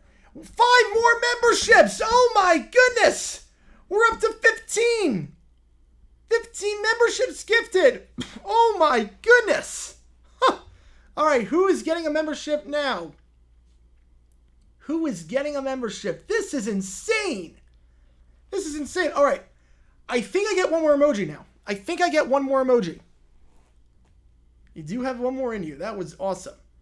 All right, so you make the call. We have dumb decisions. We have, I'm sorry, what?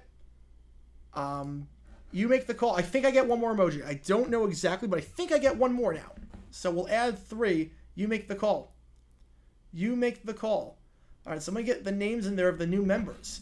We have now Corey Lineberry, Stephen Peck, longtime person in the chat, The Hippie, Touchdown Productions, and we have David Hagen. Hopefully I'm saying that right. And if it's Hagen or Hagen, please let me know. I think I'm going Hagen for now. Please let me know if I am mispronouncing it. But thank you so much. Everyone's green. Everyone is green. This is insane. This is insane.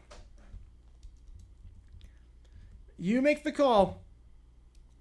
You make the call. This is amazing. I don't believe this. I honestly don't believe this. Thank you so much. 15 memberships added in the last 10 minutes. Oh my goodness. We're at 25 members now. We are at 25 members. We are not worthy. Weather chart. Thank you so much. Really, from the bottom of my heart. Everyone for being in this stream, thank you so much. Spending your Friday night with me, as we call both games. It really means a lot. And thank you so much for all the donations and for all the support. And 15 memberships. Oh my goodness. I don't even know what to say. I really don't know what to say. This is amazing. We literally just started memberships on Monday, and we're already at 25. Again, with memberships, you get a bunch of perks. I've talked about them before. I'll reiterate them one more time. Yeah, Loontown should be embarrassed by that.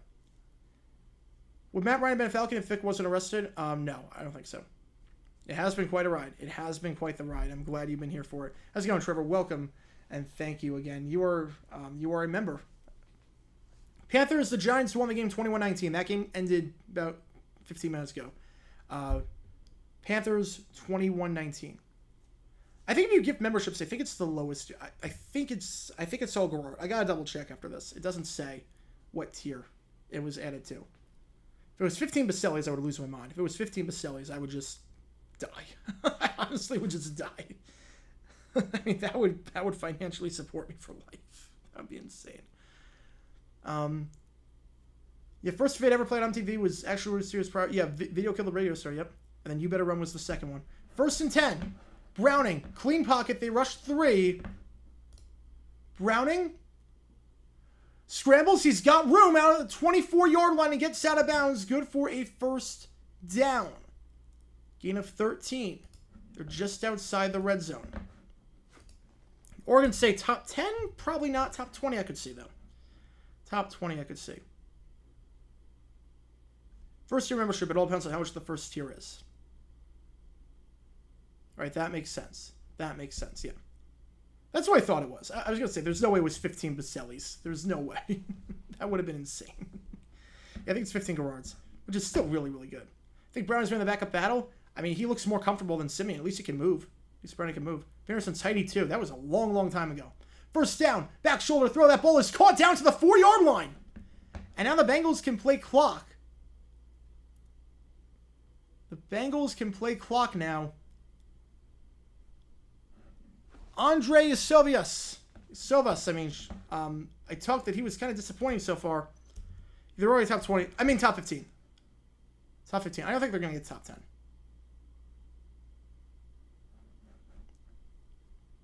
Andre with the grab, and now the Bengals can play the clock. First and goal.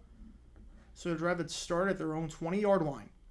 They have 2 timeouts. Time is not an issue here, obviously. First down. Handoff. Up the middle. Gain of 1. Well, the Falcons burn any of their timeouts. You figure the Falcons should call some timeouts. Stop the clock, try and get the ball back. And they will call their first timeout. If it was PSI not yet, that was a fun video to do. That was one of those where I couldn't believe, like, okay, you're offering that little for that much money? Like, it costs more than cable. It literally costs more than cable. You think people are going to really care about that? It was just bizarre. Just bizarre. What the heck the Ravens were thinking with PSI Net. I've got a fun video coming up soon. I don't know when it's going to happen, but it's something from the Colts in the 70s in Indianapolis. And it was a bizarre thing that Indianapolis tried, and it was such a failure. And I'm just laughing at how they thought it was a good idea. Yeah, Mookie just took Sandy deep, 1-1, bottom of the first, and 1 out. Will Smith is up. Second and goal. Ball to 3. Handoff. Up the middle. He's in. He crossed the plane. He crossed the plane. Chase Brown. What can Brown do for you? He can give you the lead.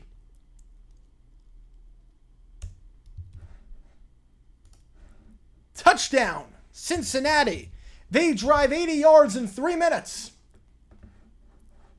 And the Bengals pick a good time to score their first touchdown. Jake Browning drives him down the field and punching it at the very end. Chase Brown, the 5th round pick out of Illinois. The rookies doing it for the Bengals on that drive. Andre with the catch to get him in the red zone, and Chase Brown with the catch to get them into the end zone. Even though I'm not a top tier member, I hope someday I can have a video chat with the future. Yeah, I mean, I have one with Michael coming up on Monday. Looking forward to it. What the heck are you doing in the chat? What the heck are you doing in the chat?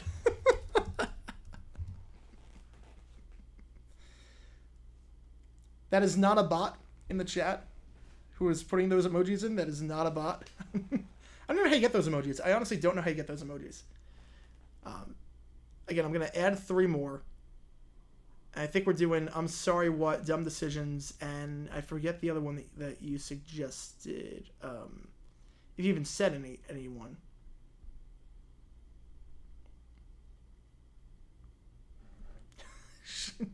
She's not a bot. She is not a bot. Trust me, bots are pretty obvious. She is not a bot.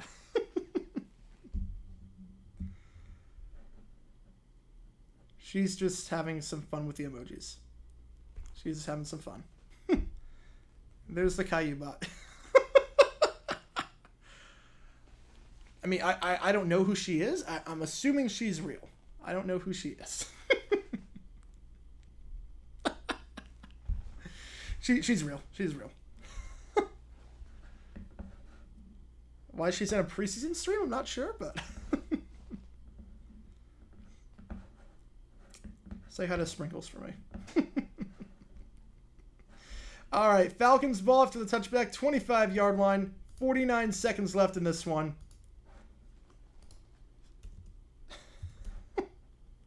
I was not expecting that at all. I was not expecting that. Someone was right on the money. Someone was right on the money. Most obnoxious celebrity fan who isn't a player? For what? You know, bots have links to them. We have a $2 from BW Falk. Thank you so much. Thomas Lindsay, turns 38. Oh, yep. 06. Fires over the middle. Woodside, that ball is caught. Falcons have 2 timeouts. That's the 44-yard line. Yeah, she's not. She's my sister. She's my sister. I don't know what she was doing in the stream. Falcons decide not to burn any timeouts to the 44-yard line. Ball is caught over the middle. Falcons have a chance to possibly tie this game or take the lead. 30 seconds left. Down to the 30-yard line. The Falcons will burn a timeout. Catch there made on that one. Credit to John Fitzpatrick. Falcons have 1 timeout left. Down to Cincinnati's 30. You know, You think I have a girlfriend, let alone a fiance. Trust me, she is my sister. She is my sister, just trying to spam emojis. But hey, more comments means more engagement, which means YouTube thinks that the chat's popping off, what is that? Jaguars hating twin brother.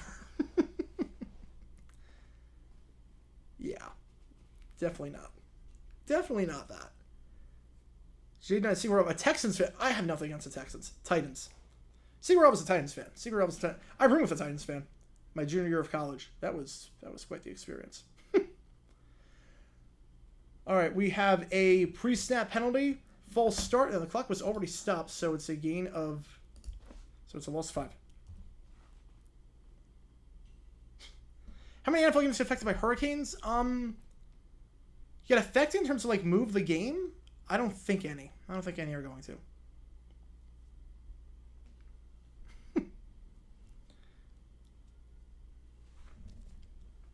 And take care, Barbara. Tomorrow night, we have 9 straight hours of football. It's going to be a fun stream. Woodside fires over the middle. That ball is caught down to the 27-yard line. Will the Falcons burn a timeout?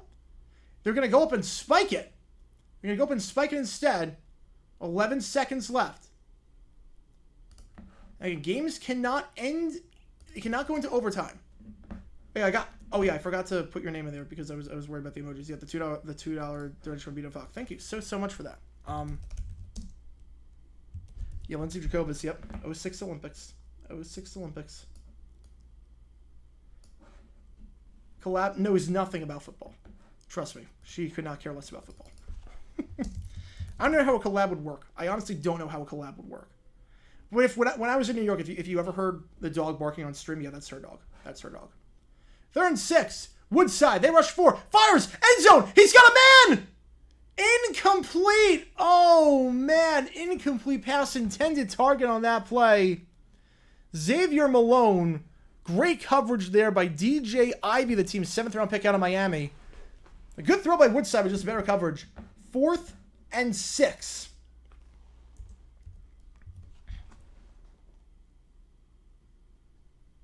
Simulcast just on 2 preseason. Wow. All right. Again, there was no overtime in preseason. But they're going to play for the tie. We had a tie yesterday. Will we have a tie today? Young Kweku. 45-yard attempt. This to tie. Oh, no, we're not related. Trust me, we are not related. I get that question all the time. We are not related. We are not related whatsoever. We are not related at all. I get that question all the time being from New York. Like I relate to the mayor, and I'm like, I used to say yes as a joke.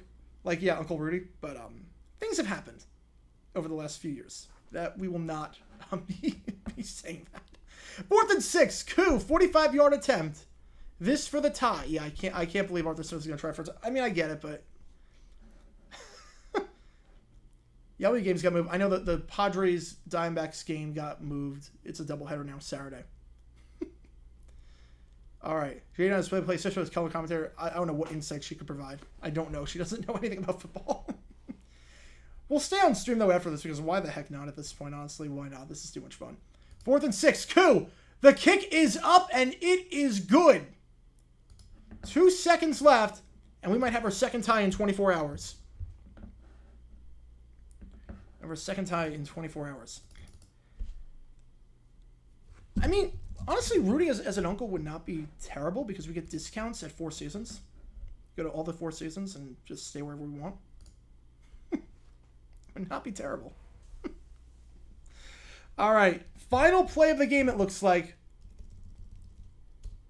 Last night we did the Eagles-Browns game and it ended in a tie. If I had a nickel for every game I did in the last 24 hours that ended in a tie, you guys know the saying. My fellow Italians. I mean, ancestors are from Italy. Ancestors are from Italy. We went to Italy last time we went to Italy, only time was 2009, went on a cruise. Went on a cruise.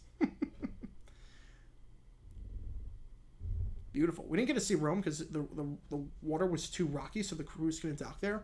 Like, it was so bad. Like, it was awful. The water. It was so choppy. Like people were throwing up. I was throwing up. It was bad, but I mean, it was beautiful. The pizza there. I mean, I remember having the pizza in Naples for the first time. Oh my goodness. When's first tier get us for those who accept it? Oh, I will say that after this kickoff, final play of the game, fielded by Evans at the 25, and that is going to do it, folks. Tie game. Tie game. 13-all. The scoreboard doesn't know how to handle it. It says 0-0-1, even though it's not because they already played a game. So we have a tie. The Falcons still undefeated this preseason. We're going to stay on for a bit because why the heck not? So the first tier, for those who got accepted, I'm going to say all the perks for the first tier. So what you get in the first tier, the Garara tier, you get priority replies, so your name is green, custom emojis, so you get the emojis. We're going to have a dumb decisions emoji, and I'm sorry, what emoji, and another emoji that we're going to add. Again, weather chart, you can pick which emoji you want. Otherwise, I'm just going to do dealer's choice. Your name at the end of each video and on every live stream during the slideshow. And once a month, we'll do some Q&A live streams exclusive. We're going to have some exclusive live streams just for you guys. For $9.99, the McCardle tier, if you want to go up, you get the tier 1 perks, plus behind-the-scenes photos of the studio, and you get a file of every trivia question we've done. 7,000 trivia questions about the history of the NFL that you can use for your own studying purposes, or you can use for your own trivia games. $24.99, you get the tier 2, you get everything in the first 2 tiers, plus early access to videos, and 1 exclusive video a week that will go live on the channel like 6 months afterwards. This video will be in like the 8 to 10 minute range. The first one is dropping next week. Broadcasting controversy from 1980. $49.99 tier 4, this is where you really get high. You get discounted merchandise at 10%. Oh, tier 3, you also get 5% discounted merchandise. Tier 4, you get all the above perks, plus the ability to request 1 video topics per month for me to cover, and 10% off discounted merchandise at the store. In the Brunel tier, you get all the perks from before, plus 2 video topics a month, 1 on each channel if you want, 1 on JG9, 1 on JG8 or 7, or you can do 2 on JG9. Discounted merch at 20%. You will get an automatic spot in the final of a trivia game as well. And at the top tier, the Baselli tier, you get all that, plus 25% off all merchandise. So you get a pretty good deal there. You get an exclusive video chat with me, private once a month, 30-minute video chat, which is a lot of fun. And you get the ability to request a round for every month, a trivia game. A Rudy emoji. Oh, God. Oh, God. Oh, this could be our inside. This could be our inside joke. Just a Rudy one. Oh, I gotta find a good one then. I gotta find a good one. Oh, are we really doing this? Are we really doing? We could. I mean, if you guys want, this would be the inside joke. People asking, why the heck do you have a Rudy emoji? Oh boy. All right, I guess since it's the final score, and you know we're having fun on here. Let's do overtime. Screw it. Why not? I got nowhere to be. I'm just thinking about saving the boys. Let's do it. All right. You guys know the drill. If you've been here for overtime, 5 minutes on the clock. Each donation resets the timer a certain time. Let's do it. Let's have some fun. Let's have some fun. A Rudy, if it's the guy that played Notre Dame, yeah. We could do that. We could do that. I think people are just gonna be confused. Like Caillou's confusing enough, but like Uncle Rudy, I mean, that would be just a really confusing emoji for people. Like, why the heck do you have that? I'm not related to him. I can promise you that much. I'm not related. Rudy from the Masked Singer. I'm sure there were some good ones. All right, you went back in time. Yeah, you have the one more emoji. I'm sorry. Welcome to the decisions. We're debating that right now. I think we're gonna do. People want Rudy. People want Rudy. I mean, why not at this point? I mean, it's your call. It's your call. You make the pick. You were the one that gifted all these things to got us in there. So let me take the score off. Yeah, we got 9 hours of streams tomorrow. It's gonna be a fun day. It's gonna be a fun day. Might not have a voice by the end of it, but it is gonna be fun. We are in overtime right now. You guys see the rules at the bottom of the screen. Each donation increases the stream by a certain number of time, by a certain lot of time. We are not referring to Rudy. Oh, Giovanni McCoy emoji. We have a $2 that will.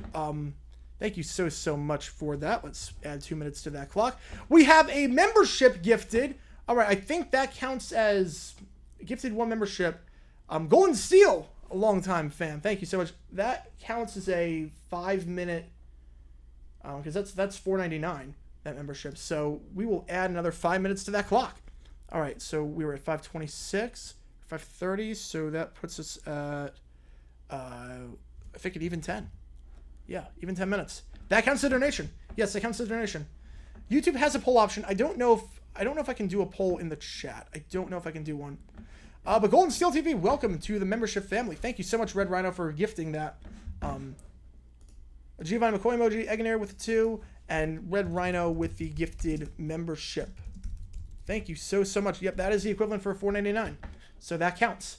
That counts. So we extended the time. So now we are on for at least another 9.5 minutes. What happens to the remaining Pac-12 teams? Let's see. Let me just get the name in there for Golden Steel. We should be able to do polls. I should be able to. I will. Let's see if I can do that. Let's see if I can do that. Let's see if I can figure that out. Should be able to do polls. How do you do a poll? An Aaron Boone strikeout emoji. How do you do a poll in the chat? Maybe the bar is not high enough. No, the bar's fine. Let's see. I don't like it there. I'm trying to get the screen back to where it was. We have a $2 from Weather Chart. Give the people Rudy and 2 minutes. We will put 2 more minutes back on that clock. Let's do it. Thank you so much. Weather Chart coming in hot yet again. So we're doing Rudy. We are doing Rudy. People are going to be so confused. But we're going to do Rudy. We are going to do Rudy. Oh man, people are going to be very confused. Tomorrow on the stream, if we get like a lot of people, we get a lot of people. Yeah, I don't control ads on live streams. I think they're intrusive. I don't control the ads. That's a YouTube thing.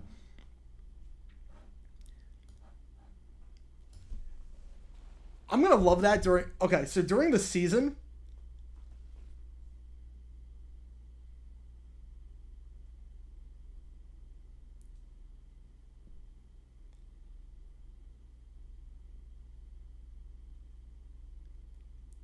So during the season, we're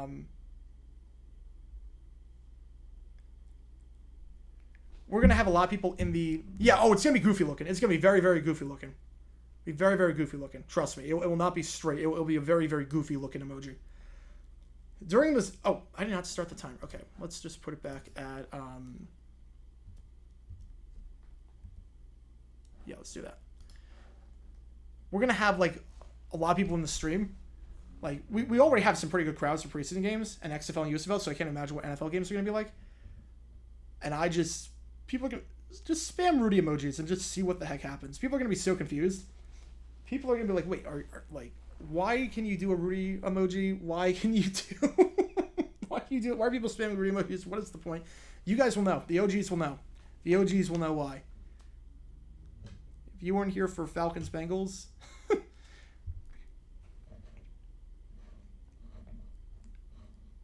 If you weren't here for Falcons Bengals fourth quarter preseason, you don't deserve me at my regular season or playoff streams.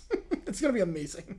It's going to be amazing. All right, so we're going to have I'm sorry what, dumb decisions, and a Rudy emoji. We're going to have those. I'm gonna look for images. I'm gonna look for images that we can use. We were gonna look for some bizarre images.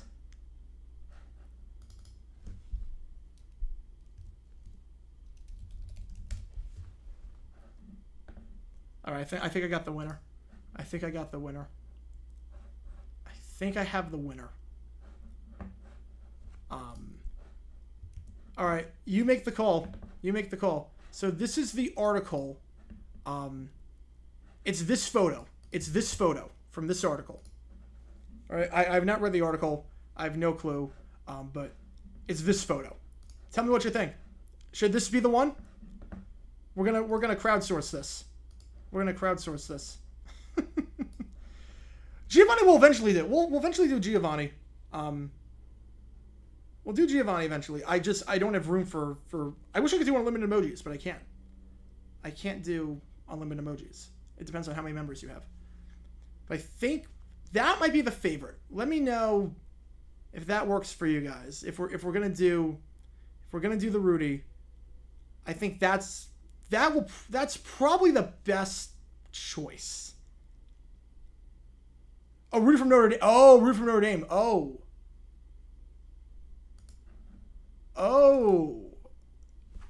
Okay. I think that's the Rudy everyone else was referring to. I do love that Rudy, even though he was upset, but I don't think that was the one everyone else was referring to. But you make the call. You make the call. Perna's Broncos watched along last week as well with nonstop hijinks and praise for DiNucci. He looked good. DiNucci, I think he should be the backup for the Broncos. I really do think he should be the backup, as Jorge Soler just hit a home run, 2-1 Marlins now in the bottom of the third. Yeah, he should absolutely be the backup over, I mean, he just looked terrible. He just looked absolutely terrible. No, not DiNucci, the backup. Stidham. Yeah, I think everyone was thinking of Mayor Rudy. I think everyone was thinking of New York City Four Seasons Rudy. I think everyone was thinking of that. Yeah, he should be the backup over Stidham. DiNucci, he was accurate. He was composed. He could move in the pocket. I think DiNucci should be the two. I was at that game. That's the reason that we didn't live stream that game. I was at that game. That picture, Rudy's winner. Go for it. Let's do it. All right, that's the emoji. That's the one. So starting tomorrow, dumb decisions emoji. I'm sorry, what emoji? And a Rudy emoji. We're doing it. You can thank my sister for having her YouTube account be linked to her last name, for creating this madness and this new inside joke on the channel that no one will get besides the people in this stream. But we're gonna have some fun with it. People are gonna be so confused. All right, DiNucci backing up the Broncos. Yeah, I think Ja'Cory Pearson's on that roster too. I think so. Oh yeah. Earlier I asked you to rank the Colts championship teams, including 50 and 59. I had dinner. Oh, I didn't get. Oh. We have a $2. Hang on. I'll get to that question in just a bit. We're going to reset that timer to 6:39. Jackson McMahon.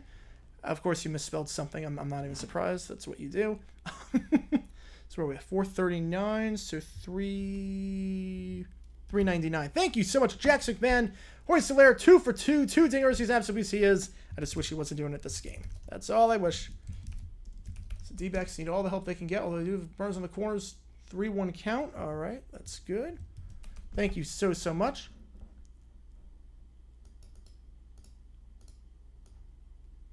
Oh, that should not be moving. There we go. Thank you so much for that. Oh yeah, this stream's been legendary. And the D-backs are trying some. I don't even know what they're trying anymore. What are they doing? 3-1 count. You're gonna mess around on the bases like that? Come on. I don't know what Tori does sometimes. How about 5 Point Vids has got you to join them with guys? I mean, I'm close to 5 Point. We'll see what happens. I'm close to 5 Point. We're in a chat together. He's in the same agency as me. So we'll see. We will see. But yeah, 5 Point's great. 5 Point is great. Yeah, but DiNucci should absolutely be the one. All right, so the Colts championship teams, including 50 and 59. We're gonna go with. 06 is dead last. 06 is last. 58. I think it might honestly go in chronological order. 58, 59, 70, and 06. I think it might go chronologically. I think it's chronologically. Oh, yeah, Pac-12 teams. What happens to the remaining ones? If Cal and Stanford leave, Oregon State and Wazoo get absorbed into the Mountain West. If they stay, they'll stay. The Pac will become the Pac-8. They'll add 4 teams from the Mountain West. The Mountain West will then add teams from the Big Sky, and the Circle of Life will complete itself. Yeah, I think that's how it went down. You know, this stream has been amazing. This is what you come to the streams for. This is what you come to the streams for. We call both games the game. It started with calling both games, and it ended with Rudy Giuliani now having his own emoji. This is insane. All right, so now the D-backs have runners on the corners with 2 outs, so no real difference. I'm just so confused by the D-backs on the base paths sometimes. Because San Diego State has burned every bridge in the book with the Mountain West. They burned every bridge. So, yeah, poor Caillou. He's just a kid who's 4. Give him a break. Give him a break.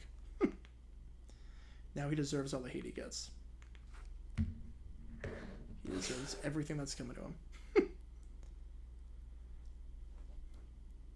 Yeah, Rudy, I remember watching that movie. I watched it a few times. But I remember the experience. Jaguars Steelers 2018, the night before at Daly's place, which is the amphitheater attached to the stadium, they did a live orchestral version of Rudy. So they had a live orchestra playing the soundtrack to Rudy alongside the film. It was one of the most surreal experiences ever. Like, that movie's already great. Watch that movie with a live orchestra. It will change you. It's really, really good. Oregon State Wazoo will have to spend 2 years as an independent. Ooh, yeah, that is, yeah. They want to take less money per school, yeah, but but for how big those schools are, maybe they would make an exception. I don't know. UTEP Miners went to a lot of their football games when I was in grade school. Parents and grandparents went there. That's awesome. That's awesome. From DC went to a lot of minor games. That had to be some experience too. Some experience at that stadium. Oh, come on. That was not a strike. Tommy Pham, that pitch was low and outside. That should not have been a strike. Oh, this home plate come on. Yeah, that movie turned 30. That's crazy. Lion King's going to turn 30 next year. That just blows my mind. That just blows my mind that Lion King's going to turn 30. Yeah, that didn't get Oscar nominated for a score? I mean, come on. That score is phenomenal. Where's Daniel Teichman? I don't know. As Pham strikes out because the home plate ump is terrible. Got caught up on the base paths with 1 out and then strike out on a pitch that, I mean, it should have been ball 4. But, man. D-back season in a nutshell for you. D-back season in a nutshell. All right, we got 2 minutes left in this stream. Again, in terms of what's coming up, tomorrow we have, we've got a lot tomorrow. We've got 5 different, not 5 different things. We got 3 different games, 9 straight hours of continuous football from 4 o'clock Eastern all the way until 1 o'clock in the morning. It's going to be insane. It's going to be a lot of fun. Hopefully I'll have a voice by the end of it. I should have a voice by the end of tonight. Tonight, honestly, not too bad. Not too bad. 2 games, it was starting. Not bad. I honestly thought it was all right. I honestly thought the 2-game experiment was all right. The Chad Henne tier, you can only have 6 tiers. Or I think you can only have 7. I don't know if it's 6 or 7. The Chad Henne tier, it's $-. I pay you money at that point. I pay you money. Although Chad Henne, I kind of hate the guy after the playoff game. Favorite DJ Khaled quote. You played yourself. You smart. You loyal. You grateful. I mean, his acting is phenomenal. He's so versatile. How he can say "we the best music." Oh, we have a $5 from Broski. Let's keep that stream going, folks. Let's keep it going. Broski with the $5. Thank you so much. And we continue this overtime period. We have now been on stream for over 4 hours. I'm loving every second of it. We're going to be on for over 9 hours tomorrow. This is going to be a fun weekend. Yep, we are starting that clock. We are starting that clock. It was at 40 seconds before, and we reset it by another 5 minutes. Here we go. Just here's 40 Jagrism. If we get enough members, we could have multiple Caillou emojis. We could have multiple if we get enough members. We'll see. Clerks 3 came out. Yes, it did. Stream the Fulham game in the morning as well. Do an all-day stream. Oh, I'd be dead by the end of that. I'd be dead by the end of that. Fulham at 7 o'clock my time to 9. And then 10 o'clock to 1 o'clock Jaguars. And then 1 o'clock to 10 o'clock the 3 preseason games. I would be dead at that point. We have no voice by Monday. Probably not. Probably not. But it's all worth it. It's all worth it. That's why, part of why I'm not doing the Monday night game. I'm like, I need to take a bit of a breather. I could do Ravens Commanders, but I'm going to go to the D-backs game. I need a bit of a breather after whatever the heck I put myself through this weekend. Because it's going to be a lot. If I can get a video out every day, I'll be impressed. If I can get a video out Sunday, I'll be impressed. Today I'll get a video out, no problem. But if I get a video out Sunday, I will be pretty impressed with myself. You DJ Cal playing guitar, just banging the strings. I play guitar better than him, and I've picked up a guitar once in my life. And I have no idea how to play it. And I still play guitar better than DJ Khaled. Yeah, because we're going to do 9 hours. Yeah, I'm going to drink a lot. I'm drinking a lot of water and whatnot. 9 hours stream tomorrow. And then some maybe. And then we're going to do 3 hours on Sunday. Plus however long we have left in this. Which could be 4 minutes. Which could be 40 minutes. Could be 400 minutes. Depending on how the overtime period works. Which thank you guys so much for all the love and support. This has been a phenomenal stream. A lot of people in the chat. And then we have 16 new members gifted thanks to Weather Chart and Red Rhino. Will Thursday football go to the CW? I don't see it. I don't see it happening. Urban Meyer tier is negative $200. The Urban Meyer tier, what it is that you pay $500 and I will personally come to your house and kick you and berate you and grind on your significant other. That's who it will be. That's the Urban Meyer tier. That's the Urban Meyer tier. You pay me that amount of money, that's the highest tier. I will berate you. I will kick you, and I will grind on your significant other. Get the full experience of what Urban Meyer was like.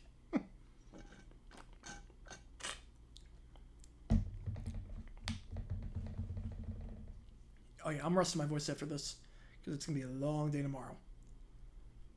Fulham and the Jags are going to give me nightmares. I mean, Jags won't give me nightmares. I mean, we did what we need to in the practice, and Lions aren't playing the starters, so I'm not too worried about that. Don't tempt me with a good time. Respect to the helmet collection, I got 279 basketball jerseys. That is awesome. That is awesome. For a great cause too. That's for a great cause too. Yeah, someone please clip that. Someone please clip that. That is too funny. People are like, what is this guy's problem? What is this guy's problem? Like, nope. All right, 2 minutes left in the overtime period. They need to clean house. What are you doing, Stepgator? Oh my god. Oh my god. Oh, this is JG9 After Hours now. This is JG9 After Dark. This is what we do. This is JG9 After Dark. Oh man. The Hackett tier, I'm your life coach, but I give you the wrong decision. What year is the VJ Big 40 doing this week? There is this guy on Spotify that updates the playlist every single time that it happens. So he usually updates it Friday night. So obviously I missed the countdown, or I think, or no, it will be on soon.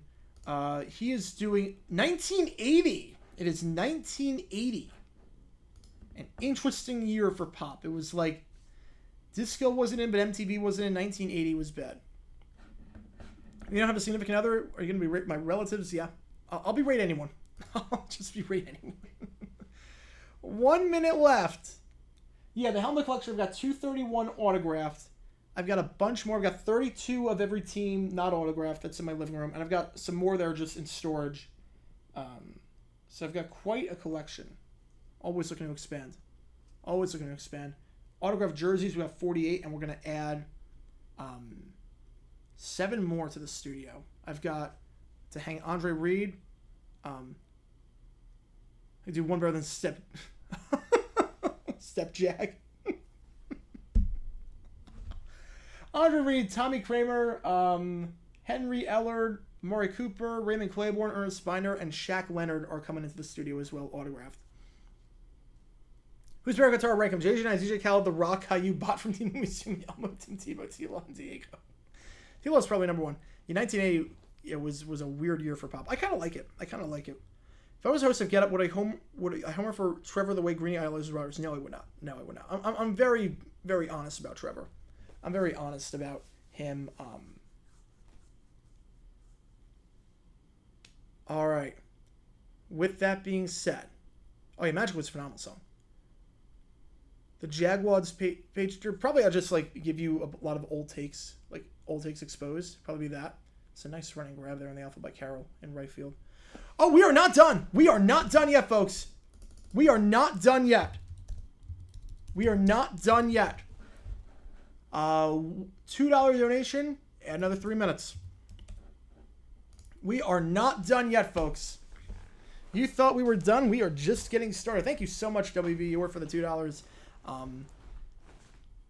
Just joined. Oh, you missed a lot. You missed a lot, Sonic. You missed a lot. This has been one of the wildest streams we've ever had. Yeah, John Lennon, of course, 1980. Who likes Tool? Sober's a great song. Sober, it's a phenomenal song. Or people do that karaoke all the time. Great song. Yeah, the Jaguar tier is probably, I would just find old takes and I would just post them and send them. Yeah, remember tomorrow we have a video dropping at 9 a.m. Eastern. We have a $1 from Weather Chart. Thank you so much for that. So let's reset that clock once again. We're going to reset it. I'm just going to wait until it hits 2 minutes. That's because we're close enough. Reset that back to 3 minutes. Weather Chart with a $1. Thank you so much for that. Weather Chart again, thank you so much for the 15 gifted memberships. Really means a lot. Thank you so much. All right. Saints Chargers. We're doing that game. That game we are live streaming that at 6:55 Eastern. What occurred during the stream? I wasn't here for most of it. Okay, so we called both games. We did that, and then after that, Weather Chart just decided to give 15 memberships. So we have a lot more members now than we did before. We have 26 members. A $5 from Broski. Okay, hang on a second. Let me reset that timer to, what are we at? 420, no, 440. Thank you so much, Broski. Favorite Dumb Decisions video. Is Game get a move? I don't think so. I don't think Game's gonna move. If it does, I won't be doing it. If it's moved to Monday, I won't be doing it. Favorite Dumb Decisions video. There's some good ones. My favorite one is probably Colts Cardinals 84 was a fun one. I think my favorite one's probably the Dumb Decisions Cowboys Niners video. That one just fell into my lap. Cowboys Niners Dumb Decision might be my favorite because that truly was. We witnessed stupidity in real time. Overlay software. I use OBS for this. For the overlay software, all these things I'm getting Canva. There's a script that gets a timer. So all these things you see are from Canva. Yeah, this is the wave. Yeah, this is basically the wave. Your favorite Dumb Decisions video, I'd probably say Colts Cardinals 84 or the Cowboys Niners one. That was fun to do. Anything Nathaniel Hackett also was pretty fun.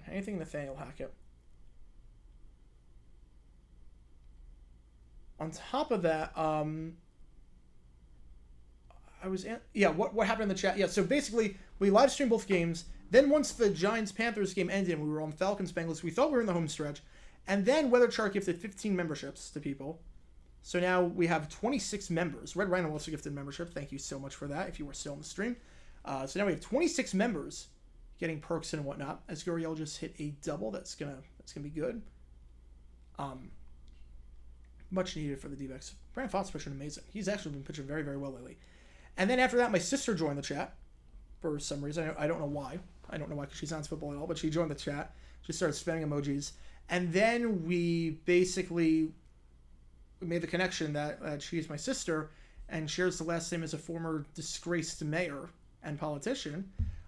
So now we're going to add an emoji of said person. So if you see an emoji of said person tomorrow being spammed in the chat by people, just be prepared. Be prepared. Oh yeah, the Christmas video, yes, that was a fun one. So that one, I have the idea in mind that, okay, if I can do it, if I can do it,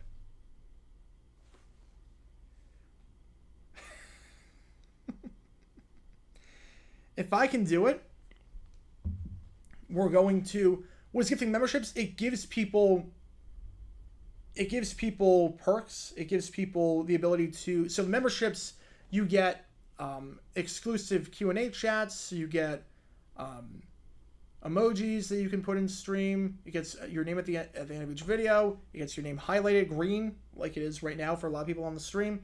It gets people trivia perks. It gets people a lot of different perks.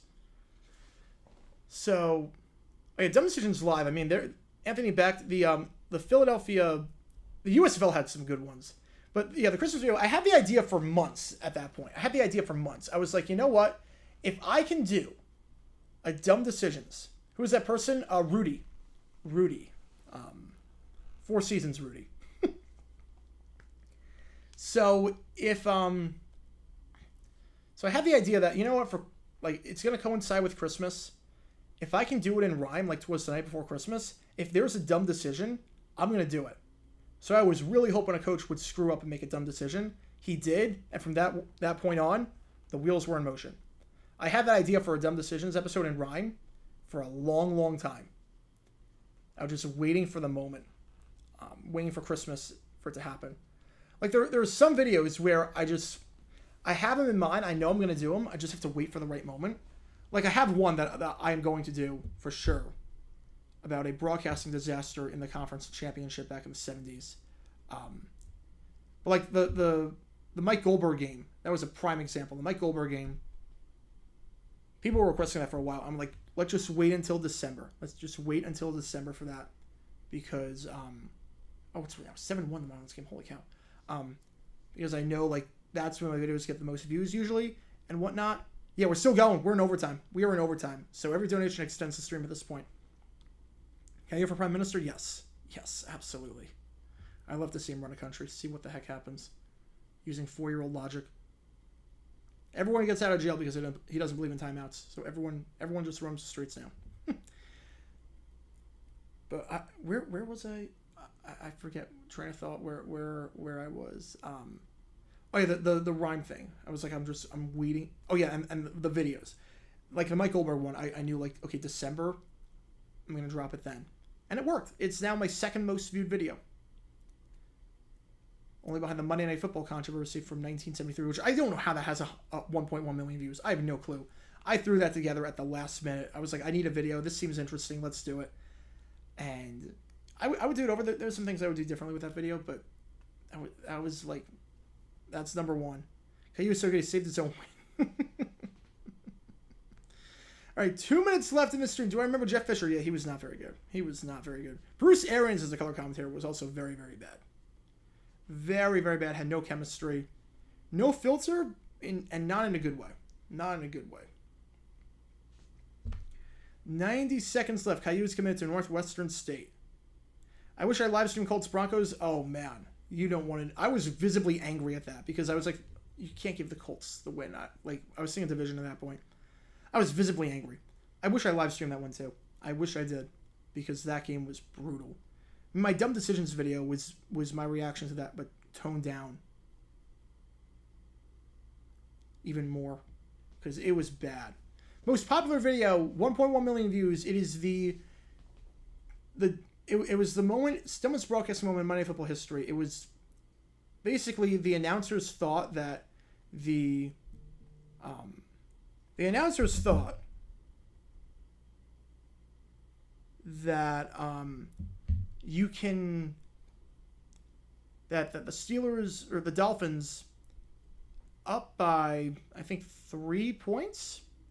No, up by 6. I think they were up by 6. That they were going to go for it on 4th and 6 at their own 10-yard line. Obviously, if an offense lines up out there, as Broski gifted a membership, all right, let's extend that timer. Let's extend it back to 5 minutes. Broski with the gifted membership. Thank you so much. Who got it? Carter Ferris gifted the membership. Thank you so much, and welcome to JG9 members. Carter Ferris, you now have Q&A access. You get you get Q&A access. You get your custom emojis. You get those. You get your name at the end of each video, and you get your name in green as well. So thank you so much. Yep, restart has been hit. Restart has been hit. Yeah, the Mike Goldberg video was fun. That was fun. Videos on Pete McCauley. Oh, soon. Soon. Absolutely soon. Absolutely soon. You gifted memberships are random. They are random. But basically, the announcers saw 4th and 6 at their own 10-yard line, up by 6. Yeah, they're gonna go for it at their own 10-yard line. Obviously, if an offense steps out there on 4th and 6 with like 30 seconds left in the game at their own 10-yard line and they're winning, they're taking an intentional safety. We all know it. We all know it. They're taking an intentional safety. We all know it. I spoke about that. And somehow that is 1.1 million views. No clue how. Are you in the college game day guest picker? Oh, he would be scared at Lou Holtz's masks. He would be scared at when he puts the head on. He'd be scared at that. Yeah, the bingo long rant was great. That wasn't a dumb decisions video. The bingo long rant might be my favorite moment in any video. That one, and the rant about the Giants. The 1982 game with New York and Washington. Request a video topic. That's in the top tier, 49 and up. That's in the Taylor tier and up. Where I email you and you say, okay, or I ask you what video topic you want me to cover, and you just say anything. That's in the top tier. The Pats Colts trick play. I mean that's been talked about so many times. There's nothing I can add on that hasn't been said already. I have no new insight on that one. But the bingo long rant was fun.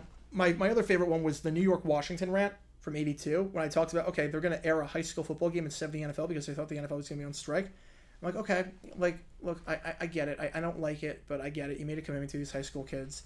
But okay, I'm going to research what this high school game is about. I'm going to research the team so I'm informed. I can root for a team, see any star players, and I can see the score of the game that already happened. I'm like, wait, what? The game was on tape delay. The game already happened. I'm like, you decided to tape delay a high school football game and air that over an NFL game. I was like, oh my goodness, that is a bad idea. Muffin would be a cool emoji. Ooh. It would be.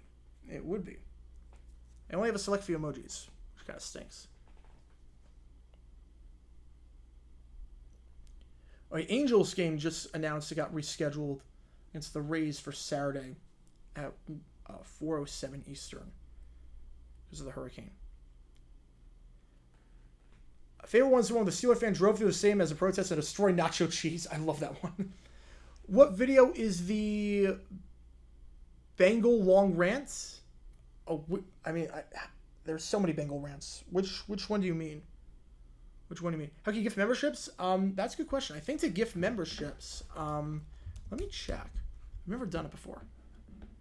Let me check. How do you gift memberships? Oh, so you click on the $sign to show support for official Jerry 9. Click on that, and then you click membership gifting. That's what you do. Click membership gifting. Are dumb decision video just for head coaches, or can you do a dumb decision for an OC or DC? I mean, I've done sort of for OC and DC. I've done that for that. Bingo long. That Bingo long one was the broadcasting controversy 1986. Eagles, Philadelphia. I think it was that one. I forget the title of that video, but yeah. Yeah, the Bingo long rant was good. The Bingo long rant was good. The 70s supercomputer simulated games for the radio, and they were all up. Yeah, that was funny.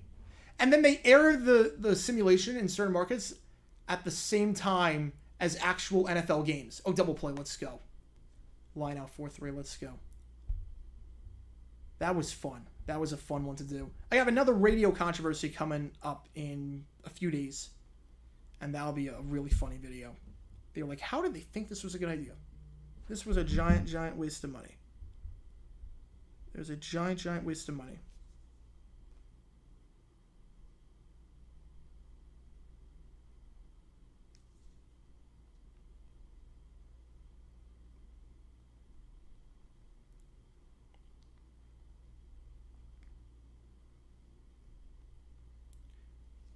Yeah, the radio thing, that was a fun one to do. Oh, which channel? Oh, it's going to be on JG9. Give me a JG9. And we're going to have, and the nacho cheese one was fun. The nacho cheese one was a fun stream, or a fun video to do. I was like, who the heck thought this was good? How can you even drive a car into the stadium? How can you even drive a car in the concourses? It doesn't make any sense. All right, I have time for one more question, and then we're going to call it there after 4.5 hours. This has been a long, long stream. Let's see. Let's see if I missed anything in the chat. Otherwise, I think we were just going to call it there. Oh, the Bengal. Oh, yeah, Bengal long was... Let me see if I can link it. Let me see if I can do it. And I think we're going to call it there. Let me check. And thank you again, Weather Trevor, for tuning in. Thank you so, so much. Thank you for gifting the 15 memberships. All right. Yeah, the stupidest broadcasting decision in NFL and NBC history. Yeah, that's the one. It was this. Yeah, I wish I had the footage, too. There's so much footage I wish I had, but how a Steeler fan drives into the stadium, I don't know how that happens. I don't know how that happens. All right. So I think we're going to call it there after 4.5 hours. We got 3 games tomorrow. Dolphins, Texans at 4. I'll be on that as soon as the Jaguars game is over. Colts, Bears at 7. Cowboys, Seahawks at 10. A video will be dropping on JG9 at 9 a.m. Eastern. A JG8 video should be out this weekend as well. My editor is finalizing that right now. It's a broadcasting controversy involving New Mexico. What a stream. This has been an all-timer. This has been a fun one. Thank you guys for tuning in. See you guys tomorrow for 9 hours. I called both games. We did it. Until next time, folks, this is Jaguar9 signing off. Have a great rest of your night, everyone. I'll see you guys tomorrow in about 15 hours where we do a preseason marathon.